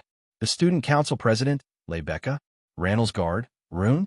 Randall, the cheating student who entered the academy through the back door, was not only a dragon knight, but he also used his excellent dragon riding skills to defeat a dragon knight who rode a holy dragon in actual combat training. The fourth princess of the Knight Kingdom of Lorimon, Sylvia Randall, was also a dragon knight. Loria's knighthood. In less than half a day, such a rumor had swept through the entire Ansari State Dragon Riding Academy. Why was it that when the students heard such a rumor, their first reaction was to half believe it? That was only natural. Who was Sylvia? Not only was she the fourth princess of Loria's knighthood, but she was also a true dragon knight. Her grades were always first in the year, and no student of the same grade could surpass her. Although her interpersonal relationships weren't very good due to her personality, at least in terms of strength, there was no doubt about it. First in the year, another dragon knight. How could such an existence be defeated by an unknown guard using an earth dragon? If it wasn't for the advanced classes, Princess Sylvia and Rune, the students in Randall's class repeatedly guaranteed that it was true, that they saw it with their own eyes. Almost the entire class said so. Then the students of Ansari Academy didn't just half believe it, they didn't believe it at all. Until the instructors used this as a textbook example to tell the students the importance of dragon riding skills. All the students had no choice but to believe it. It was indeed true. Realizing this, the students were both shocked and relieved. They were shocked by the miraculous nature of Wu Yan's dragon riding skills, and they also understood why Wu Yin could be taken in by the academy through the back door. And so in just half a day, the negative comments of taking the back door and cheating student all disappeared. In their place, there were positive rumors of miraculous dragon riding skills and another genius dragon tamer. To the students, the fact that Wu Yin had the ability to ride someone else's fall wasn't as shocking as the fact that he rode an earth dragon and defeated Sylvia, who was a dragon knight.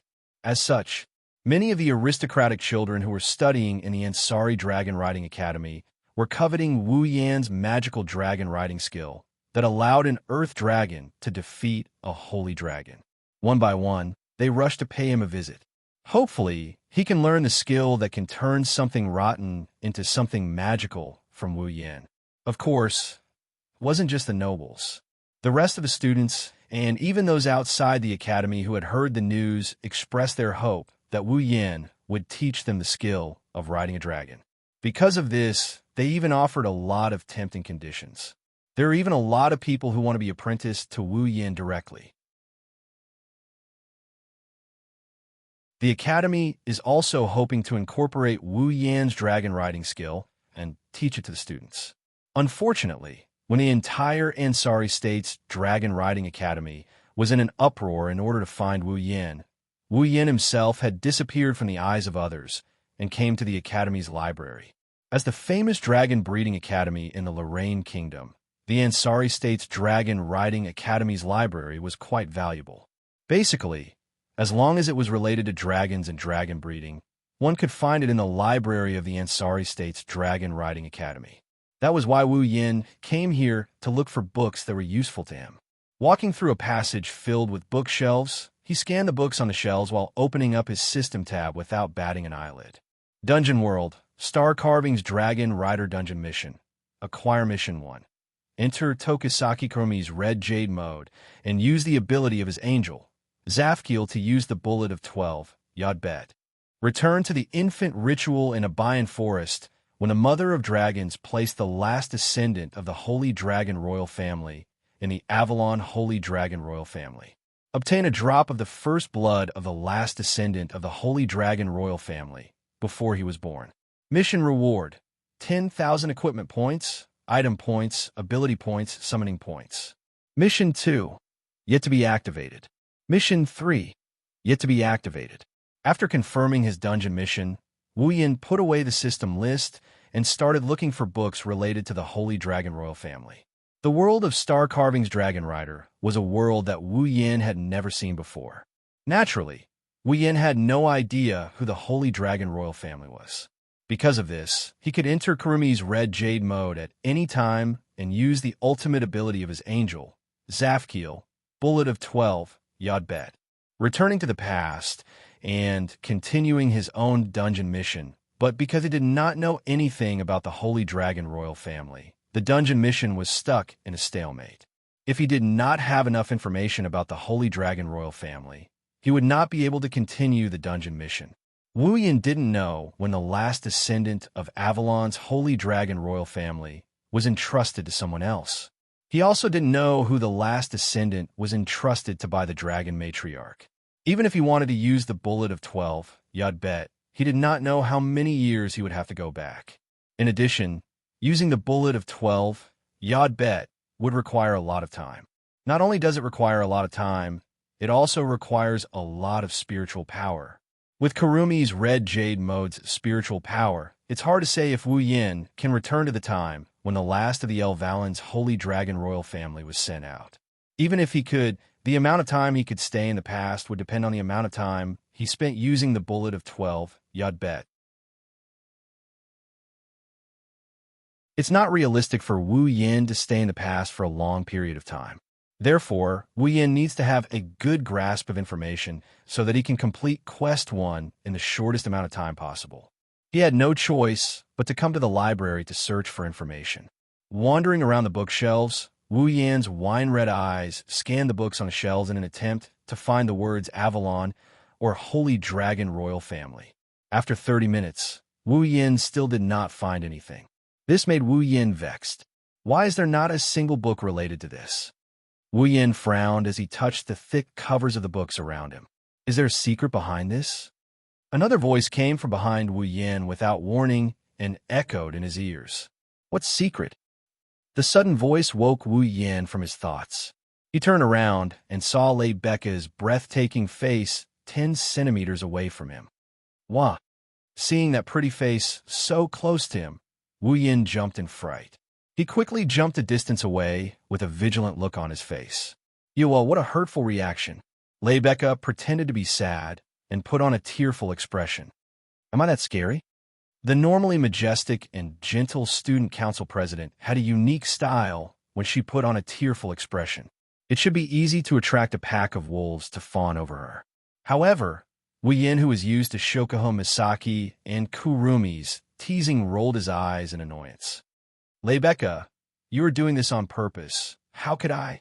Lei Becca's tearful expression disappeared and was replaced with her usual elegant smile. The speed at which she changed her expression was astonishing. Instead, I would like to ask, why did the second famous genius dragon tamer of the Academy come to the library? Wu Yin raised an eyebrow and smiled. Then, why would the famous Empress True Red appear here? Of course it's to find you. Lei Becca narrowed her emerald eyes. Do you know that after you disappeared, everyone came here to ask about you? They even asked me to teach you how to ride a dragon. It's so annoying. Ugh. Wu Yin was speechless. Did you come here to take refuge? How could that be? Lei Becca refuted without thinking.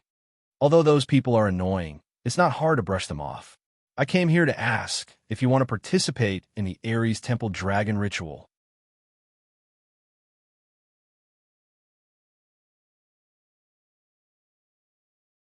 Chapter 1282.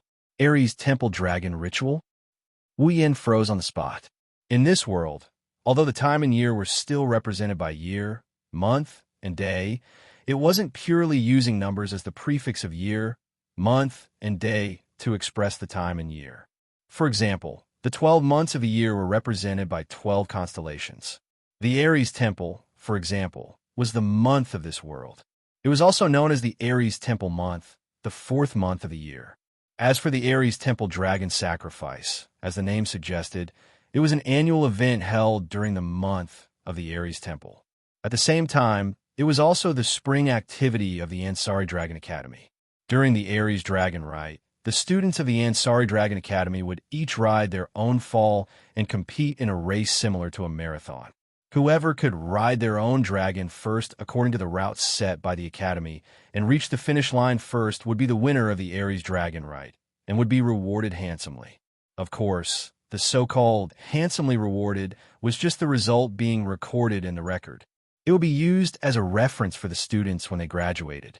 Therefore, even though Wu Yin learned about the Ares Temple Dragon ritual from Yashur and Raymond, he didn't give it much thought and tossed it to the back of his mind. After all, he didn't know if he could stay in this world until he graduated or if he could stay in the academy until he graduated. That was still an unknown quantity. If Lebecca didn't mention it, Wu Yin might have forgotten about it. In other words, scratching his face, Wu Yin looked at Lebecca with uncertainty. You want me to participate in that sports meet? The Ares Temple Dragon Rite isn't just a sports meet. It's a fine tradition of the Ansari Dragon Riding Academy. The results of the competition will be recorded in the official records. Lebecca corrected him and sighed. Even so, it's not wrong to describe it as a sports meet. Since you have nothing to do for now and the matter of joining the student council is still being arranged, why don't you participate in the dragon ritual? Is that so? Wu Yin looked a little disinterested. Wu Yin looked a little disinterested. Forget it. He had the time. I might as well stay here and read a book. It's not a good thing to be so uninterested in the activities of the academy right after entering. Lebecca put on a serious expression. If it weren't for the fact that the members of the student council are the executive committee members of the Ares Temple Dragon Rider Ritual Competition and can't participate in the competition as a contestant, I would also like to participate in the Dragon Rider Ritual Competition. In other words, Wu Yin had already turned around. Once again, he began to search for books. You're not joining either? Although I'm not participating.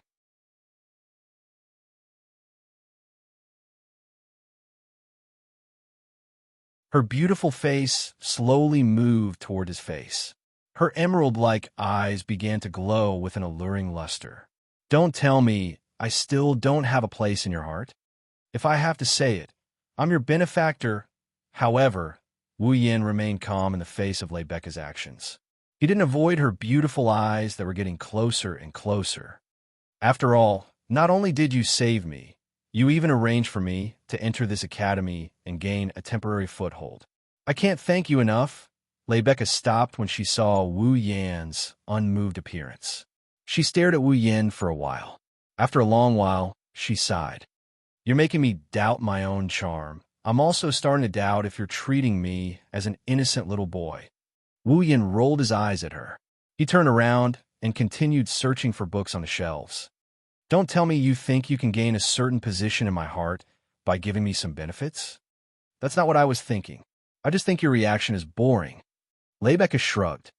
And then? Are you going to participate in the Ares Dragon Festival? I'm not really interested, but it's not like I don't want to participate. Wu Yin replied without turning his head. It's just that my fall isn't suitable for that kind of occasion. If you can lend me your fall, I don't mind participating. What did you say? Lebecca was stunned. She looked at Wu Yin in shock. You want to borrow my fall? Such a big reaction? Wu Yin glanced at her. Is there a problem? There's a huge problem. Lebecca frowned. Do you know who my fall is? Well, I've more or less heard of it. Wu Yin pursed his lips and smiled. The strongest holy dragon in the academy. Then do you think my fall is as easy to ride as that earth dragon? Lebecca's expression turned serious when she saw Wu Yin smiling instead of backing down. My fall's temper isn't as good as those little dragons. It won't let you ride it as you please. Even if I'm present, it'll be dangerous if something goes wrong. Of course it'll be dangerous. After all, the opponent is a dragon. But how do you know if you don't try? Wu Yin waved his hand. It just depends on whether you're willing to lend it to me. Becca's frown deepened when she saw Wu Yan's nonchalant attitude. She shook her head. Looks like you won't give up. Fine, I'll let you try.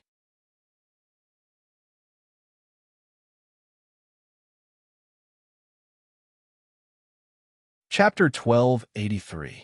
In the Ansari Dragon Riding Academy, there was a special place for students to settle their own fall, Dragon House. In the Ansari Academy's Dragon House, not only were there dragon servants in charge of taking care of the dragons, even the treatment of the dragons far exceeded that of commoners. It was comparable to that of nobles. Even the treatment of the dragons was not as good as that of the Ansari Academy's Dragon House. Therefore, the Ansari Academy's Dragon House was almost filled with dragons. However, in the Dragon House filled with dragons, there was one dragon house that was an exception. It was much larger than normal dragon houses. Even the building itself was much more grand and luxurious than other dragon houses. In terms of appearance, it even gave people the feeling of a villa where nobles lived. But in this dragon house, there were only 5 dragons living there. 5 holy dragons. The 7th dragon house. That was a facility for holy dragons in the academy. It was just a place for dragons to live, but the 7th dragon house was like a villa. The place where nobles lived their holy dragons probably wasn't as luxurious as the 7th dragon house. This also indirectly proved how rare and precious holy dragons were in people's hearts. At this moment, in one of the rooms in the 7th dragon house, Sylvia was looking at the listless Lancelot lying on the ground. Her icy blue eyes were filled with sadness. "I'm sorry, Lancelot." She stroked Lancelot's beautiful white fur. Her eyes were filled with emotions. Sylvia's voice was very depressed. "It's all because I'm too weak. That's why you lost to an earth dragon." You. Lancelot turned his head and let out a comforting whimper, but his voice was also filled with depression. Clearly, the fact that he lost to an earth dragon made Lancelot feel rather bad. Dragons were all prideful by nature. As a holy dragon, losing to an earth dragon was indeed a huge blow to the dragon race. So much so that, even though Sylvia brought Lancelot's favorite food, Lancelot didn't eat anything. Strangely, Lancelot didn't eat even a little bit. This was the first time something like this had happened. However, compared to Lancelot, Sylvia seemed to have suffered a heavier blow. "You clearly tried so hard to respond to me. It had grown into a holy dragon when it was still a baby dragon. In the end, it was me, a useless master, who dragged you down." Sylvia lowered her head. She bit her lip. "Is it really because I don't have the talent of a dragon nurturer?" If these words were heard by the students of the academy, their jaws would drop to the ground in shock. He was always first in the school year. Furthermore, she was one of the only 5 dragon knights in the academy. Who would believe that Sylvia did not have the talent to be a dragon nurturer?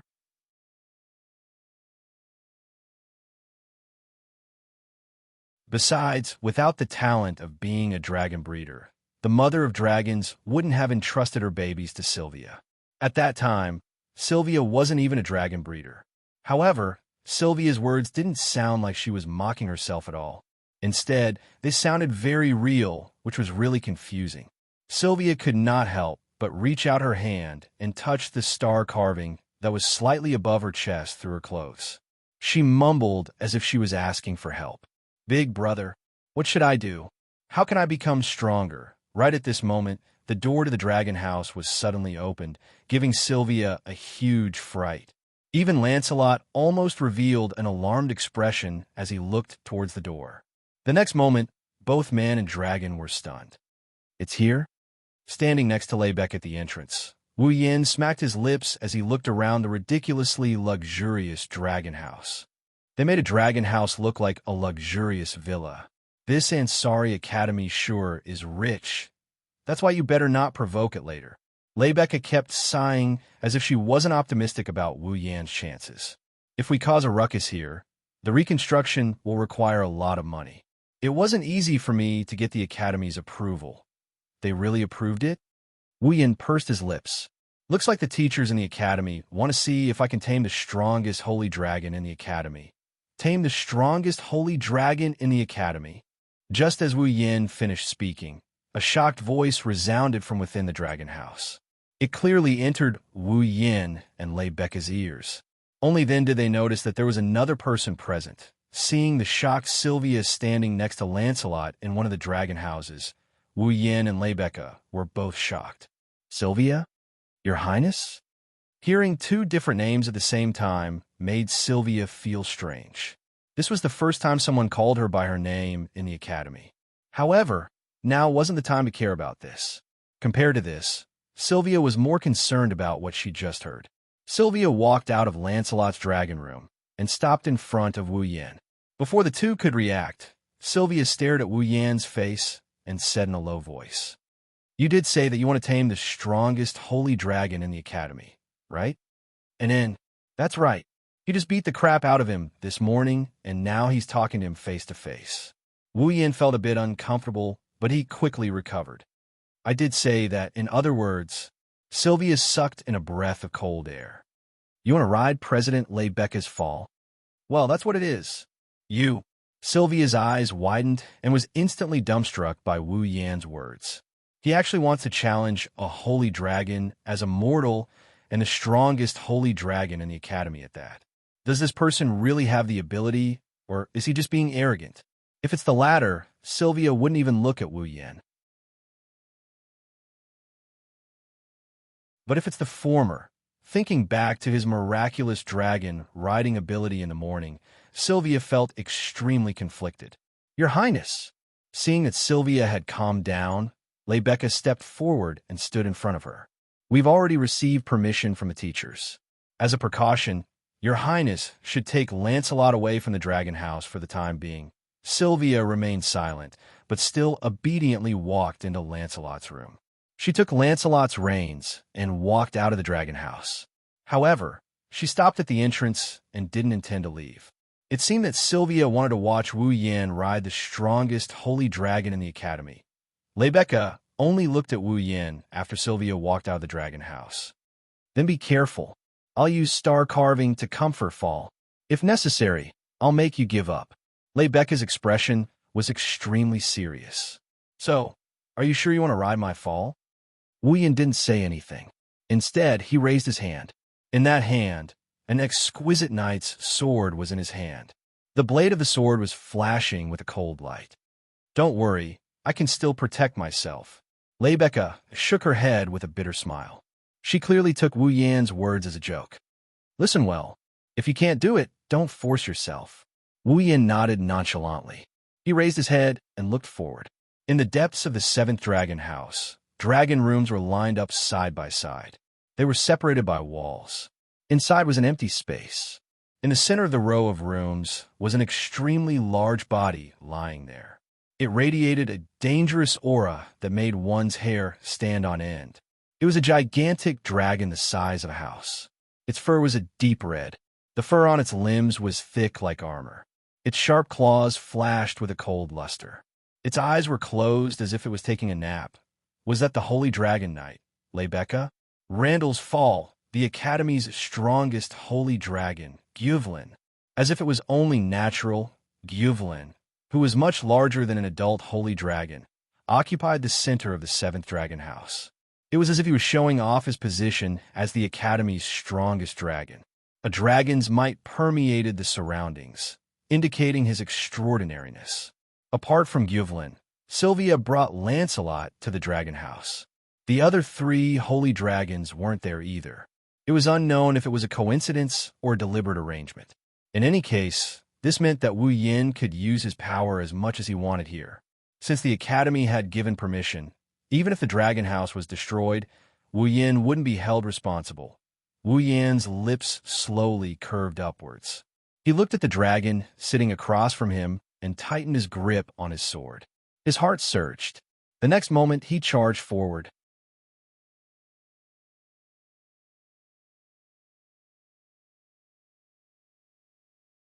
Chapter 1284. President Lei Becca. Outside the seventh dragon house, Lebecca had her eyes closed. She was focusing her consciousness on her star carving. She was releasing comforting emotions to the star carving in an attempt to get Guffrin to accept Wu Yan. However, Sylvia suddenly spoke. "Do you think he can do it?" The words sounded rather strange at first, but Lebecca knew what Sylvia was referring to. She didn't open her eyes, but continued to soothe star carving as she answered. "To be honest, I don't know either." "You don't know?" Not only did Sylvia not show any confusion, she even became serious. "President, do you mean he has a chance of succeeding?" "He is a mysterious and unfathomable person." Lebecca did not answer Sylvia's question directly. Instead, she said this sentence. "Fall isn't by his side, and his identity is unknown. Yet he has Yasha. Blake also has the ability to ride other dragons and can make a dragon kneel down in front of him with just a shout. Coupled with that incomparably magical dragon riding skill and some mysterious phenomena surrounding him. No matter which point it is, it all indicates that he is not an ordinary person." As though she was talking to herself, Lebecca's red lips parted slightly as she conversed with Sylvia. She didn't know that she had already self-destructed. She had been paying close attention to Wu Yan's affairs. After all, the matter of making a dragon kneel down with just a shout hasn't been widely circulated in the academy yet. Most of the students were so engrossed in his dragon riding skill that they forgot that Wu Yan once made a dragon kneel down with just a shout. This also proves that Lebecca has been keeping an eye on Wu Yan all this time. However, Sylvia clearly didn't notice this and looked at Lebecca with a puzzled expression. "But isn't he President Lebecca's guard? Why does it sound like the president has just met him?" "I have indeed just met him." Sylvia was stunned. "Well," Lebecca opened her eyes and smiled at Sylvia. "Your Highness, just think of it as me taking a fancy to him and recruiting him as my guard." All of a sudden, Rebecca's face froze and her expression changed drastically. "Not good." Sylvia was shocked. She didn't have time to react. A loud explosion came from the 7th dragon house ahead. Bang! The deafening explosion caused the ground to tremble slightly and set off a gust of wind. Lebecca and Sylvia abruptly raised their heads to look in the direction of the 7th dragon house. Then, they saw it. They didn't know when it happened. The top of the 7th dragon house was blasted open, revealing a rather large hole. In the dragon house, a red shadow shot up into the sky at an extremely fast speed. It shot into the air and stopped in midair, revealing the silhouette of the red silhouette. Red fur, a huge body, muscles as thick as a suit of armor. It was Guffrin. Above Guffrin's head, in the middle of the dragon horns, was Wu Yan with his sword in hand. He looked like a dragon-slaying knight.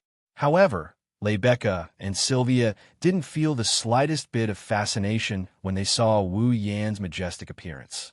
Instead, they looked anxious. "Guffrin!" Lebecca took a step forward and shouted. "Calm down! Roland? Randall, what are you doing?" Sylvia couldn't help but shout. "Get out of Guffrin's way." Wu Yan looked at Lebecca and Sylvia when he heard the two girls. His lips curled into a grin that only he himself could see. He looked at Guffrin with lightning speed, and he closed his eyes. He started connecting with Guffrin through his consciousness as a rider. However, if a rider wanted to connect with a dragon's consciousness, the dragon had to open its heart to the rider. Otherwise, it would be impossible. Last time, Bridget felt that Wu Yan was suppressing him in terms of life force. He was only an earth dragon and a young one at that. He couldn't resist this suppression in the slightest. So he simply followed Wu Yan's wishes and accepted Wu Yan. This time, however, was different. Not only was Guffrin a holy dragon, but he was also a fully matured holy dragon. His growth rate was even higher than that of an adult holy dragon. He was also the strongest existence in the Ansari Kingdom's Dragon Riding Academy. Even if a primogenitor like Wu Yan could suppress him in terms of life force, he still had the ability to resist. Thus, Guffrin could accept Wu Yan. The condition was that Wu Yan had to gain Guffrin's approval. This was the respect Guffrin had for an existence that suppressed him in terms of life force. At the same time, it was the dignity of a holy dragon. Without gaining his approval, he wouldn't be able to lower his head. That was Guffrin's intention. Roar. Raising his head, Guffrin let out an earth-shattering roar. His voice turned into sound waves that swept through the area like a storm. Whistling sounds instantly enveloped the entire area. Not good. Lebecca's expression was completely unsightly. Guffrin is getting serious. So this is the strongest holy dragon in the academy? Sylvia raised her hands to block the incoming sound waves. She forcefully supported her body that was about to be blown away and pulled on Lancelot's reins. She looked at Guffrin in shock. So strong. A young Lancelot can't compare to him at all. Sylvia looked at Wu Yin, who was still standing on Guffrin's head. His dragon robes fluttered in the wind, but his posture remained upright. She couldn't help but feel a bit nervous. Can he tame Guffrin? Roar, roar. With another roar, Guffrin moved. The mountain-like body soared into the sky, accompanied by a loud sonic boom. It turned into a flash of red lightning, flashing back and forth in the sky, moving up and down and pacing back and forth. Whoosh, his extreme speed caused a sharp sound that reverberated through the air. On the ground, Lebecca and Sylvia couldn't even see Guffrin's true body. Their expressions changed again and again. Flying at such a terrifying speed, even if another dragon was holding on to him, he would still be flung away. However, the two of them didn't see Wu Yin being flung away by Guffrin. Instead, they saw him standing steadily on Guffrin's head, completely unaffected. This shocked both Lebecca and Sylvia greatly. As long as they could hear the sharp sound of air breaking, the two of them could tell what kind of speed Gufuline was flying at. Under such a powerful centrifugal force, let alone consciousness, even his organs might be flung out of his mouth. Under such circumstances, Wu Yin was still able to stand steadily on Guffrin's head. It was a miracle.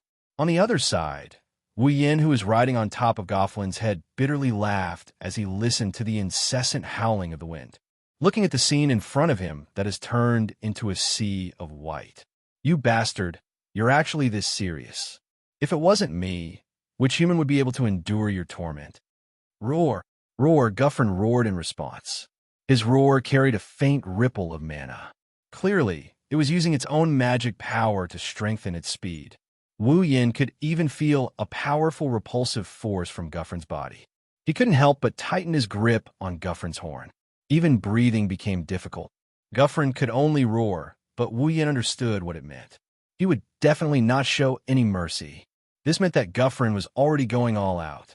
When Guffrin went all out, he was already at the 8th rank.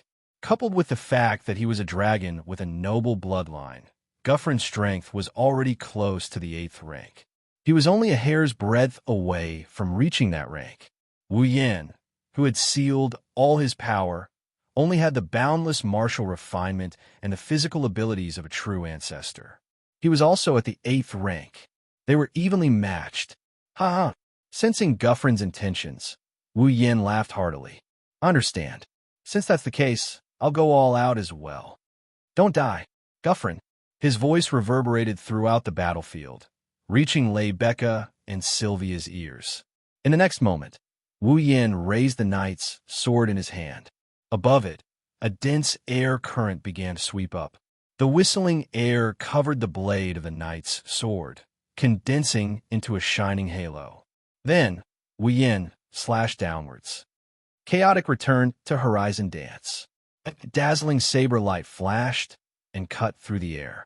It was as if a saber had descended from the sky and landed on Gu Fulin's body. Boom! A blinding light exploded in the sky.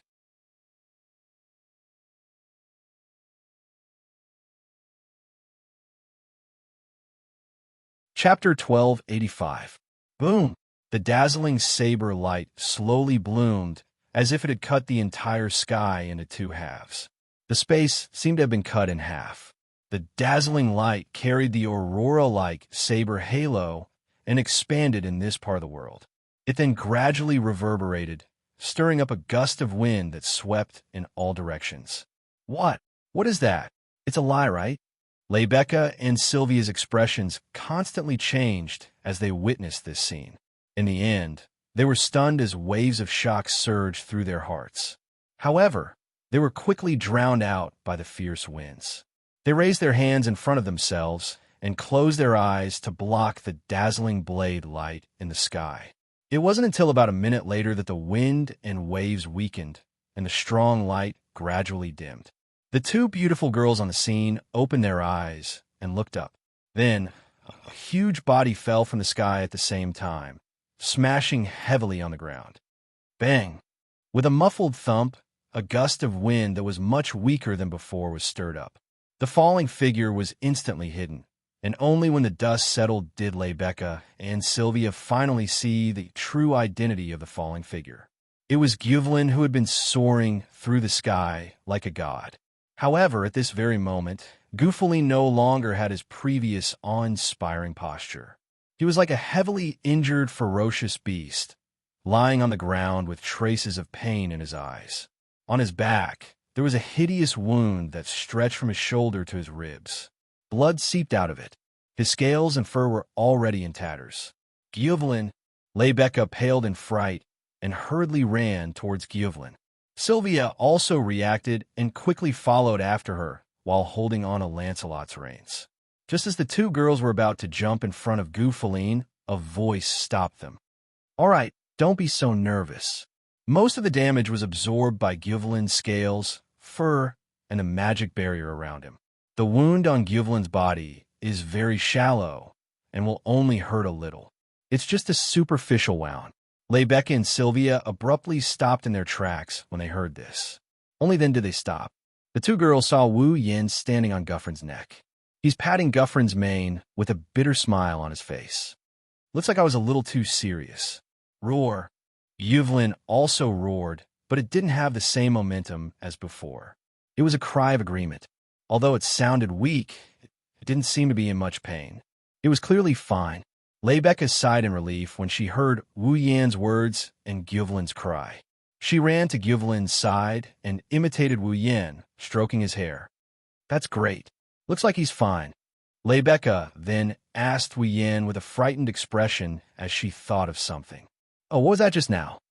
"Just now? It's the saber light that struck Guffrin down."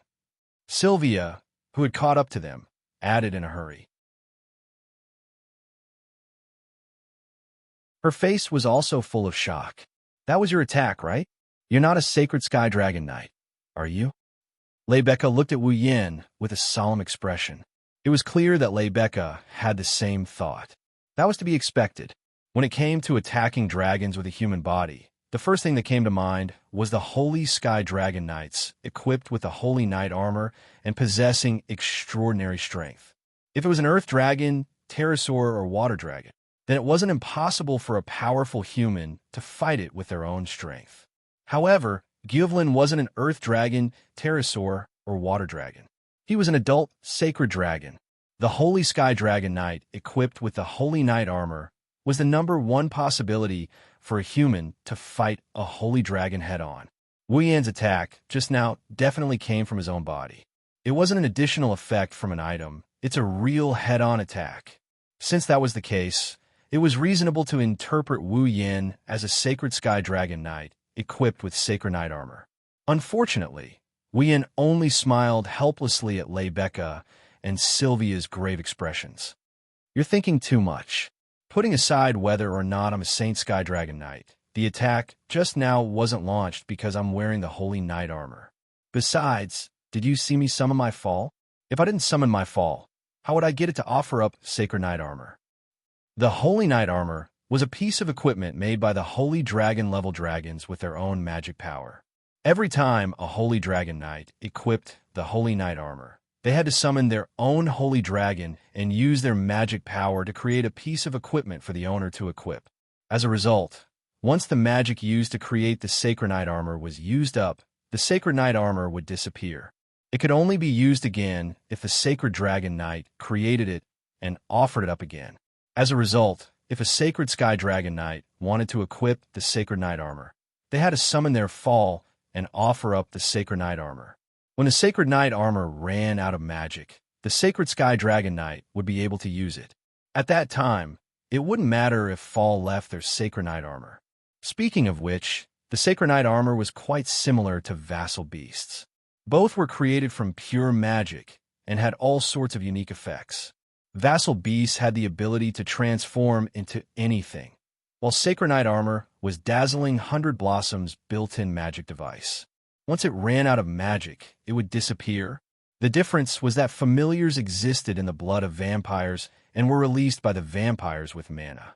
The Holy Knight armor, on the other hand, existed in Fall's body. If one wanted to equip it, Fall would have to pay mana to construct it before they could successfully equip it. However, if a Sacred Knight armor wanted to equip it, he had to summon Fall first. This was something that couldn't be changed. He didn't equip the Sacred Knight armor? Rebecca was bewildered. If he didn't equip the Sacred Knight armor, then what was that attack just now? That was just a sword skill. Sword skill? Rebecca and Sylvia were stunned. Vibrate the sword at a certain frequency and cause the surrounding air to vibrate. Then, use the vibrating air to form a shockwave and compress it into a slash. That's how it works. As he spoke, Wu Yin shook the sword in his hand. Instantly, strands of dense air swirled around the sword and enveloped it, forming a halo around it that made the sword shine brightly. It's called Chaotic Return to Horizon Dance. It's a pure sword skill that focuses on destructive and offensive power. Wu Yin looked at the stunned Rebecca and Sylvia and laughed. If you want to learn, I can teach you too. Rebecca and Sylvia immediately looked at each other, and then Rebecca laughed bitterly. After the miraculous dragon ride skill, you showed off such a terrifying sword skill. Are you even human? So strong. Sylvia's face was filled with shock. Can I still win against him? Ma, let's put that aside for now. Wu Yin felt like he overdid it when he saw the two girls' expressions. He rubbed his nose and patted Goflin's neck as if he was trying to change the topic. Let me tell you some good news. Guffrin has acknowledged me. I can ride Guffrin from now on. Rebecca and Sylvia recalled that Wu Yin came here to tame Guffrin. Acknowledged? Rebecca looked at her, full in shock. Really? Wu, you? Gufflin whimpered. It rubbed its head against Wu Yan's body in a very obedient manner, proving Wu Yan's words to be true. He really did tame it. Sylvia's expression was complicated. Well, I've finally achieved my goal. Wu Yan looked at Rebecca, Sylvia, Guffrin, and Lancelot with a smile. Thank you for accompanying me. How about this? I'll cook a meal for everyone. Cook. Rebecca and Sylvia were stunned again.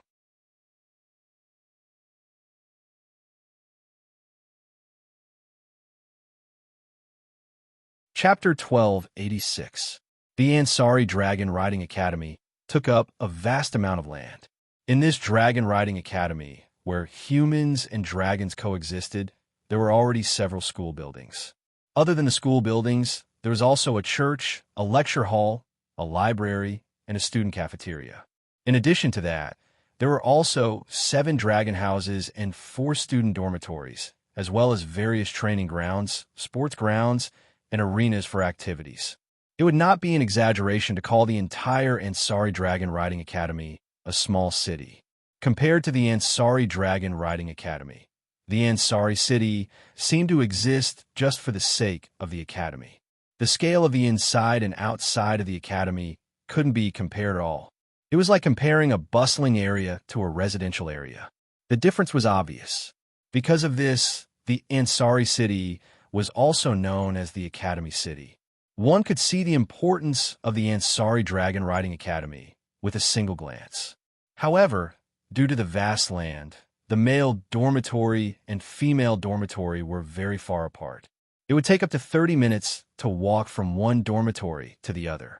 At this time, Wu Yin, Rebecca, and Sylvia were in another dormitory building extremely far away from the male dormitory of the advanced course class, Apollo Dormitory. The female dormitory of the advanced course class, Epona Dormitory. To be precise, it should be the top floor of Epona Dormitory, the royal room. This was a royal room specifically for Sylvia, the fourth princess of the Lorraine Kingdom of Knights. Not only was the activity space not inferior to the suites of five-star hotels, it was also extremely luxurious. It wouldn't be an exaggeration to say that it was dazzling. Other than that, there were also facilities that normal dormitories didn't have. There was a living room with a fireplace, a dining room for eating, a study room for studying, a bedroom for living, a bathroom for bathing, a kitchen for cooking, etc. There were all sorts of room facilities. It couldn't be compared to the dormitories of normal students. It was more like a high-class dormitory. It didn't have the feel of a dormitory at all. Wu Yin didn't know if the room of the principal of the Ansari Dragon Riding Academy was as luxurious as this, but this was the first time he saw a dormitory that could be called wasteful. Even the girls' dormitories of Tokuwadai Middle School weren't as luxurious as this. Of course, Wu Yin wouldn't be surprised if it was just the luxurious room. After all, Sylvia was still a princess. Living in a better place wasn't a big deal. Most importantly, the moment Wu Yin entered the room, he saw something truly luxurious. She was wearing a dark blue pleated dress with lace, and a white scarf-like floral ornament started from her shoulders and went through her chest. It was pulled all the way down to her abdomen and wrapped around it like an apron. Paired with the blue dress, it was monotonous yet irresistible. There was also a headdress on her head, and the color was also monotonous white. It was a maid outfit, and the one wearing the maid's uniform. It was a young girl with short purple hair and purple pupils. She was extremely cute and playful. Wu Yin blinked and looked at the cute little maid standing in front of him with a smile on her face. Then he turned his head and looked at Sylvia. "She's not your maid, is she?" "She's a maid, not a maid." Sylvia frowned. She glared at Wu Yin. "Is there something you're not happy about?" No, of course not." Wu Yin shook his head. He looked at the little maid who was standing there like a doll, and he laughed. "She's not like you. She's quite cute." "What did you say?" Sylvia's eyes widened. She couldn't believe Wu Yin would say something like that. Lebecca covered her mouth and snickered. The little maid who had been pretending to be a doll also snickered and lifted the corner of her skirt. She bowed to Wu Yin. "Thank you for the compliment. I am Cosette Shirley." "Shirley." The maid who called herself Cosette tilted her head and pursed her lips into a smile. "You must be Lord Lune, right? I've heard so much about you." "My name." Wu Yin stroked his chin and glanced at Sylvia.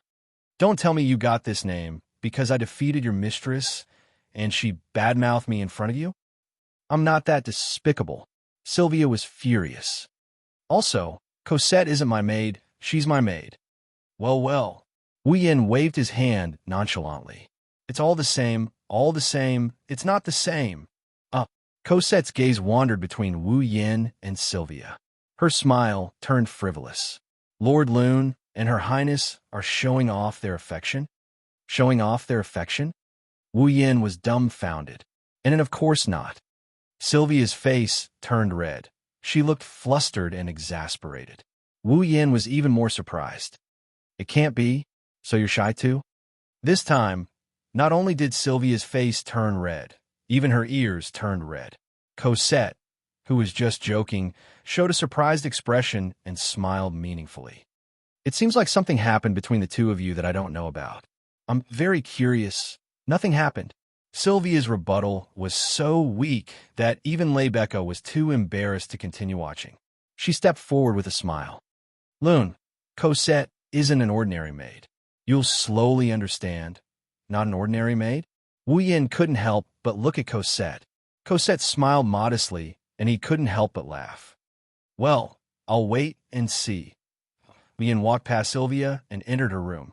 Sylvia panicked for no reason as she chased after Wu Yin with a red face. "As a knight, how dare you be so rude as to wander around someone else's room?" "Can't I wander around?" Wu Yin looked back at Sylvia innocently and shrugged helplessly.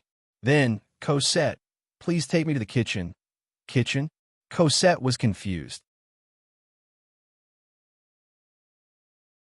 She didn't understand why Wu Yin went to the kitchen, but she quickly put on a smile. "Understood, Lord Lune. This way, please." "Thank you, Cosette. You're welcome. Don't order other people's maids around." Sylvia shouted. Also, Cosette, don't be so obedient. Unfortunately, not only did Wu Yin ignore Sylvia's words, her maid also ignored her. She stood there in a daze and looked at Wu Yin and Cosette, who were talking and laughing as they walked into the kitchen.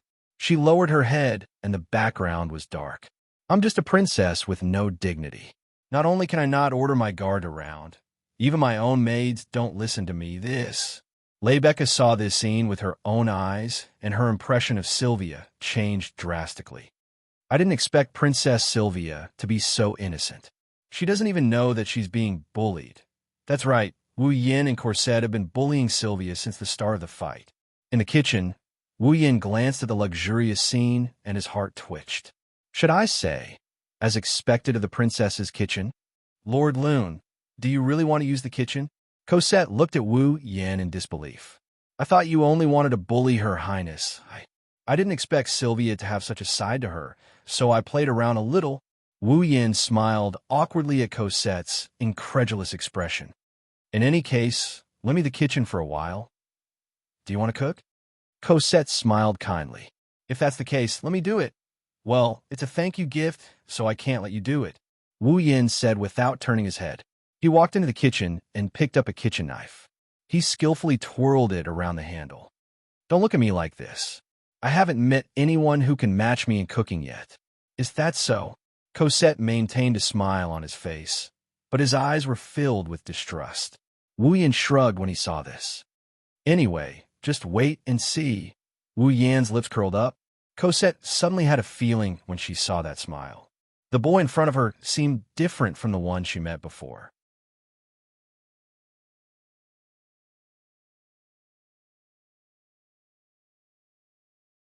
Chapter 12, 87. Ansari Dragon Riding Academy, Epona Lodge, Royal Family Room. Rebecca, Sylvia, and Cosette sat on both sides of the table and looked at the steaming and fragrant dishes on the table. Their eyes were filled with astonishment. Sylvia swallowed her saliva with difficulty as she looked at the dishes on the table that looked like works of art. She looked at Wu Yin, who was standing at the side with plates of food in his hands, and asked with uncertainty, You made all of this yourself? This. Rebecca was also surprised. Isn't this a little too beautiful?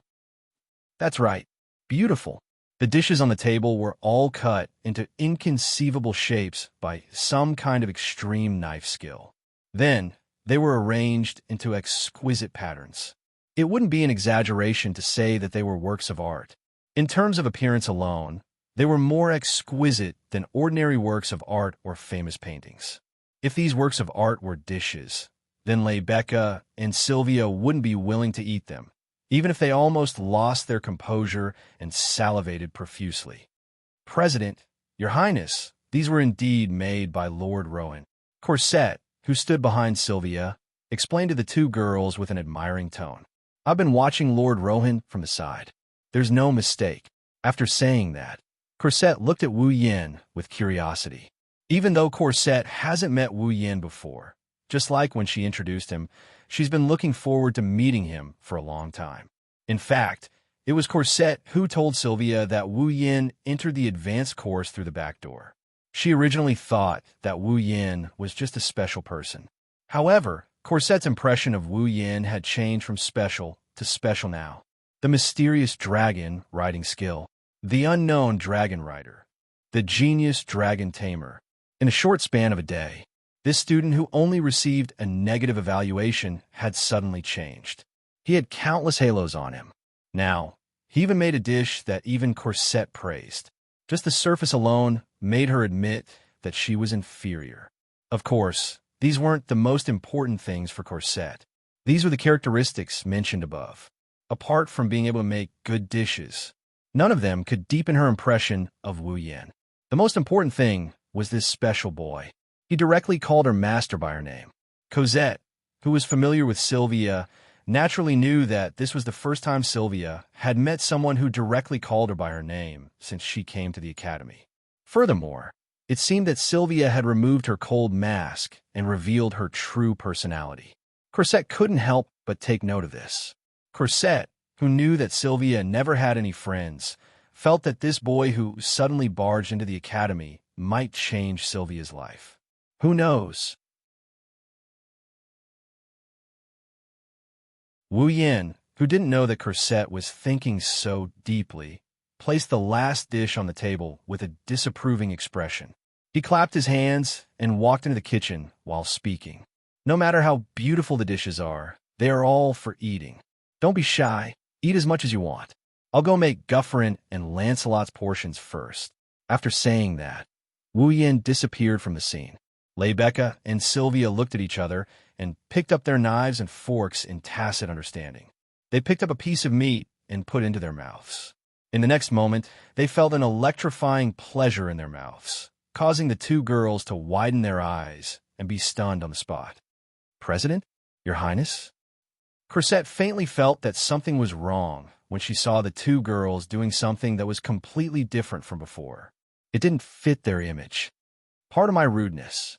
Cosette picked up the cutlery and forked the meat that Rebecca and Sylvia had just eaten. After taking a small bite, Cosette finally understood why his master and the perfect president of the student council was in such a state. So delicious. Cosette blurted out from the bottom of her heart without even thinking about it. She recalled the arrogant declaration that Wu Yin made in the kitchen and now believed it. In this world, there shouldn't be anyone who could compare to him in terms of cooking. As a maid of the princess, Wu Yan's cooking is the most delicious dish she has ever tasted. She has tasted a lot of delicacies since she was a child. She can also make excellent dishes herself. Wu Yan's cooking is the most delicious dish she has ever tasted. When they came back to their senses, the three girls exchanged glances. Then Rebecca and Sylvia began to eat silently. Their movements were still graceful, but their speed was unbelievably fast. Beside her, Cosette also quietly went against her principle of waiting for Sylvia to finish her meal and secretly left some food for herself. Phew! Even with their graceful movements, Rebecca and Sylvia couldn't hide the contorted expressions on their faces. Wu Yin, who had just bribed Gufflin and Lancelot with food, had a hard time breaking free from their entanglements. Wu Yin couldn't help but feel embarrassed. Although I'm very confident in my cooking, I didn't think that the perfect president of the student council and the fourth princess would become like this just because of a meal. What a surprise. Rebecca and Sylvia blushed when they heard Wu Yan's teasing words. They coughed dryly and turned their heads away, pretending like they didn't hear anything. Wu Yan couldn't help but ridicule them for it. Forget it. Wu Yan pursed his lips and he sat in front of Rebecca and Sylvia. He poured them a cup of black tea he just brewed. Have some black tea. It'll make you feel better. Rebecca and Sylvia resentfully looked at the black tea. They reached out and picked up the cup.